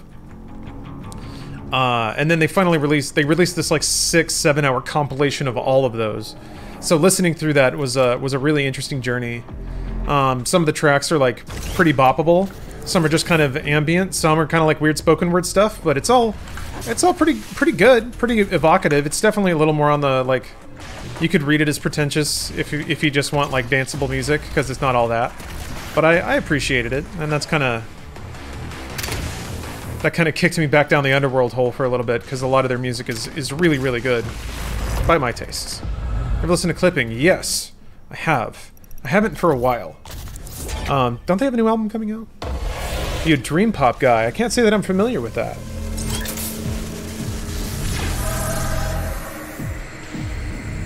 Pop only meant popular as long as popular music also represented the popping idea. Ah, okay.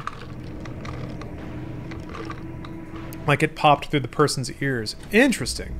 That makes a lot of sense. Oh, raid from John. Hello, Pizza Posse. Welcome all of ye and your pizza ways. You are welcome here. Only I'm watching my figure, so I won't be partaking tonight. Hello, everyone. I'm just going late, playing some Doom, man. Enjoying this new gaming monitor I got. G-Sync is finally a reality for me, and not a constant headache that ruins all fun. So, I'm really enjoying that. You'd think I'd play better, but in fact, I've been playing terribly tonight. But hopefully it's enough to be entertaining. I will, I'll keep the violent cursing to a minimum.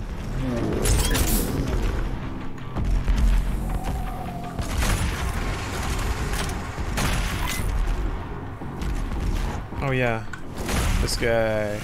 Ooh, I still don't have dash. Ooh.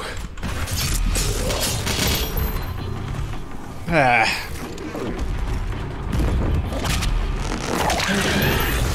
As long as you're enjoying yourself, young man. You know what? I am. I'm just having the ding-dong time of my life, so... Ow. Thank you for raiding on over. I feel like going pretty late tonight. Yeah, that was John Smith from Funhouse. He's been streaming a lot lately. And I'll tell you a little secret. He's good. He's real good. You should check him out. Twitch TV/John Smith. JONSMIFF.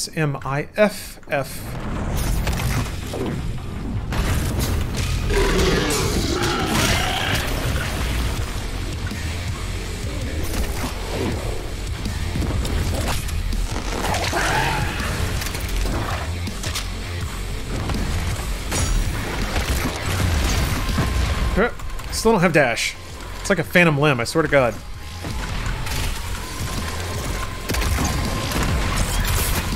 Shit.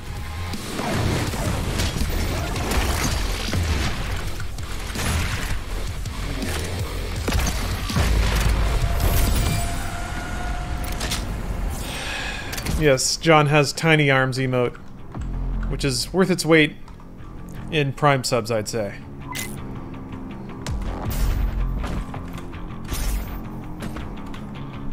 Soundtrack for this game is just insanity. Oh, it's so good.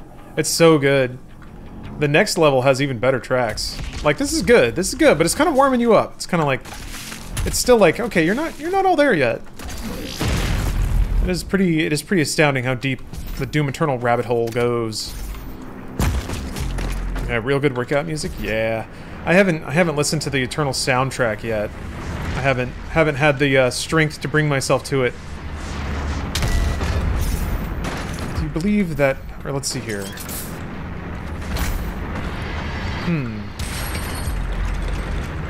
Mojo Invoker, do you believe that the repeated delays leading into a final crunch is a sign that the cyberpunk that launches will be a gimped version from the original intention?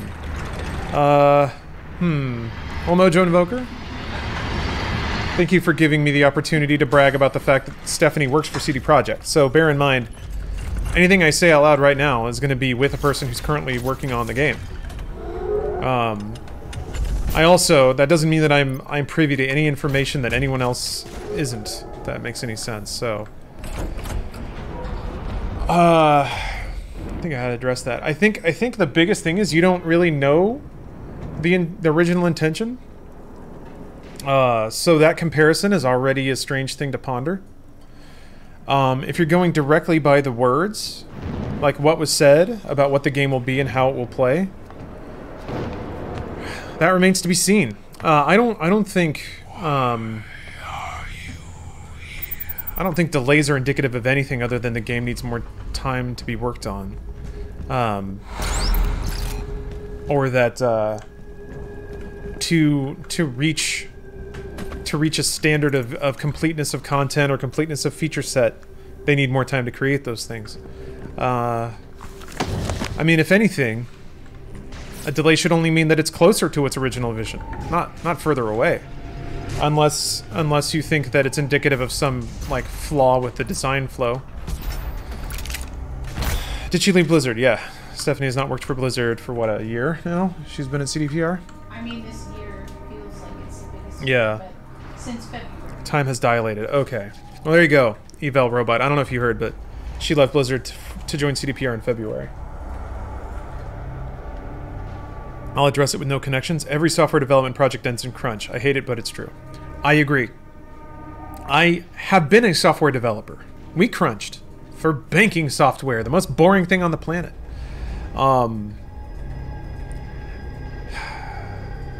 There's truly a complexity to projects like that require concentrated effort to finish. It is... No one who hasn't worked on a team like that can understand that there's a certain tax you pay to just being in a large team or working on a large project in terms of time and maintenance. And it's possible to spin wheels. Like, it's possible to make no meaningful progress even though everyone's working. So to, like, sometimes for a final hurdle, you just have to start crossing things off and putting in the work to get things done. And the idea being that you recoup all that time after. But it's... Like, nothing... All the big things in human existence get done by people deciding to burn hot for a little bit.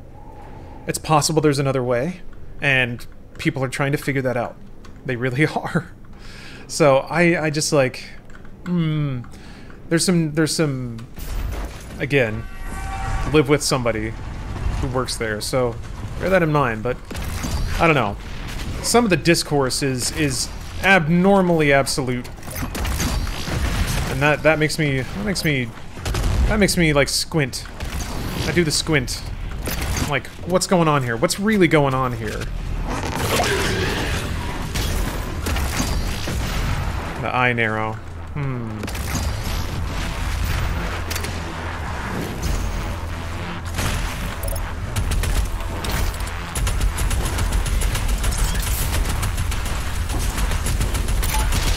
Shit, I missed with all that. He's not down yet.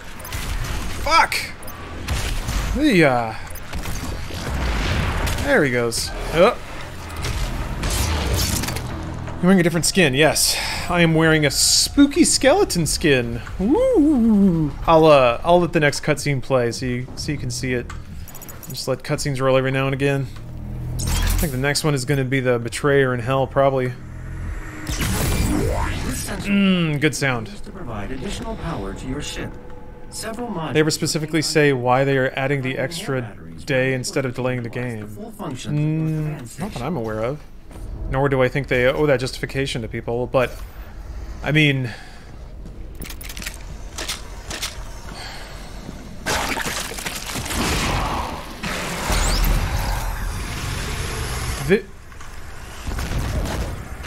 changing the plan also creates work. Is I think something I would bring up. Like other experiences I've had is like, again, the thing about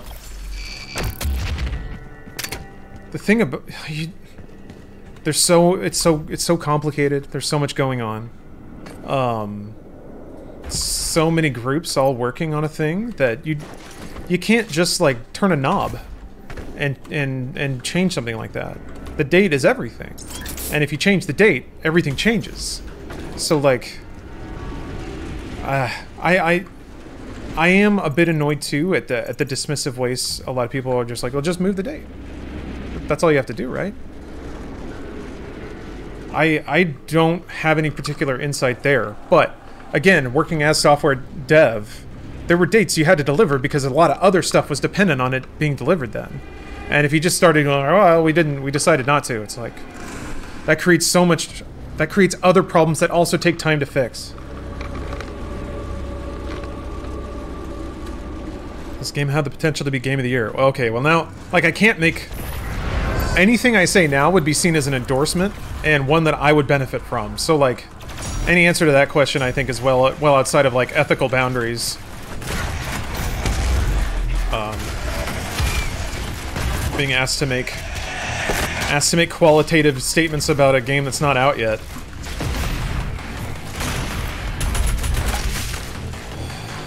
Like, that's very specifically, like, because of the public knowledge available about the work situation, 10% of the company's revenues go into a bonus pool, which very directly means that, like, if that game sells a lot, money will come into this household. It won't be mine, but, like, I can't like say things that would constitute an endorsement for the game, given that very directly I would be attached to receiving money if it sells more.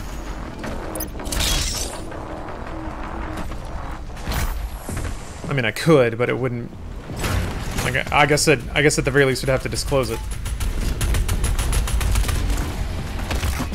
So I guess there you go. I disclosed it.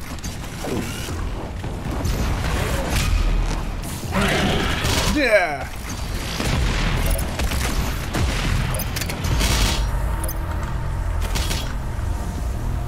Doom levels though. Rawr.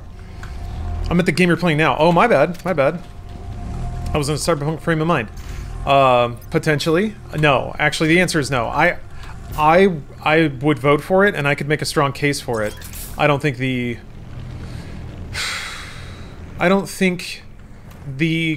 crop of people that vote on the Game Awards would vote for Doom Eternal.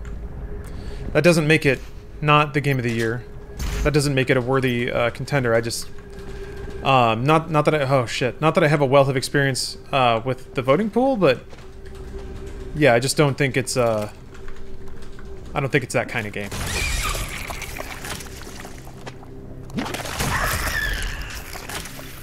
I feel like, the cred vote this year is going to be Hades. It's going to be a nominee for sure. It is exactly the kind of game that people will, like, pat themselves on the back for voting for Game of the Year. And it's exactly the kind of game that, like, the people who... It's like a kind of core game that maybe the voting populace would actually play. Or at least saw enough people tweet about that they're like, yeah. What is Hades? It is a action roguelike from Supergiant. They previously made Bastion and Transistor and Pyre, if you're familiar with any of those. No, crazy. To be fair, Hades is really fun and it deserves it for sure. Not sure what people are losing their shit over it. I think it's just opened up roguelikes to a whole different class of gameplayer. It's also really good. Like, it's really, really good. It deserves all the credit, for sure. Why is Hades so great? Is it just new? No, it manages to wraps roguelike sensibilities with permanent progression mechanics, which is always the thing I think that turns people off of roguelikes. So it has this, like, it has grind progression.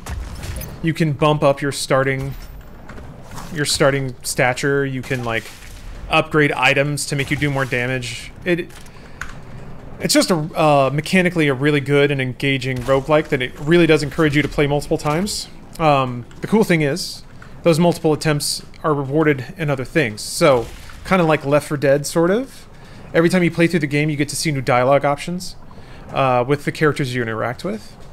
Some of those dialogue options start to unlock back and forth sort of story progressions with other characters. So there's a kind of spiraling story interaction between all the characters you slowly start to understand as you keep playing. The way that they mix the weapon you choose with the boons you randomly get kind of forces you to develop a new play style, or a new, like, it forces you to improvise and adapt every time you play. And that process is really cool because, shockingly, a lot of the builds you come up with tend to be pretty functional. And if they're not, you get pretty clear feedback about why they're not. As of sort of like the kinds of enemies you can't kill, or like DPS being too low. Just, it's interestingly similar to Slay the Spire in that way. Oh, okay. Many people have recommended Slay the Spire. And if those things remind you of Slay the Spire, then clearly Slay the Spire is something that I would probably be really into. The other aspect that is super important is it looks fantastic. It's audio-visual is on point. The music is great. The voice acting is so good. It just oozes style, which is great because I think Bruce actually described it as the CW version of Greek lore, and he's 100% right. Like, it's super sexy. It's super kind of modern. It's very hip. And the art style is just so good. It's like, it's got this great sort of hand-drawn, thick outline style, but with like these crazy pops of color everywhere. It animates super well. It plays super well. It really just does, it does everything right. And it's like indie, so it is for sure like, it's gonna be nominated, I think, 100%. Oh my god. But yeah. Okay, so my previous relationship disclosed. When I think about the spate of like games, I wonder what will be nominated. I feel like I don't think Doom Eternal would even get nominated, unfortunately, because there's like easier picks for people. I think people are gonna do Last of Us Part 2. Hades for sure. I mean, Cyberpunk is kind of a shoo-in. Yeah, Ghost. So that's already 5. And it's like, it bums me out that like Ghost would probably get nominated over Doom Eternal, because I think Doom Eternal's actually kind of the better designed game, but I get why more people would like Ghost, or think about it first when it comes to nominating a game. And it also almost, yeah, Animal Crossing? Shit. Depends on Doom's DLCs? Maybe. I think only people that finished Eternal would be interested in the DLC, and I don't think most people that vote in the Game Awards would have finished Doom Eternal. Yeah, Red, and it's perfect, right? CW version of Greek lore. Think about it next time you play. Like, everyone's super sexy and alluring, and like the music's really good, and the lighting and colors are really like neon and bright. It's so right. Yeah, there's just a lot of competition for sure. Yeah, it's been a great year. Weirdly, like bizarrely, when we needed them most, video games showed up for us. I probably should have held on to that, but whatever. How many games have I lost hanging on to things when I could use them and stay alive? Alright, we're not gonna die. Oop! There we go.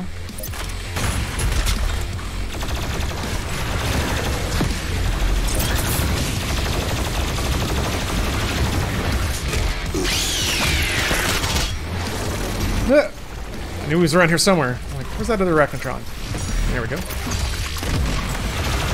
Shit. He almost frolfed me.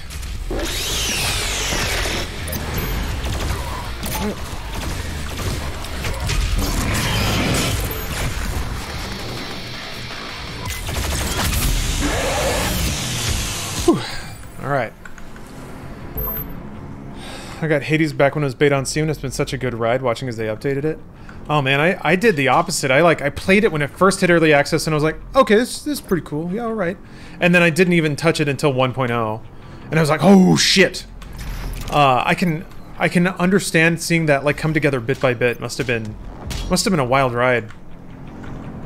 Because like every little piece that gets added on makes all the other pieces work so much better.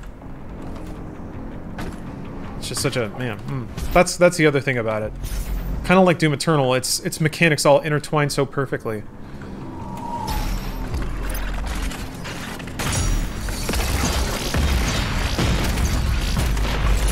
I think it's like, you know what it is? I think a little bit of it, maybe like 2020 is finally when developers either chose to or had the liberty to stop designing around extended monetization. That's kind of like a big, like a weird thought that I'm having. And in the best games of the year, for me at least, the mechanics are locked in because it's like, yeah, they don't have to leave the door open for you to like throw them $500. It's just like, no, this is the full game. You don't have to like, I don't know, buy like gun tick upgrades in Doom or something else. Just watched Signs and felt like it was the biggest waste of time ever. That's interesting, Tomcat. Remember liking it, but I never watched it since. I could see it being very boring if you're looking for a horror movie. That's not really what it is. I don't know about EA Sports games. Yeah, that FIFA shit, huh? Hey, man. At least they're calling it like it is, you know? And it seems like everyone's like, oh, this, like, it's still selling. Can you be mad? People know. It's there. It's wild when you think about, like, truly, how much of what gamers get mad about is getting mad on behalf of other people that don't care. I feel like that's such a weird dynamic.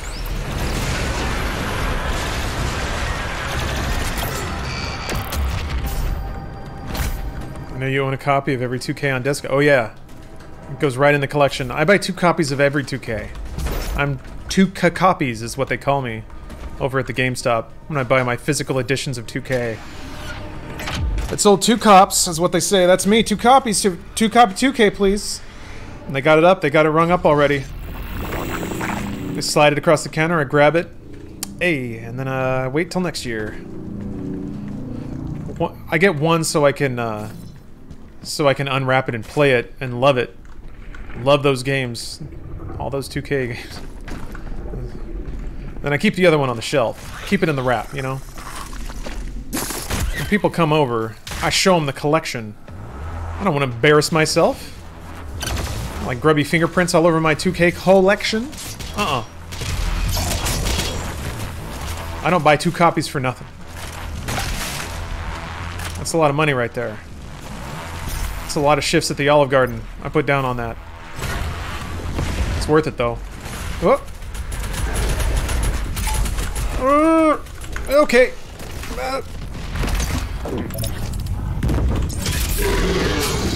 Mint condition 2K18 for $1,000 on eBay. Oh yeah, you saw one of my listings, huh? Yeah, I've been investing. I've been putting all my money into physical copies of 2K games. So, it's one thing for that to be my private collection, it's another for that to be my holdings. Yeah, that's down at the warehouse. Sometimes I feel like liquidating some assets. I call the boys. I tell them to bring the crew out. No, I don't care that it's Saturday. We gotta move some shit around. I take they bring out one of the pallets. I'll list some of those on eBay. That's really where the money's at. You gotta turn your copies of NBA 2K16 into copies of NBA 2K19. You gotta stay where the market is. Most people don't know that. Most people don't know that. I get these reports on my phone all day, man. There's graphs, there's arrows going up and down. I call my boys, get out of bed. I don't pay you to sleep. We gotta make some money moves. You can afford it with your 1,000,000 subs. You're right. You're right. I could just buy all the copies with my 1 million subs, but that's not fun, you know? That's like, that's using DLC to beat the game. We don't do that. It's not the gamer way. You gotta top that high scoreboard all on your own. And whatever you can Google.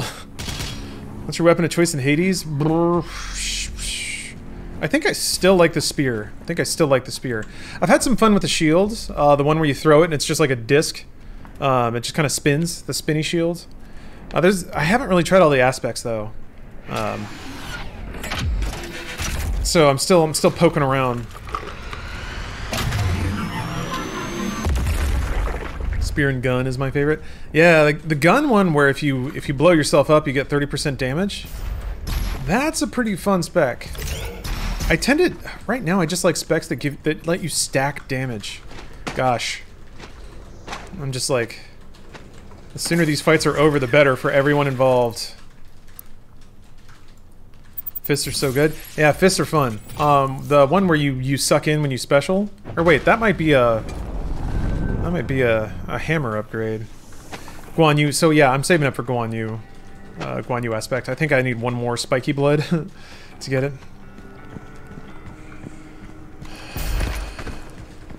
Starting to turn up that heat. I did something stupid.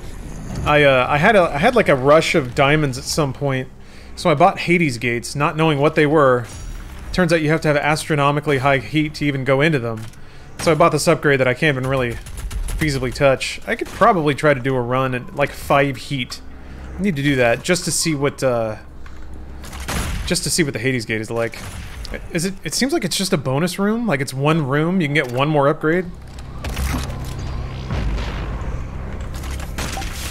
Or is it like the upgrade that you get through a hell room, or whatever they're called, is like just like super powerful. It's a double reward, you lose it if you get hit. Ugh.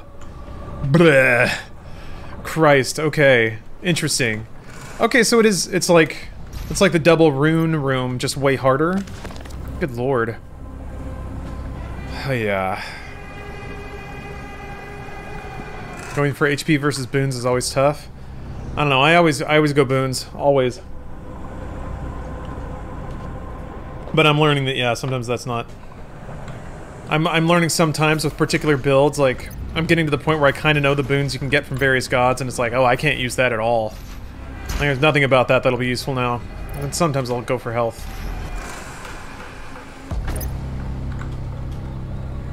They aren't too bad, because you don't have a god throwing fire at you. You can kite most of it? Oh, really? Okay.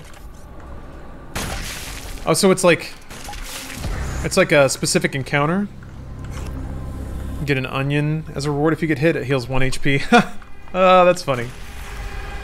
Oh, you. Oh shit, is this hard? Oh yeah. Playing on Ultra. Nightmare, and I'm not doing the Slayer Gate. Never said that. If I had a chance to add one president to Mount Rushmore, I would choose James Polk, because I'd be interested to see what he looked like.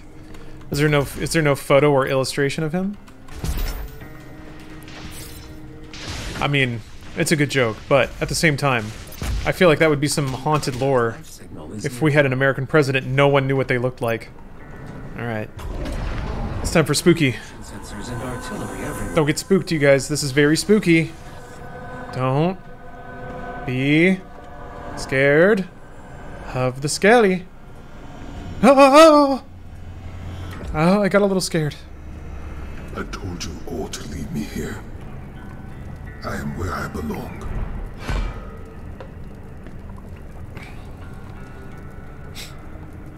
I like that it's on his arm. Will not bring you peace. Only make the burden you carry worse.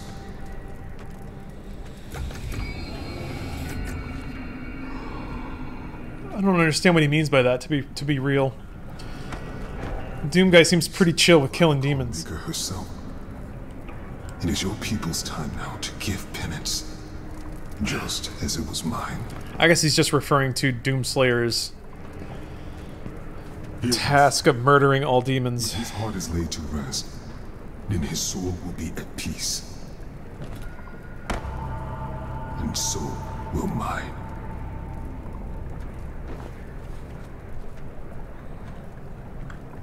I guess that's a... maybe that's part of the demon curse. He can't die as long as the icon of sin is alive. So he has to live in the torment of knowing what happened to his son forever. Pretty metal. That's a bummer, though. That's like, I guess, a named well, there aren't many characters in Doom that have dialogue. So it's kind of sad to lose one of them. Keeps that plot nice and lean, though. There's like only a few tens of thousands of people left alive now. Extraction point has been identified. I don't really know the full location on your HUD. I don't remember the number. I don't know if they ever put a number to it. They do make it sound like a whole lot of people are dead. And level in Doom in a set where the original Doom cover depicts, or am I remembering wrong? There's an animation of it. In the credits, there's like a motion graphic of Doomslayer like yanking up a demon and shooting him. It's very cool. It's like the hype. It's a super hype moment, especially because it's like the end of the game and it's like pounding music, and then it shows the key art of like, yeah, the Doomslayer standing on the pile of demons with one tugging at his arm. All right, I'm gonna stop talking for a minute.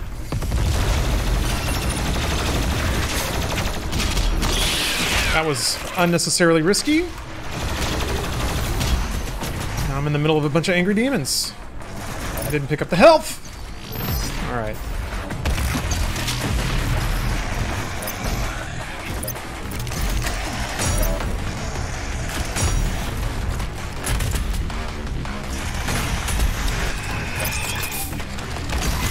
Shit. Ugh. Sometimes Doomslayer's hitbox is a little chunkier than it looks. Oops.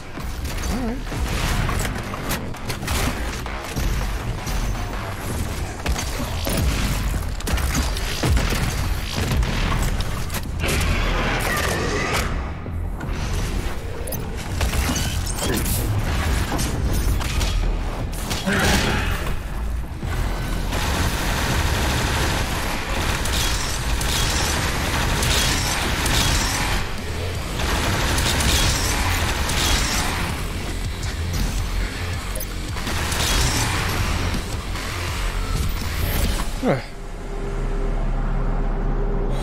I wonder if the first-person camera's mounted offside. Hey, what's up, Gondor? 696969. What is hark? The call of Gondor. 69. Nice. We must ride to their aid.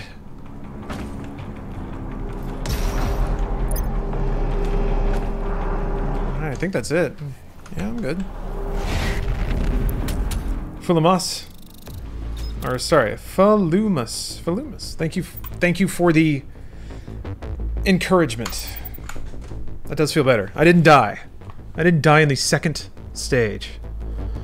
So that's something. We get to go to Cultist Base again. How exciting. Ooh. Blow Magic. Thank you for gifting a sub. Stream looks immaculate. Ooh.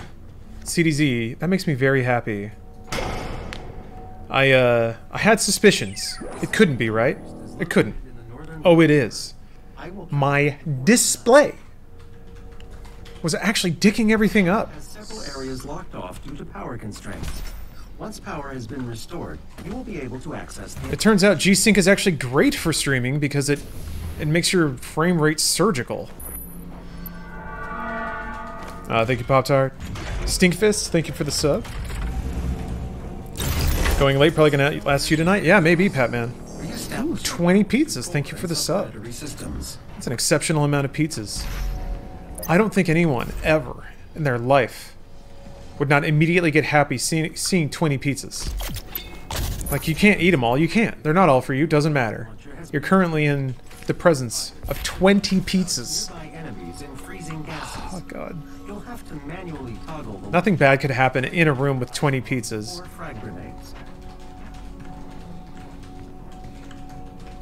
I'm happy to watch it as you are happy it runs this smooth. I am as happy to watch it as you are happy it runs this smooth. Yeah, that's fantastic. That's so, I want to say that's been a nagging thing in the back of my mind for at least 2 years. No joke. I was able to fix the display. I was able to like figure out the ways to keep the jutters from happening in the display, but I just could not, for the life of me, troubleshoot it.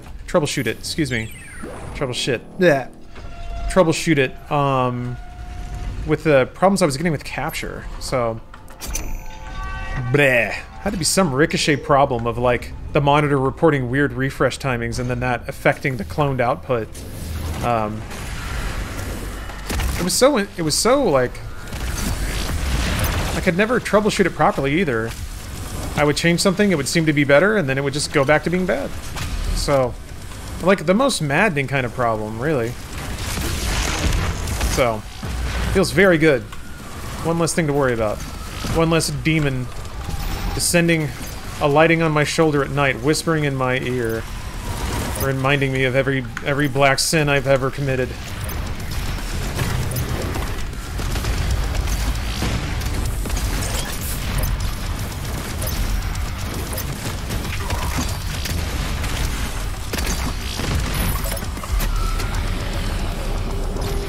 What brand of pizza are the 20 pizzas? Ooh.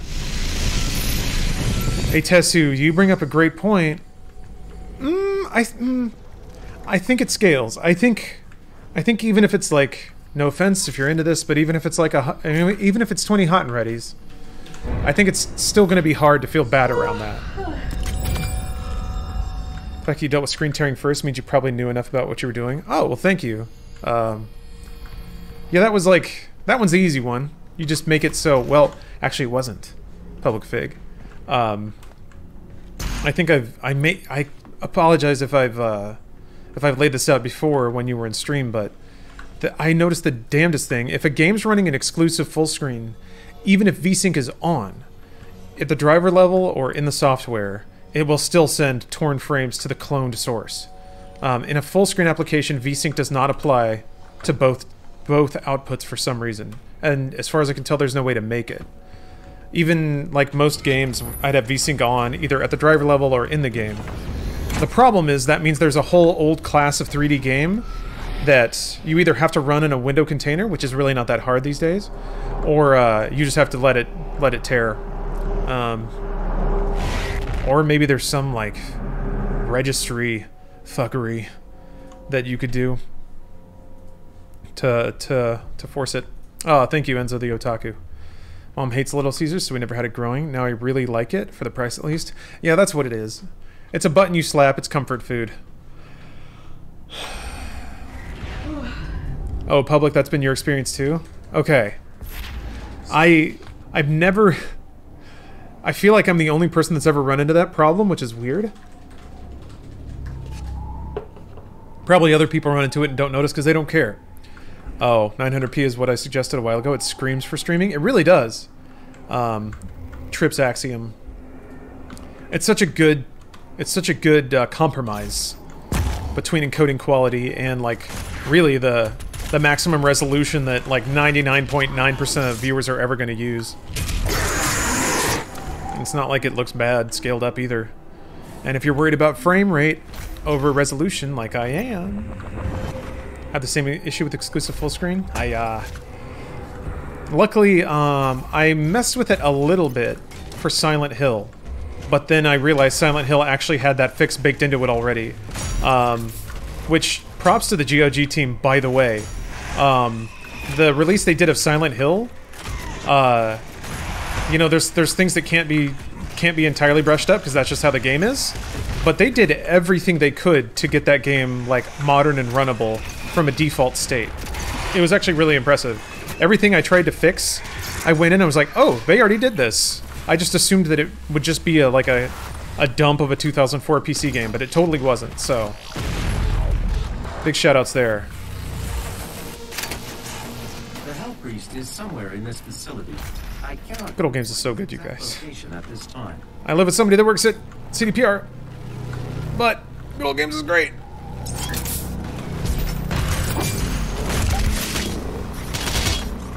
Lawrence?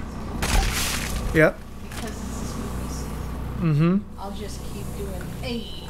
Oh yeah. Every time that you're just like, hey, CD Projekt does this, or GOG is good. just picture me as a skeleton going, hey. Yeah, double finger guns. Yeah. Steph is a spooky skelly, who is doing some email work, but So fucking looking at this shit. but spins around, puts sunglasses on, and double finger guns. How long have you been streaming? Because I've been doing this whole time. Almost 4 hours. Fuck this shit. Yep. I'm fucking. You good? I'm gonna. Oh, it's like an hour before my meetings. Oh. God. So yeah, Steph has to take meetings on Polish time sometimes. Which means in the middle of the night, God, those eyeballs are creepy. I never really saw how creepy those eyes are. And like partially translucent, purple. Bleh. And he has abs. He's got fishy abs. I don't like this. I mean, you're not supposed to, but I don't like it more now that I see all this. Oh. What a guy, That's real power. Easter egg explanation time? I actually don't know the origins of that one. I just know that the dope fish is something that shows up in a lot of id Software games. It was an enemy in Commander Keen, which was a cute, kid-oriented 2D side-scroller that id Software made back in the day. Because John Carmack was one of the only ones who could figure out how to do scrolling sprites on a computer. Which, amusingly, begins id Software's entire run of making games through deep technological innovation. It's kind of John Carmack's calling card, and something id Software has rolled with all the way through, I guess, Doom Eternal.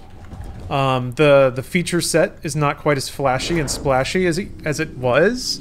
Like for, oh, they low-key made it their icon. Yeah, I know it's just an Easter egg in a couple games. So I guess I have the lore then. I guess I got it all. I thought there might be more to it, but yeah, id Software is one of my more favorite devs because of their legacy of game development and the sort of principles of the games they make. Welcome, Slayer. Is my They make really goofy stuff. Let's see if you're strong enough but- to survive this cursed season. God, I love that one so much. Yeah, let me see if I can get the gun one, yeah. I got the twofer. It's the quit hitting yourself two-pack. Oh boy! No. Alright. The Slayer has Don't know a lot about it. Proceeds to give entire history. personnel. Please be advised. I wasn't 100% confident that I had the totality of that knowledge. So whenever that happens, I want to start from a place of not being definitive. I guess. I gotta have a snack, you guys. I'm getting very hungry. Follow Carmack on Twitter. He speaks in code there too. Dude's a genius. But I was so lost reading his tweets the other day. Yeah, he has opinions about low-level engineering matters. So it's like, it'll be the stuff where it's like, well, if you use the inverse library of the executive sinusoidal function calls in this managed code base, you'll find that the complexity tends to decrease to like n squared over a series of 5 hours. And it's like, you're like, yeah, that's true. We should do that. Yeah, that's got my vote. That's kind of where I'm at. That's...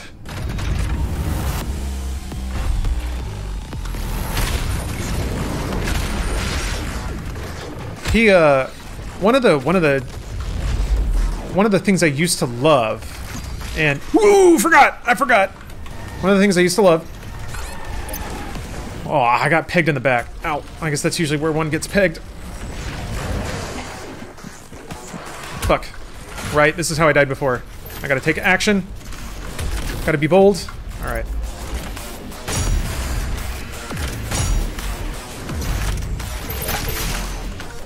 Alright.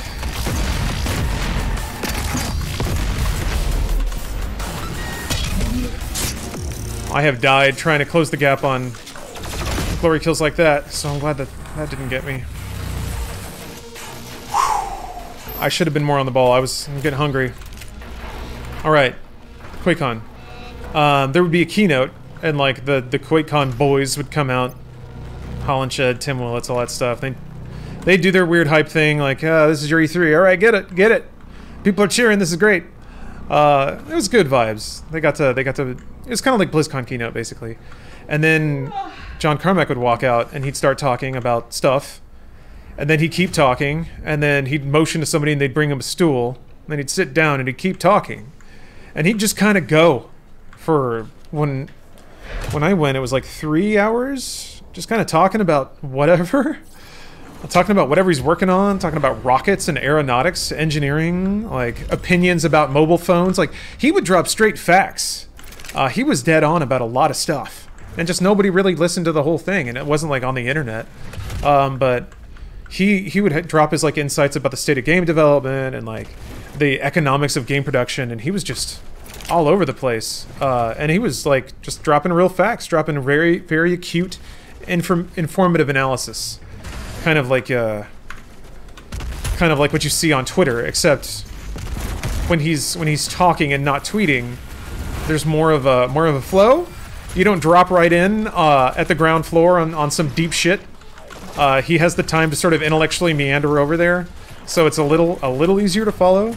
I remember I did a big write-up once about one of his keynotes. It was like when I was really hitting that game journalism beat, and that was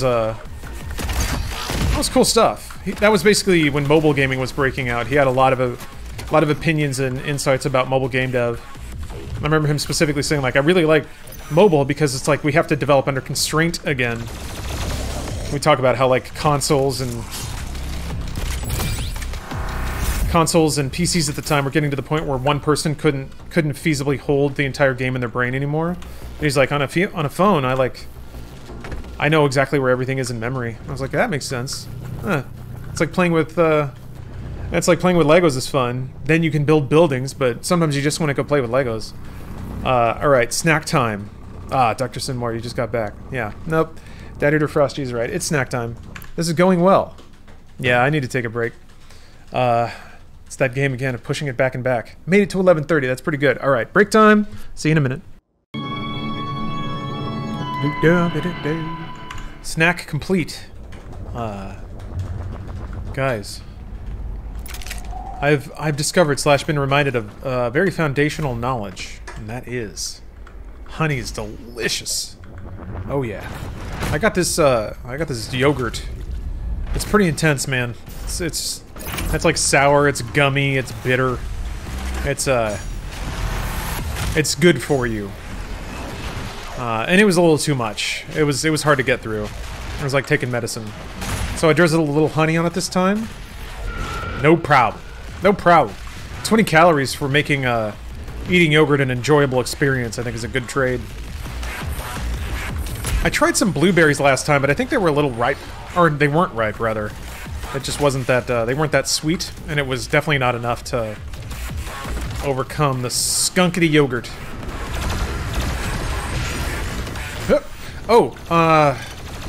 Heads up. Stephanie has some important executive business calls to go on in about 30 minutes. So I will not be on camera, and I will not be on mic. It will just be Doom, and then, I guess, like a little square of video playing?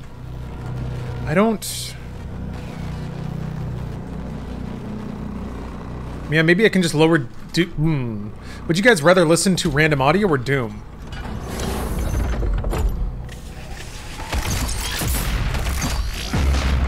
I'm gonna guess Doom, because Doom has great sound design.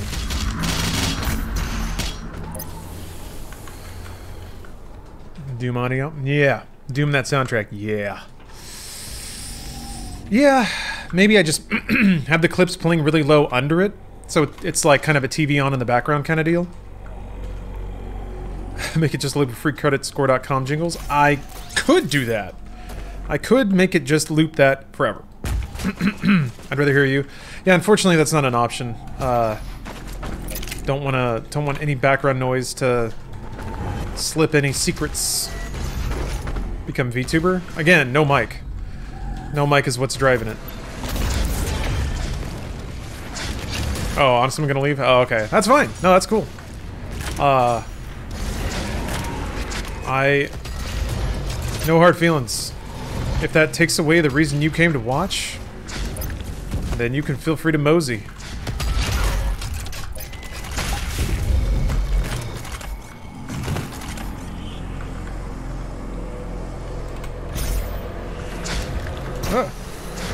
Why not just cam and no audio?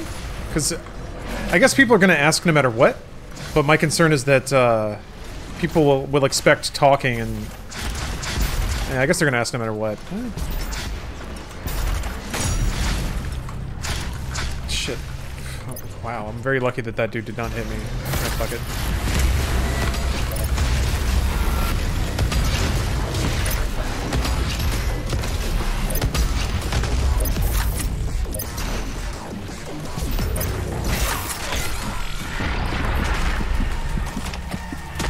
He was hiding!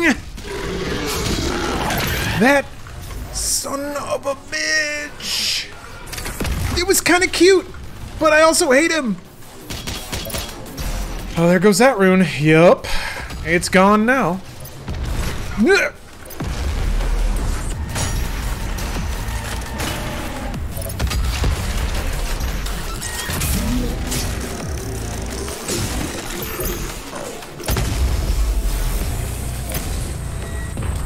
Yeah, I guess you're right. I guess actually probably the best idea is to just kill the mic and that's it. Put it in the title, maybe put up some text. Yeah, I think you got it. The people have spoken. How many hours is this game? If you know what you're doing, maybe like 12?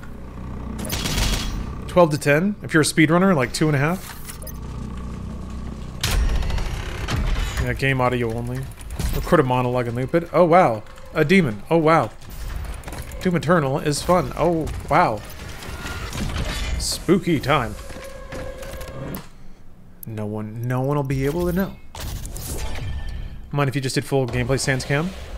Yeah, I could do that. I feel like... I guess the camera... Well, then people would just be like, he's not playing. Yeah, yeah.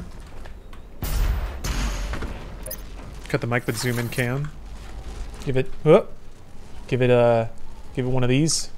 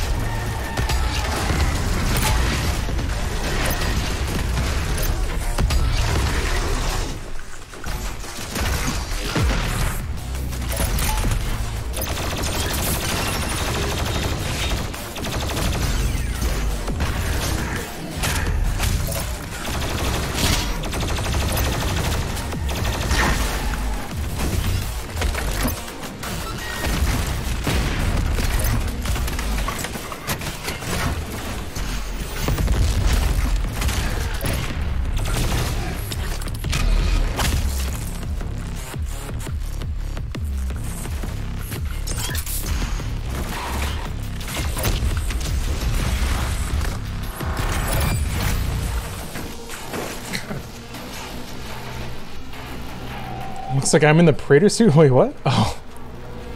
I'm running around. Yeah, Peach Fuzz cam. Yeah, I didn't shave this morning.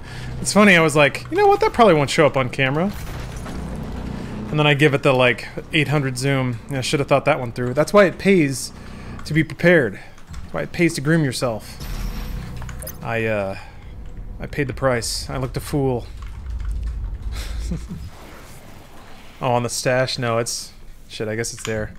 Definitely should have shaved this morning, but that's okay. I'm looking rough and ragged, I guess. Yeah, no Dollar Shave Club sponsor. That's what you get. Have you ever tried growing a beard? Nah. Nah. Doesn't really interest me. I feel like I would never stop scratching at it. I feel like I would just not like the feeling.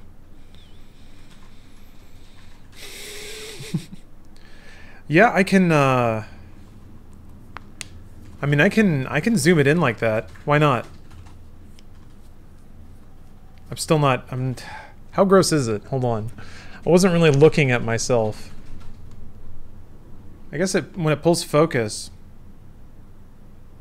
It's just Oh a my little bit. God. What? What? Why is it so close, Lauren? What are you talking about? It's exactly as far away as it always was. I can see how. Look at how blurry. Oh. It's trying. Yeah, it's tons more pronounced close up, isn't it? I would let it just do this. This is kind of trippy, but I worry that it's somehow going to break the camera. I don't know. Is that a thing?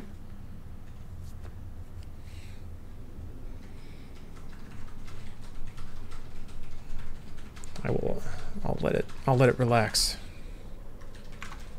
Is it digital? I mean, it runs on electricity. It does not use film. Oh, that was the wrong one. Shit. Oh, this is gonna be fun. Oh, digital zoom, no. God, that sucks. I played myself. Played myself pretty badly. That's gonna make this next interesting. That's gonna make these next encounters really interesting. Because I rely on lock-on heavily as soon as I can get it. Well, manual zoom with autofocus. That's correct.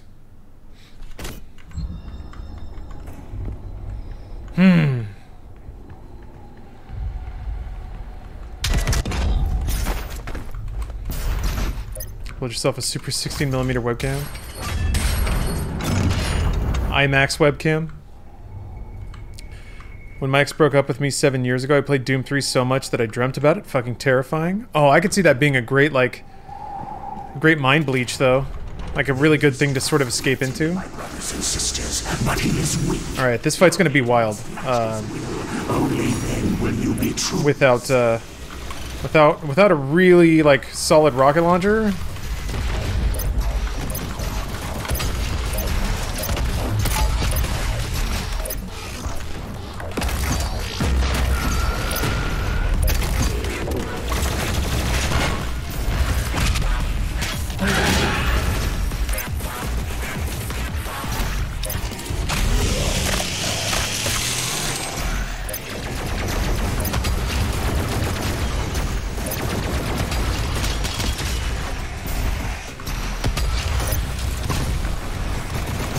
Not even broken. I guess it's not for that.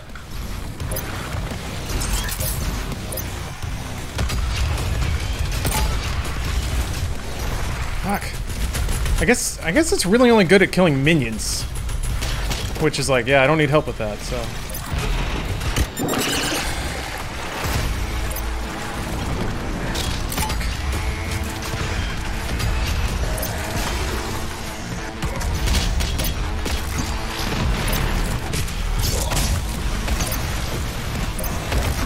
Whiplash, man, I don't know how I'm gonna deal with that. Ugh. That's usually a lock. It's usually a lock on, and I can kill it with rockets, but I need more. Thank you for being a friend. Fuck. Oh, okay.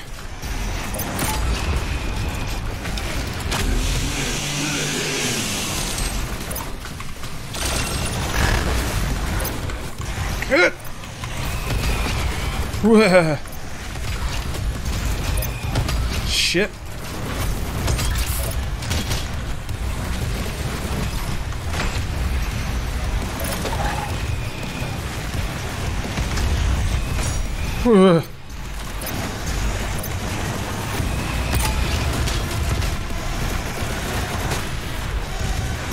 Yes.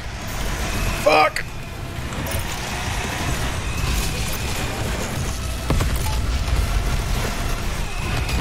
Oh fuck! Shit, what is going on? Fuck. Okay. Nope. Ooh.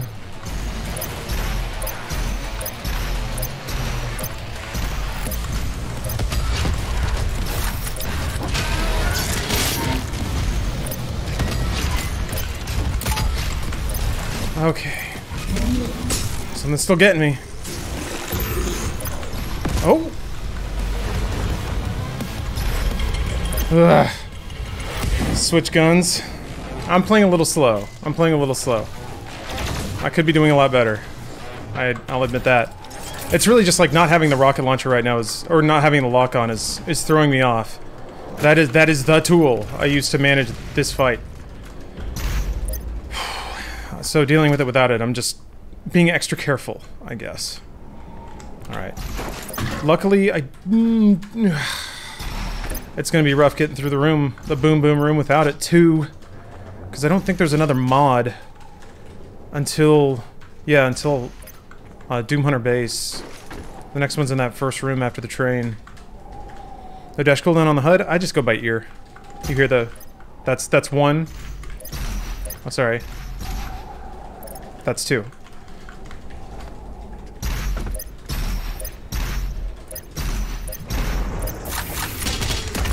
And you fall into the rhythm of the movement. Good shit. I don't really have like, if I need dash, I don't have time to look at the bottom left of the screen. So it's good to rely on things like you can keep your eyes on. Can you unlock lock on later on? Yeah. Every time you find a mod in the game, you can unlock a mod. I just did the wrong one. So the very next mod, I can buy the right one. I just have to get to one. So I locked myself out of it. In his destruction.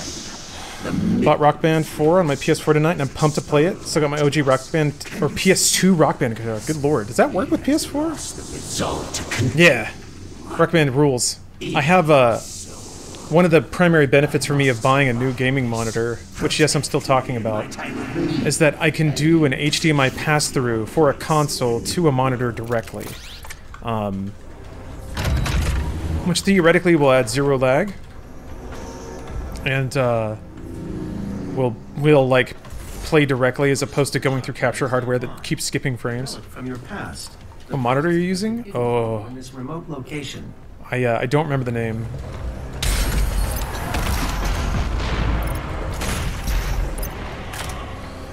It has audio out? Yes, it does, Mark. That was the other big thing. It had to have, yeah, HDMI in and audio out.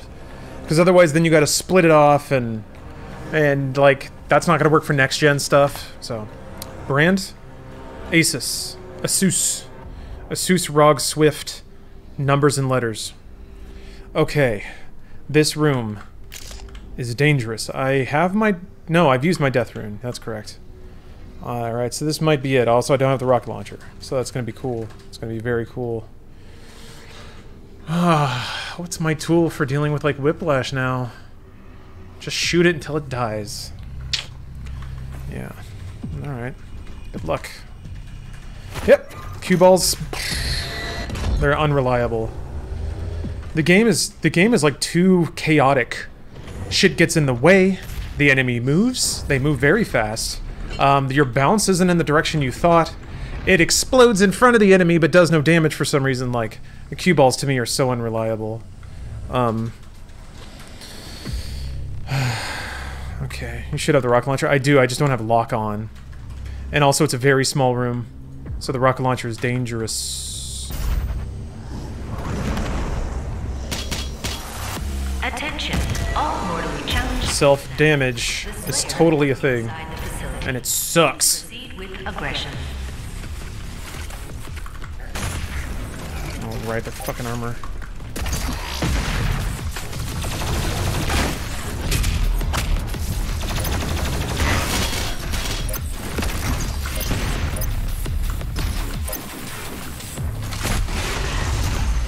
Hey! I'll take it.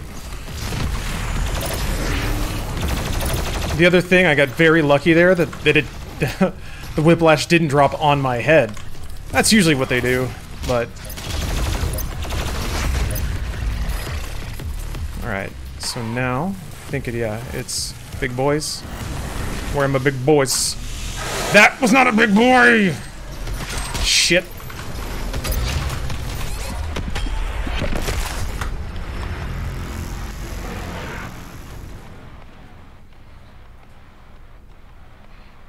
Self-damage.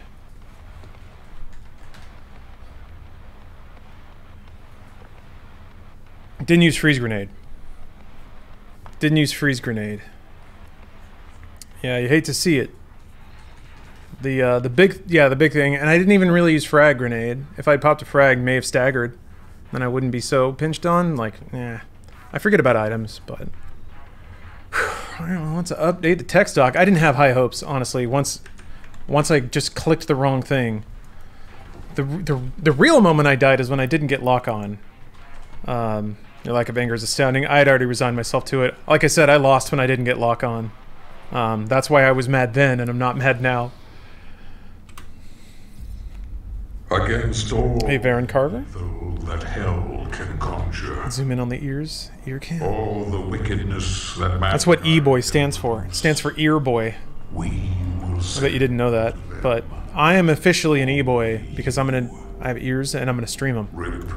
Actually, I have weird bumps on my ear. Until it is done. Today would be a bad day to reveal myself as the world's premier ear boy. I have that, like, your earlobe is like soft tissue, right? But if there's like for some reason, if there's a pimple on it, it just has like a hard lump inside of it. That's where I'm at right now. And if I gave you the mouth cam action on the ears, you never seen the start? Oh, well, that'll be a treat. Here. Oh shit! You never seen the start? I should have just let it rock. Falumas, are you interested in watching Doom Eternal? Because if you are, I'll let the intro go. I'm in that kind of mood.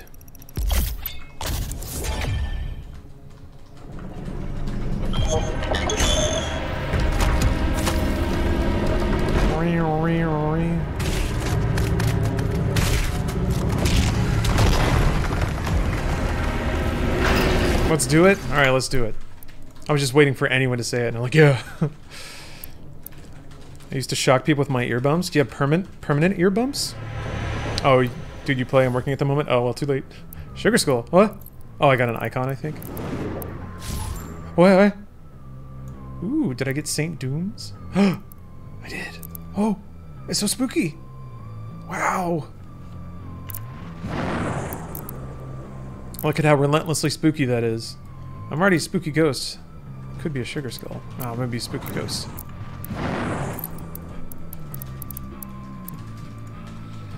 It's very scary. There's a lot of unlockables. There is Rocket Balboa. They've been adding like little trinkets here and there to this game since it launched. The whole time.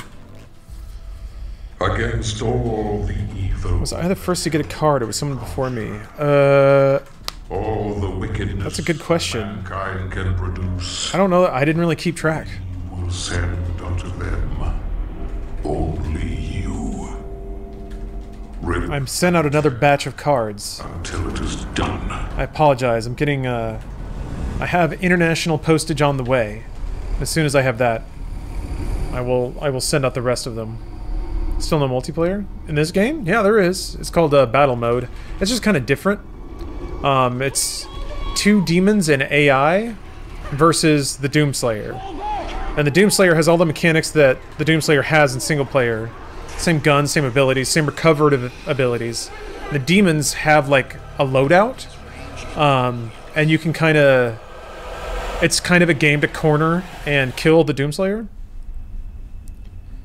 So it's actually a really interesting game type. It really is. It's unique. It's utterly unique. Hey Varen, I will keep on. Keep on. I'll keep on. Please, anyone. Stream makes my night. Appreciate your content. Well, thank you, Qwerty Omar. You clearly know the right keyboard layout. Positate the negative. Exactly. Nearly 60% of our planet has been consumed by the invaders.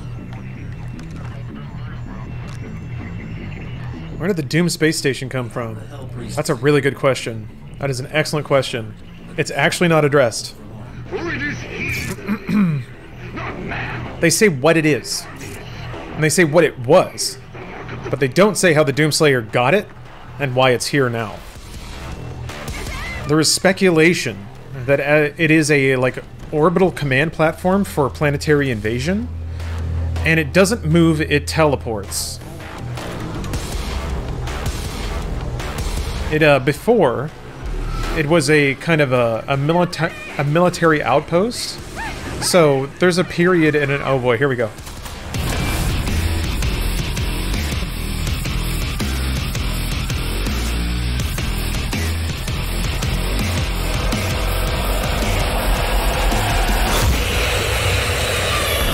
Alright. Somebody ordered up a fresh plate of lore. The Doom Fortress. So there's a window in Argentinour's history. The dudes with all the knights and shit, somebody said, I bet it comes from that. You're right. It does. There was a period when... Let me think about the order shit happened. So Doomslayer showed up. He beat up everybody. The Argenta were like, damn, this guy's for real. So they made him a Knight Sentinel. Alright. Then demons showed up. And, Doomslayer fought the demons with the Argenta. The Argenta kind of were able to protect themselves with the Wraith Shields, as we all know. Okay. Then the Makers show up. Like, I think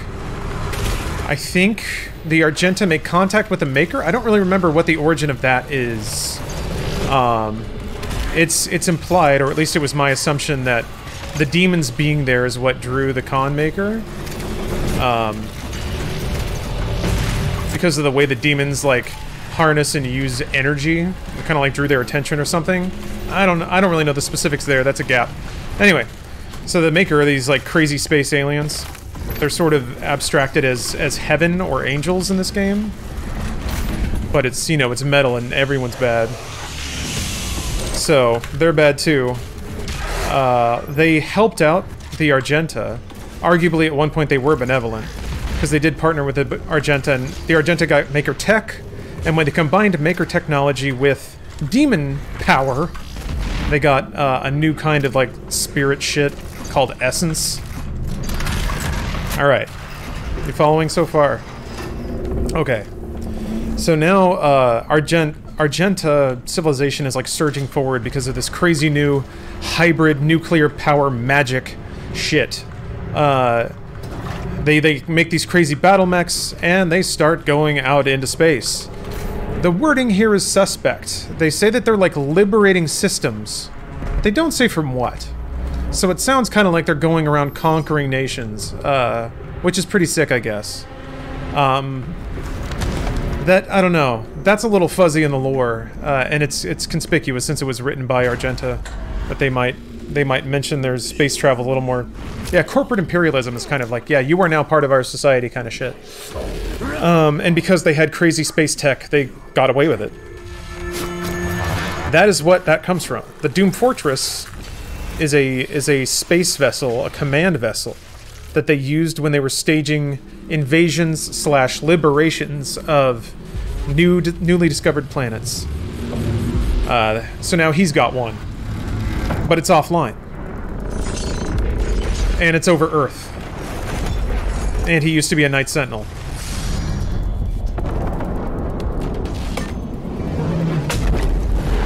So the game is basically him going around, one, killing Hell Priests. Has been terminated. Like that. The demonic consumption of Earth has been reduced by 36.8%.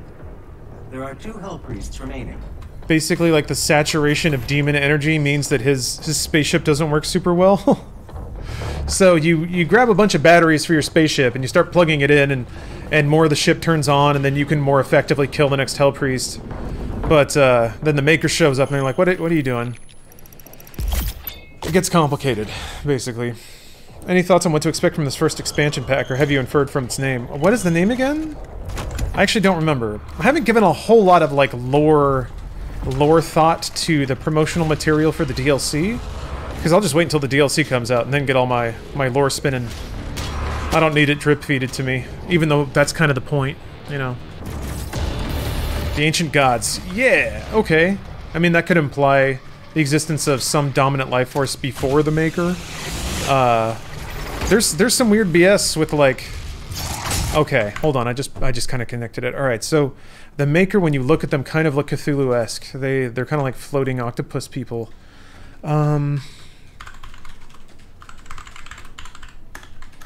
And there's a part at the end of Doom Eternal that you see them kind of cloning their next leader in a vat that they intended to transfer consciousness into. And it's not wearing like armor plating or anything, and it straight up looks like a Cthulhu monster. It's like a big old jellyfish thing with a squid head. So you can kind of see them better there. So it almost seems like it doesn't quite fit in a weird way. Like, this is very different. It almost feels like the Maker are the old gods, but they've been taken over, or domineered, or merged with something. Oh yeah, they have like squid tentacles under there too, but like when it wears a dress, it doesn't look like that. So it's this also like that kind of jives with their role in the story, how they kind of represent themselves to be saviors, but really they're kind of it's the Matrix thing. They're kind of raising up civilizations to fuel energy to them so they can maintain their society. Oh, then all the tentacles attack you too. Yeah, that's Doom for you. Yeah, and they have like cool fiery angel wings, and then you like have to chain up to it and punch it, brah. You have to blood punch a flaming angel to death in Doom Eternal, which is pretty sick. So anyway, it does seem to be all about, or rather, they seem to imply more about Samur and what's going on there. His relationship to the Maker. It exists another faction, the Old Gods, or they're calling the Maker the Old Gods because they look Cthulhu-esque, and that seems like a phrase that would fit to that. That's kind of where my head's at. That's just going to tell you more about Maker BS and how they're actually creepy Cthulhu monsters, but they put on white and gold and look like angels sometimes. That's pretty neat. Pretty metal. What's more metal than being like, what if angels were bad? Blah, blah, blah. It is also fun to play with the concept of like things that appear divine. Maybe just operating on another tier of life and to make them better. What's up, Art Dace? How much do you know about the Divinity Machine? Not much. I know that there was a Titan running wild on the Argenta. Samur kind of snuck the Doomslayer away, plugged him in, gave him a well-rested buff, and kicked him out, and that was it. And then theoretically, Samur stole the Father, which prevented the Maker from reincarnating.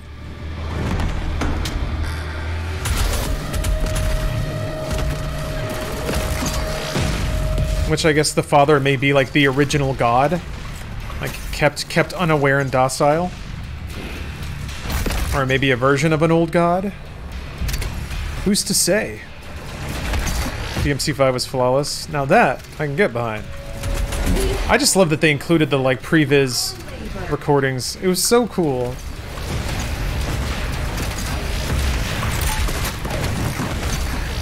I was just a little bit weirded out that like Trish and Lady are in the game for basically no reason. But hey man, it's Devil May Cry. I don't know that I'm going to the game for like deep character arcs. So it had it where it counted.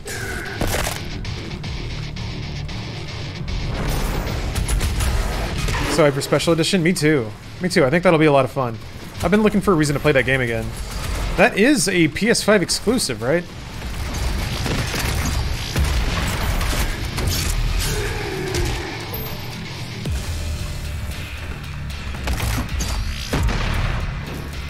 DMC has no reason, yeah. It does have sort of a punk sensibility about it in that regard. Just does whatever feels right. It's on both. It'll be on PC as well. Yeah, there we go. That's what I wanted to hear. I'm kind of excited to see what a PS5 can do, but I still don't believe, even on day one, that the PS5 is going to be a better experience than PC. Maybe if the controller's like really cool? Also, yeah, PC doesn't have Demon Souls, so that's that. Just wrap that up and put it away. We're gonna get a PS5, boys. Hollow Lady Thick. I think we settled this a couple times over. I believe the very diplomatic conclusion was please enjoy if you like.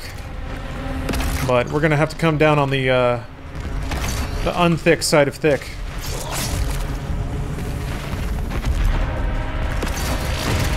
It's a little wishful thinking. That's okay. Man, I danced between that. That was weird. Oh, you're looking at standard DMC5? Sucks it won't be on PC. Okay. That was my understanding. Which kind of makes me more excited about PS5, but... we'll see.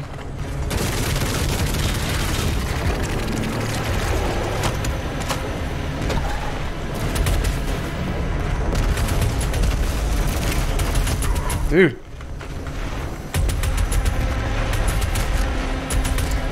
Wait. I don't like this. Ah! Holy shit! Oh, okay. I'm gonna kill the mic, you guys. Won't hear a thing. Goodbye.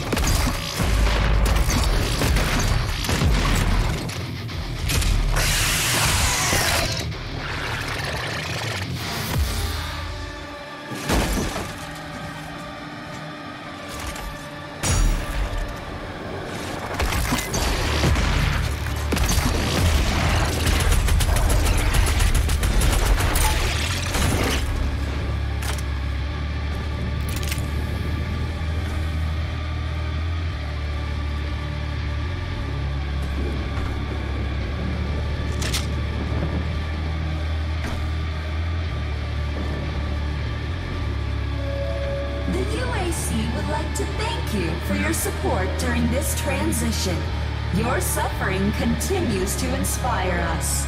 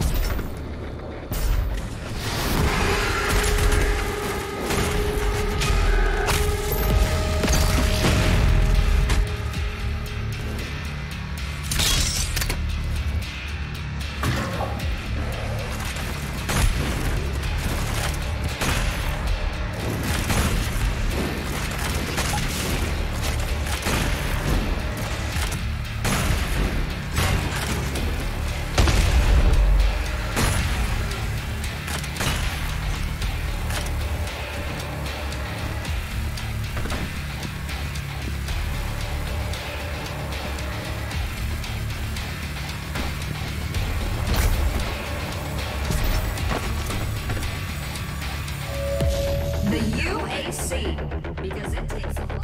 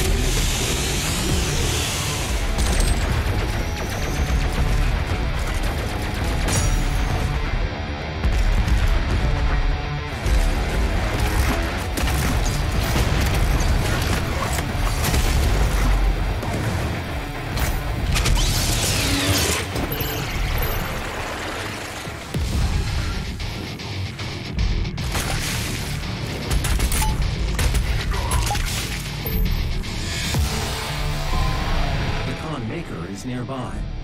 She is inside that demonic citadel. I will mark her location on your HUD. The gathering of Hell Priests is located just above your location. My scans indicate there is a lift at the center of this facility.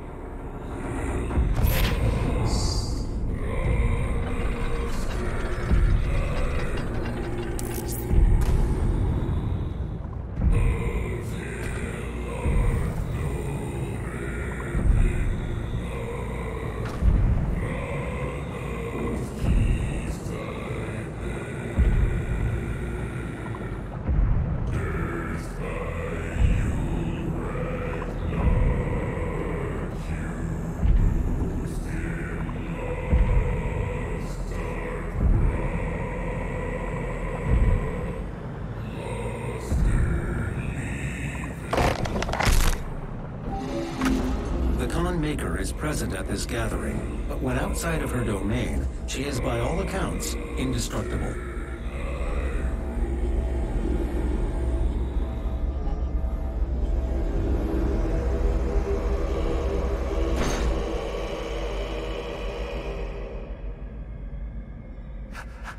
How can this be? No man can pass through the gate. It is...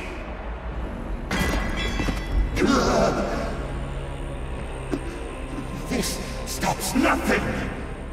The sacrament of this world to the great Khan Maker will be made, and the energy will be restored once again.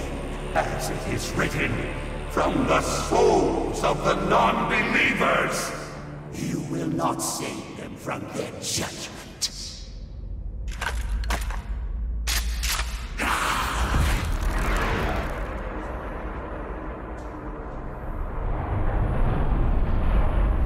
You go too far this time. You cannot interfere. This is humanity's chance to repent, to give service to us. You cannot resist the will of the Khan Maker. Activating the portal now. For it was you who was meant to enforce it.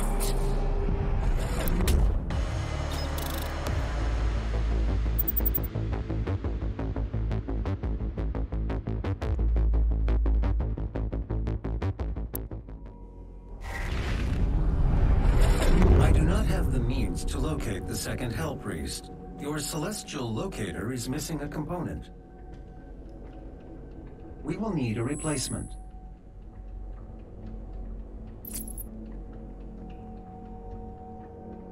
I've completed the redesign of your equipment launcher. The flame belch is now ready for your approval.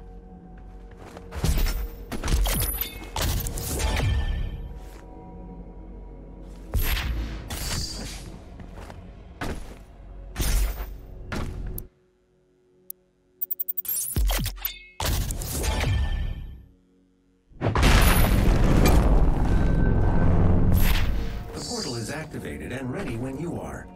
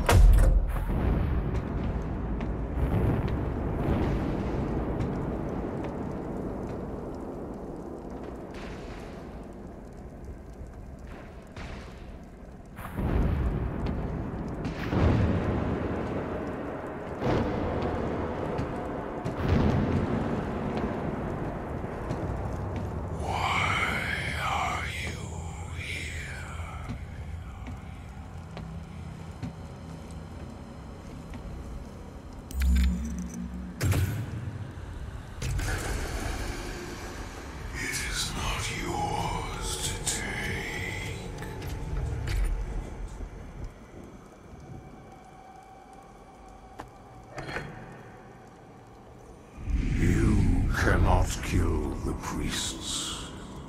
You know our laws.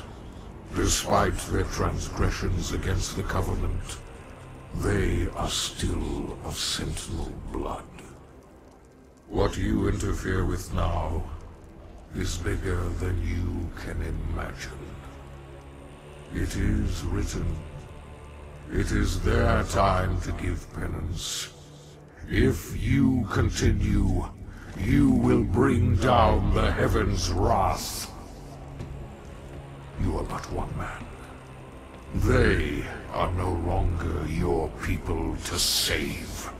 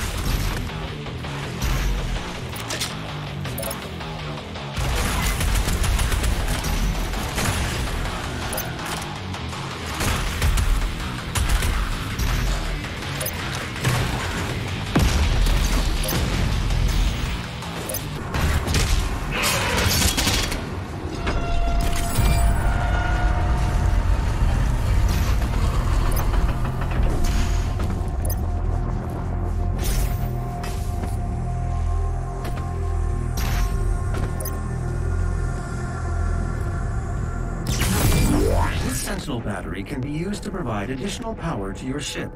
Several modules remain unused. Finding more batteries will enable you to utilize the full functions of your command station.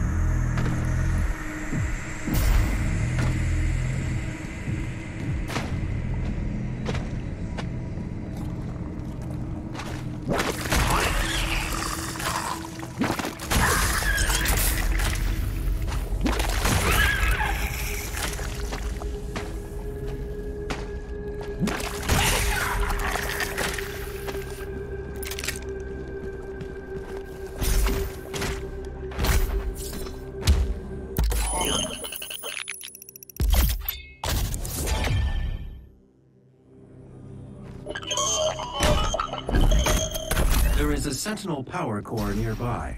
You can use it to activate the mech and clear a path forward.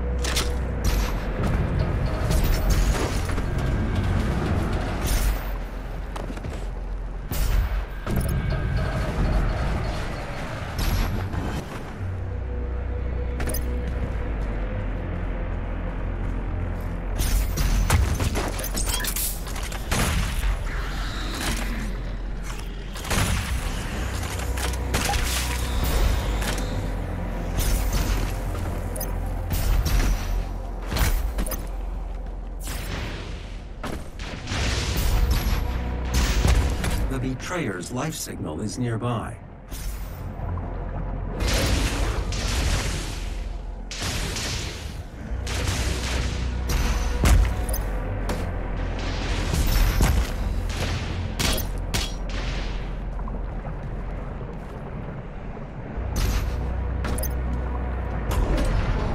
There are motion sensors and artillery everywhere.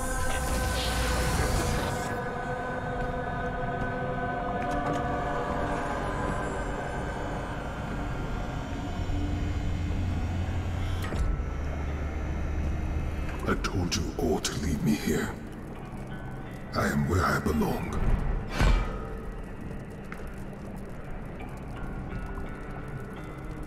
Saving your people will not bring you peace. Only make the burden you carry worse.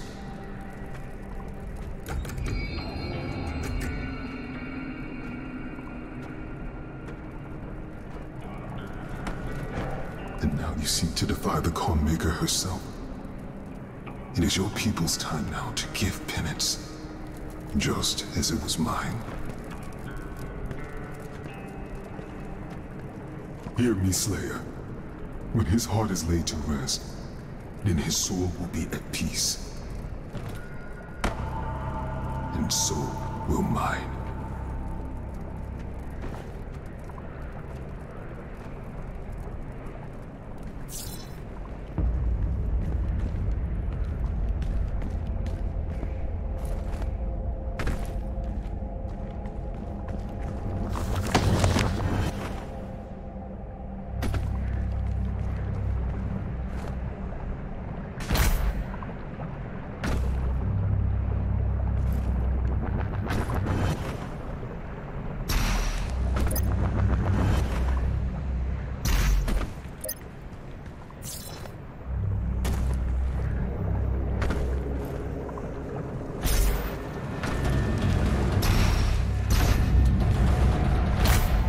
The extraction point has been identified. I will mark its location on your HUD.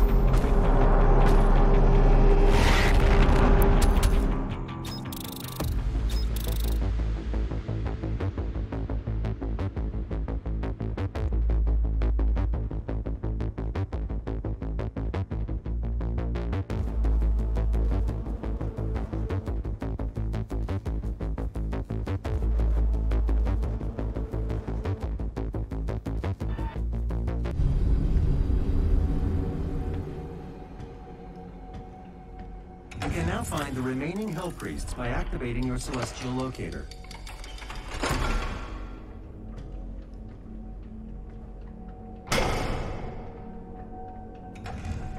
The second Hell Priest is located in the northern region of Earth.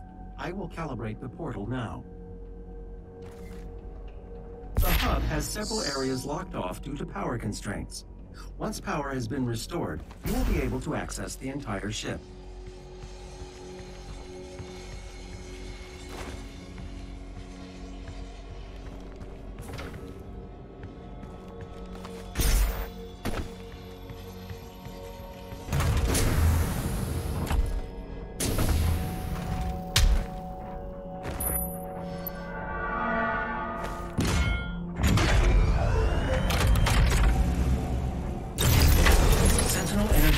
Rising, re-establishing power to core and supplementary systems.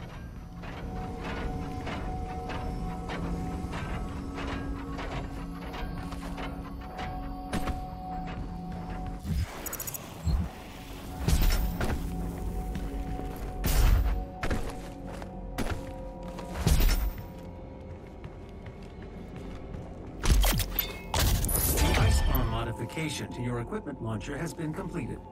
Once fired, the bomb will douse nearby enemies in freezing gas. You'll have to manually toggle the launcher to fire either ice bombs or frag grenades.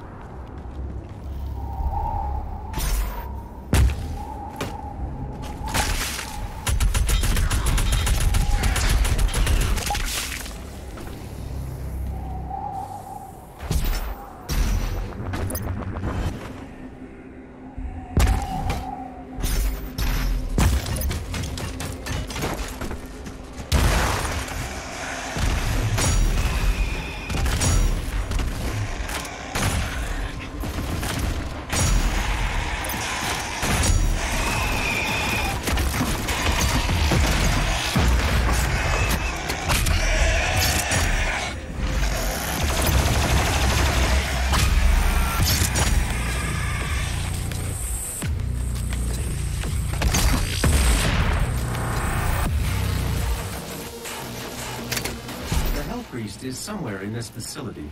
I cannot pinpoint his exact location at this time.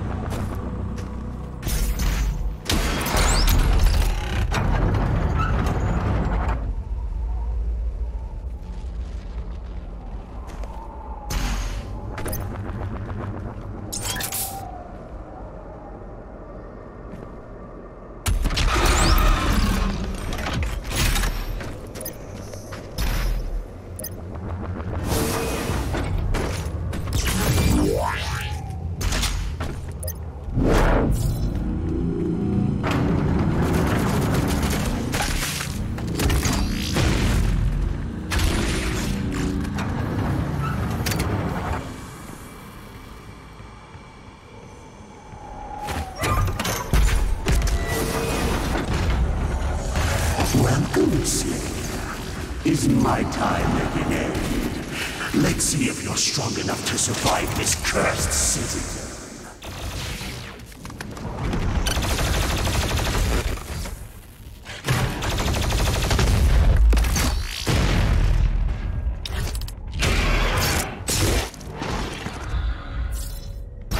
The Slayer has arrived. All mortally challenged personnel, please be advised.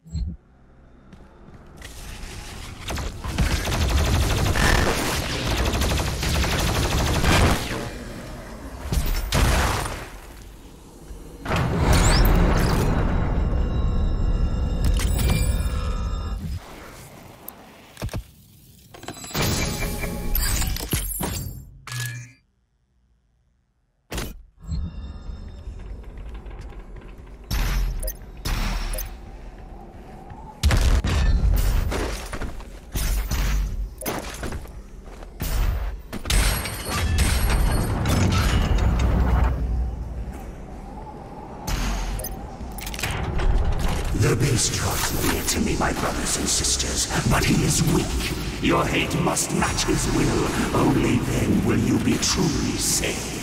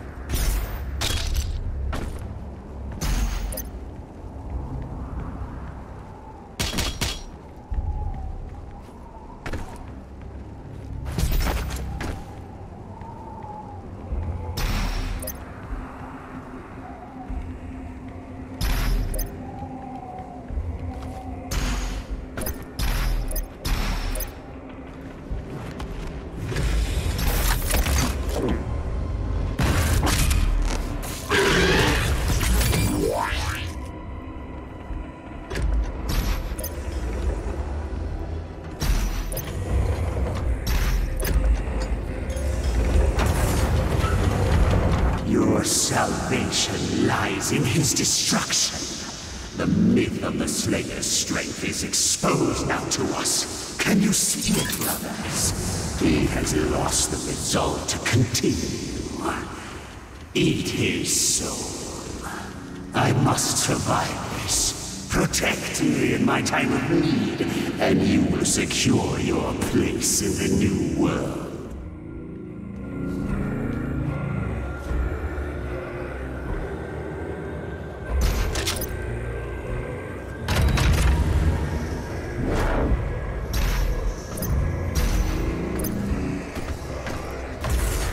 Your super shotgun is nearby, a relic from your past.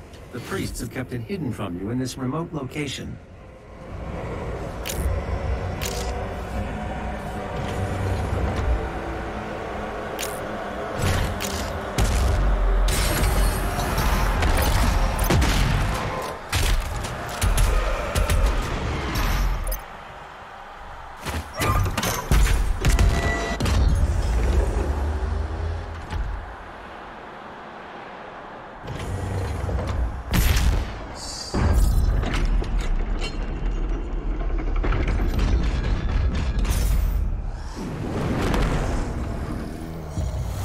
Attention, all mortally challenged personnel. The Slayer is inside the facility. Please proceed with aggression.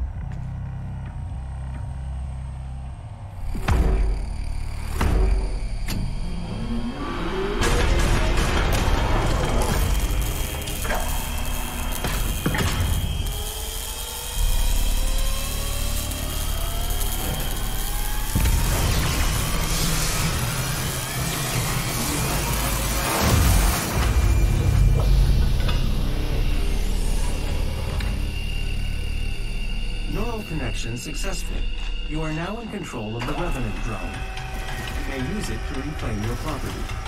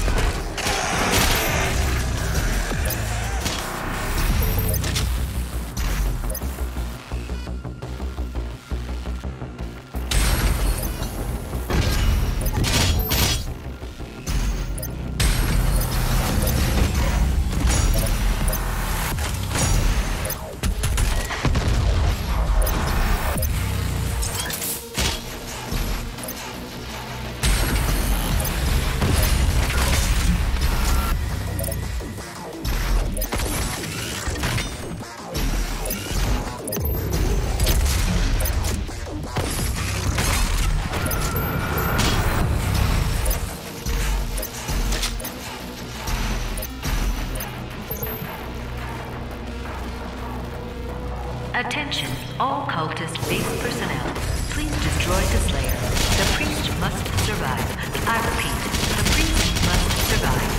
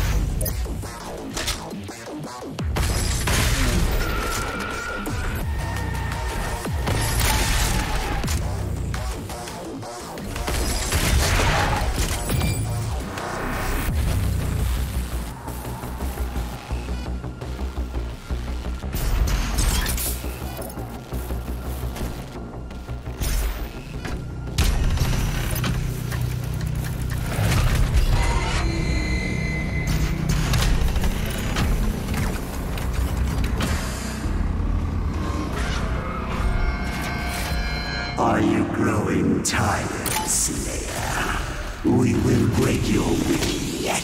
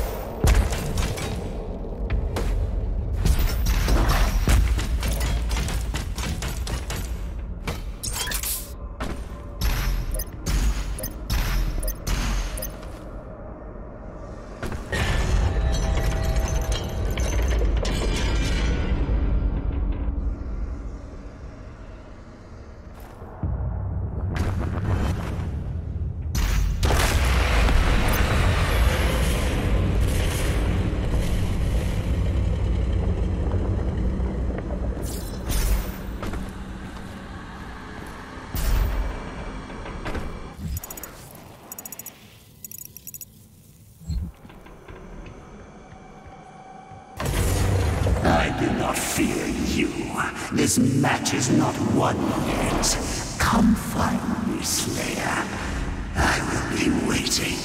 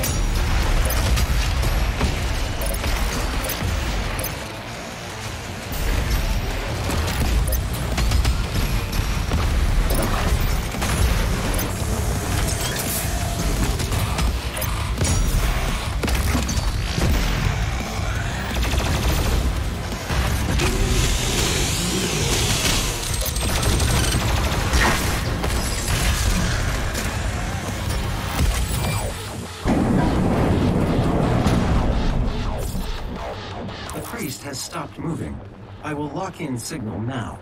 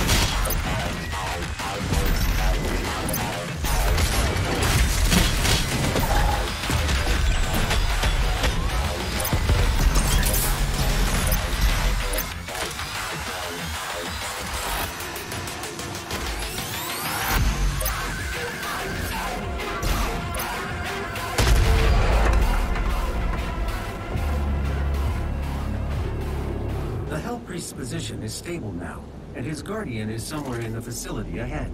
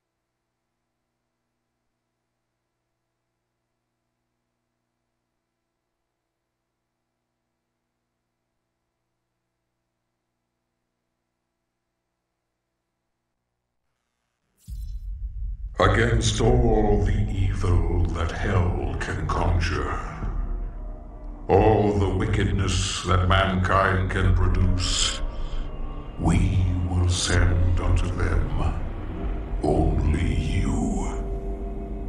Rip and tear until it is done.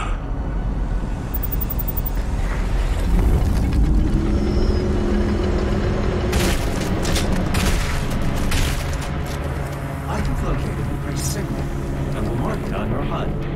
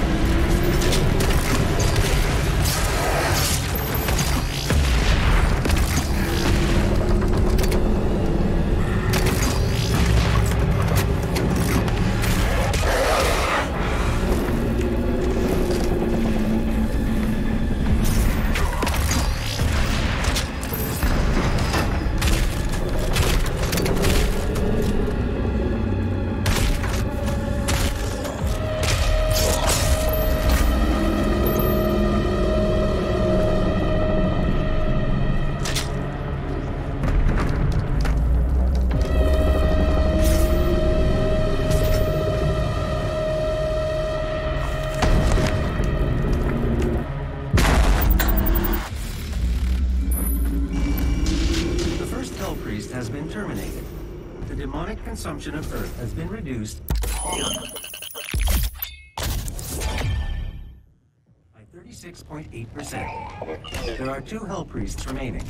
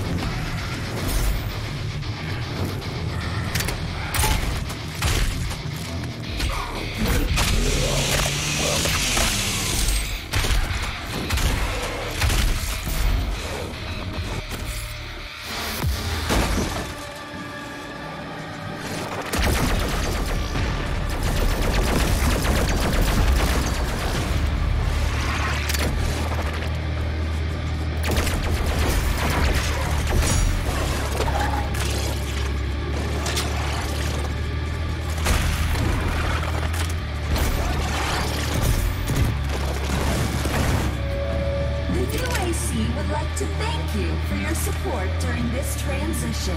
Your suffering continues to inspire us.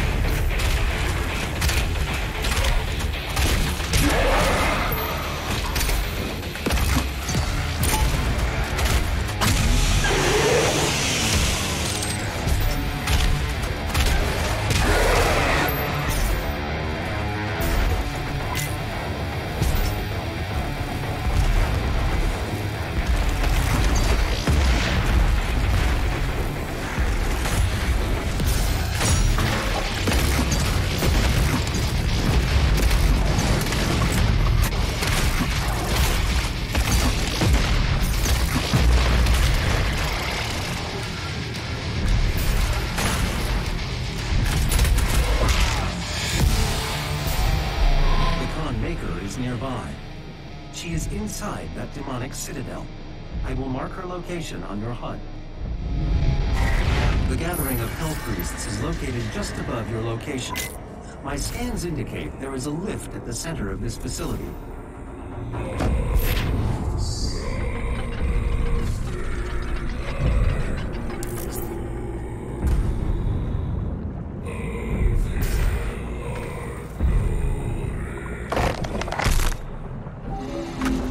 The Khan Maker is present at this gathering, but when outside of her dome...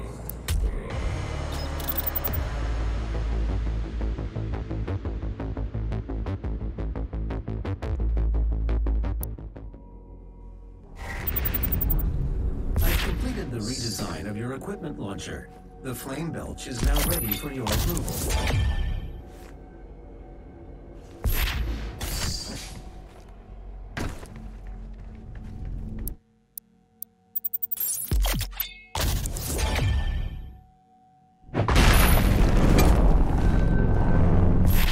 The portal is activated and ready when you are.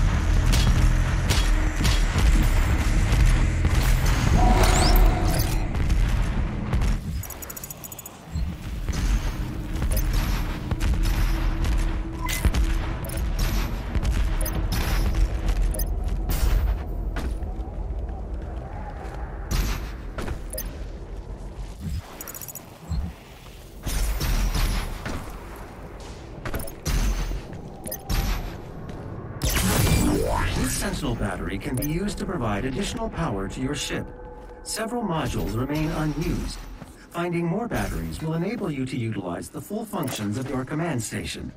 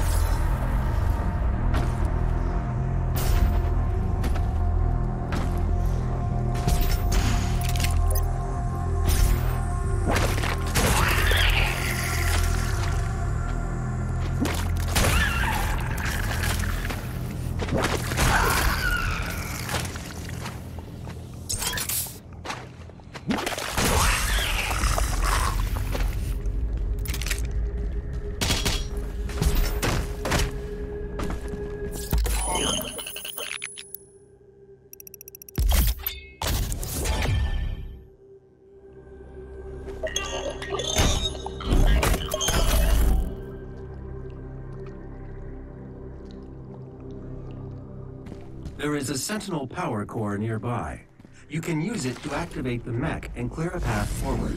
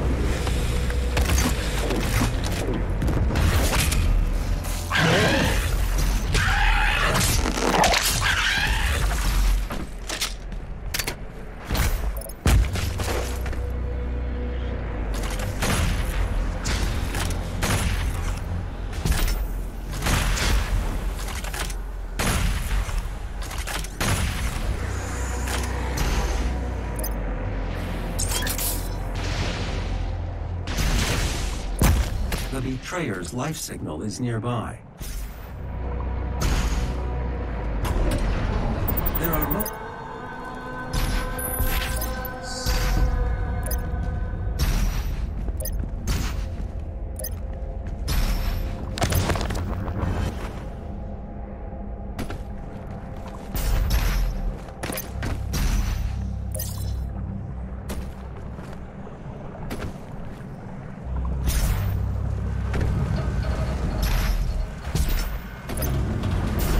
The extraction point has been identified.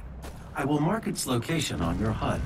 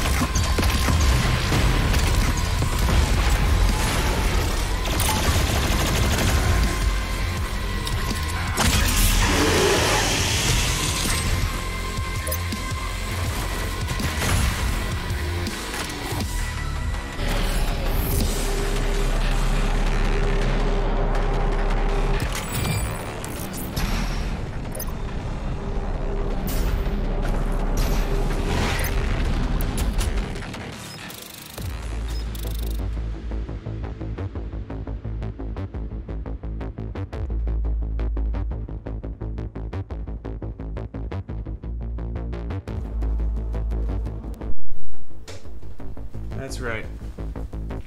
I cut the power to be double secret safe. I appreciate it. Yeah, no worries. I'm back on mic to tell you that I am done. That's it for tonight.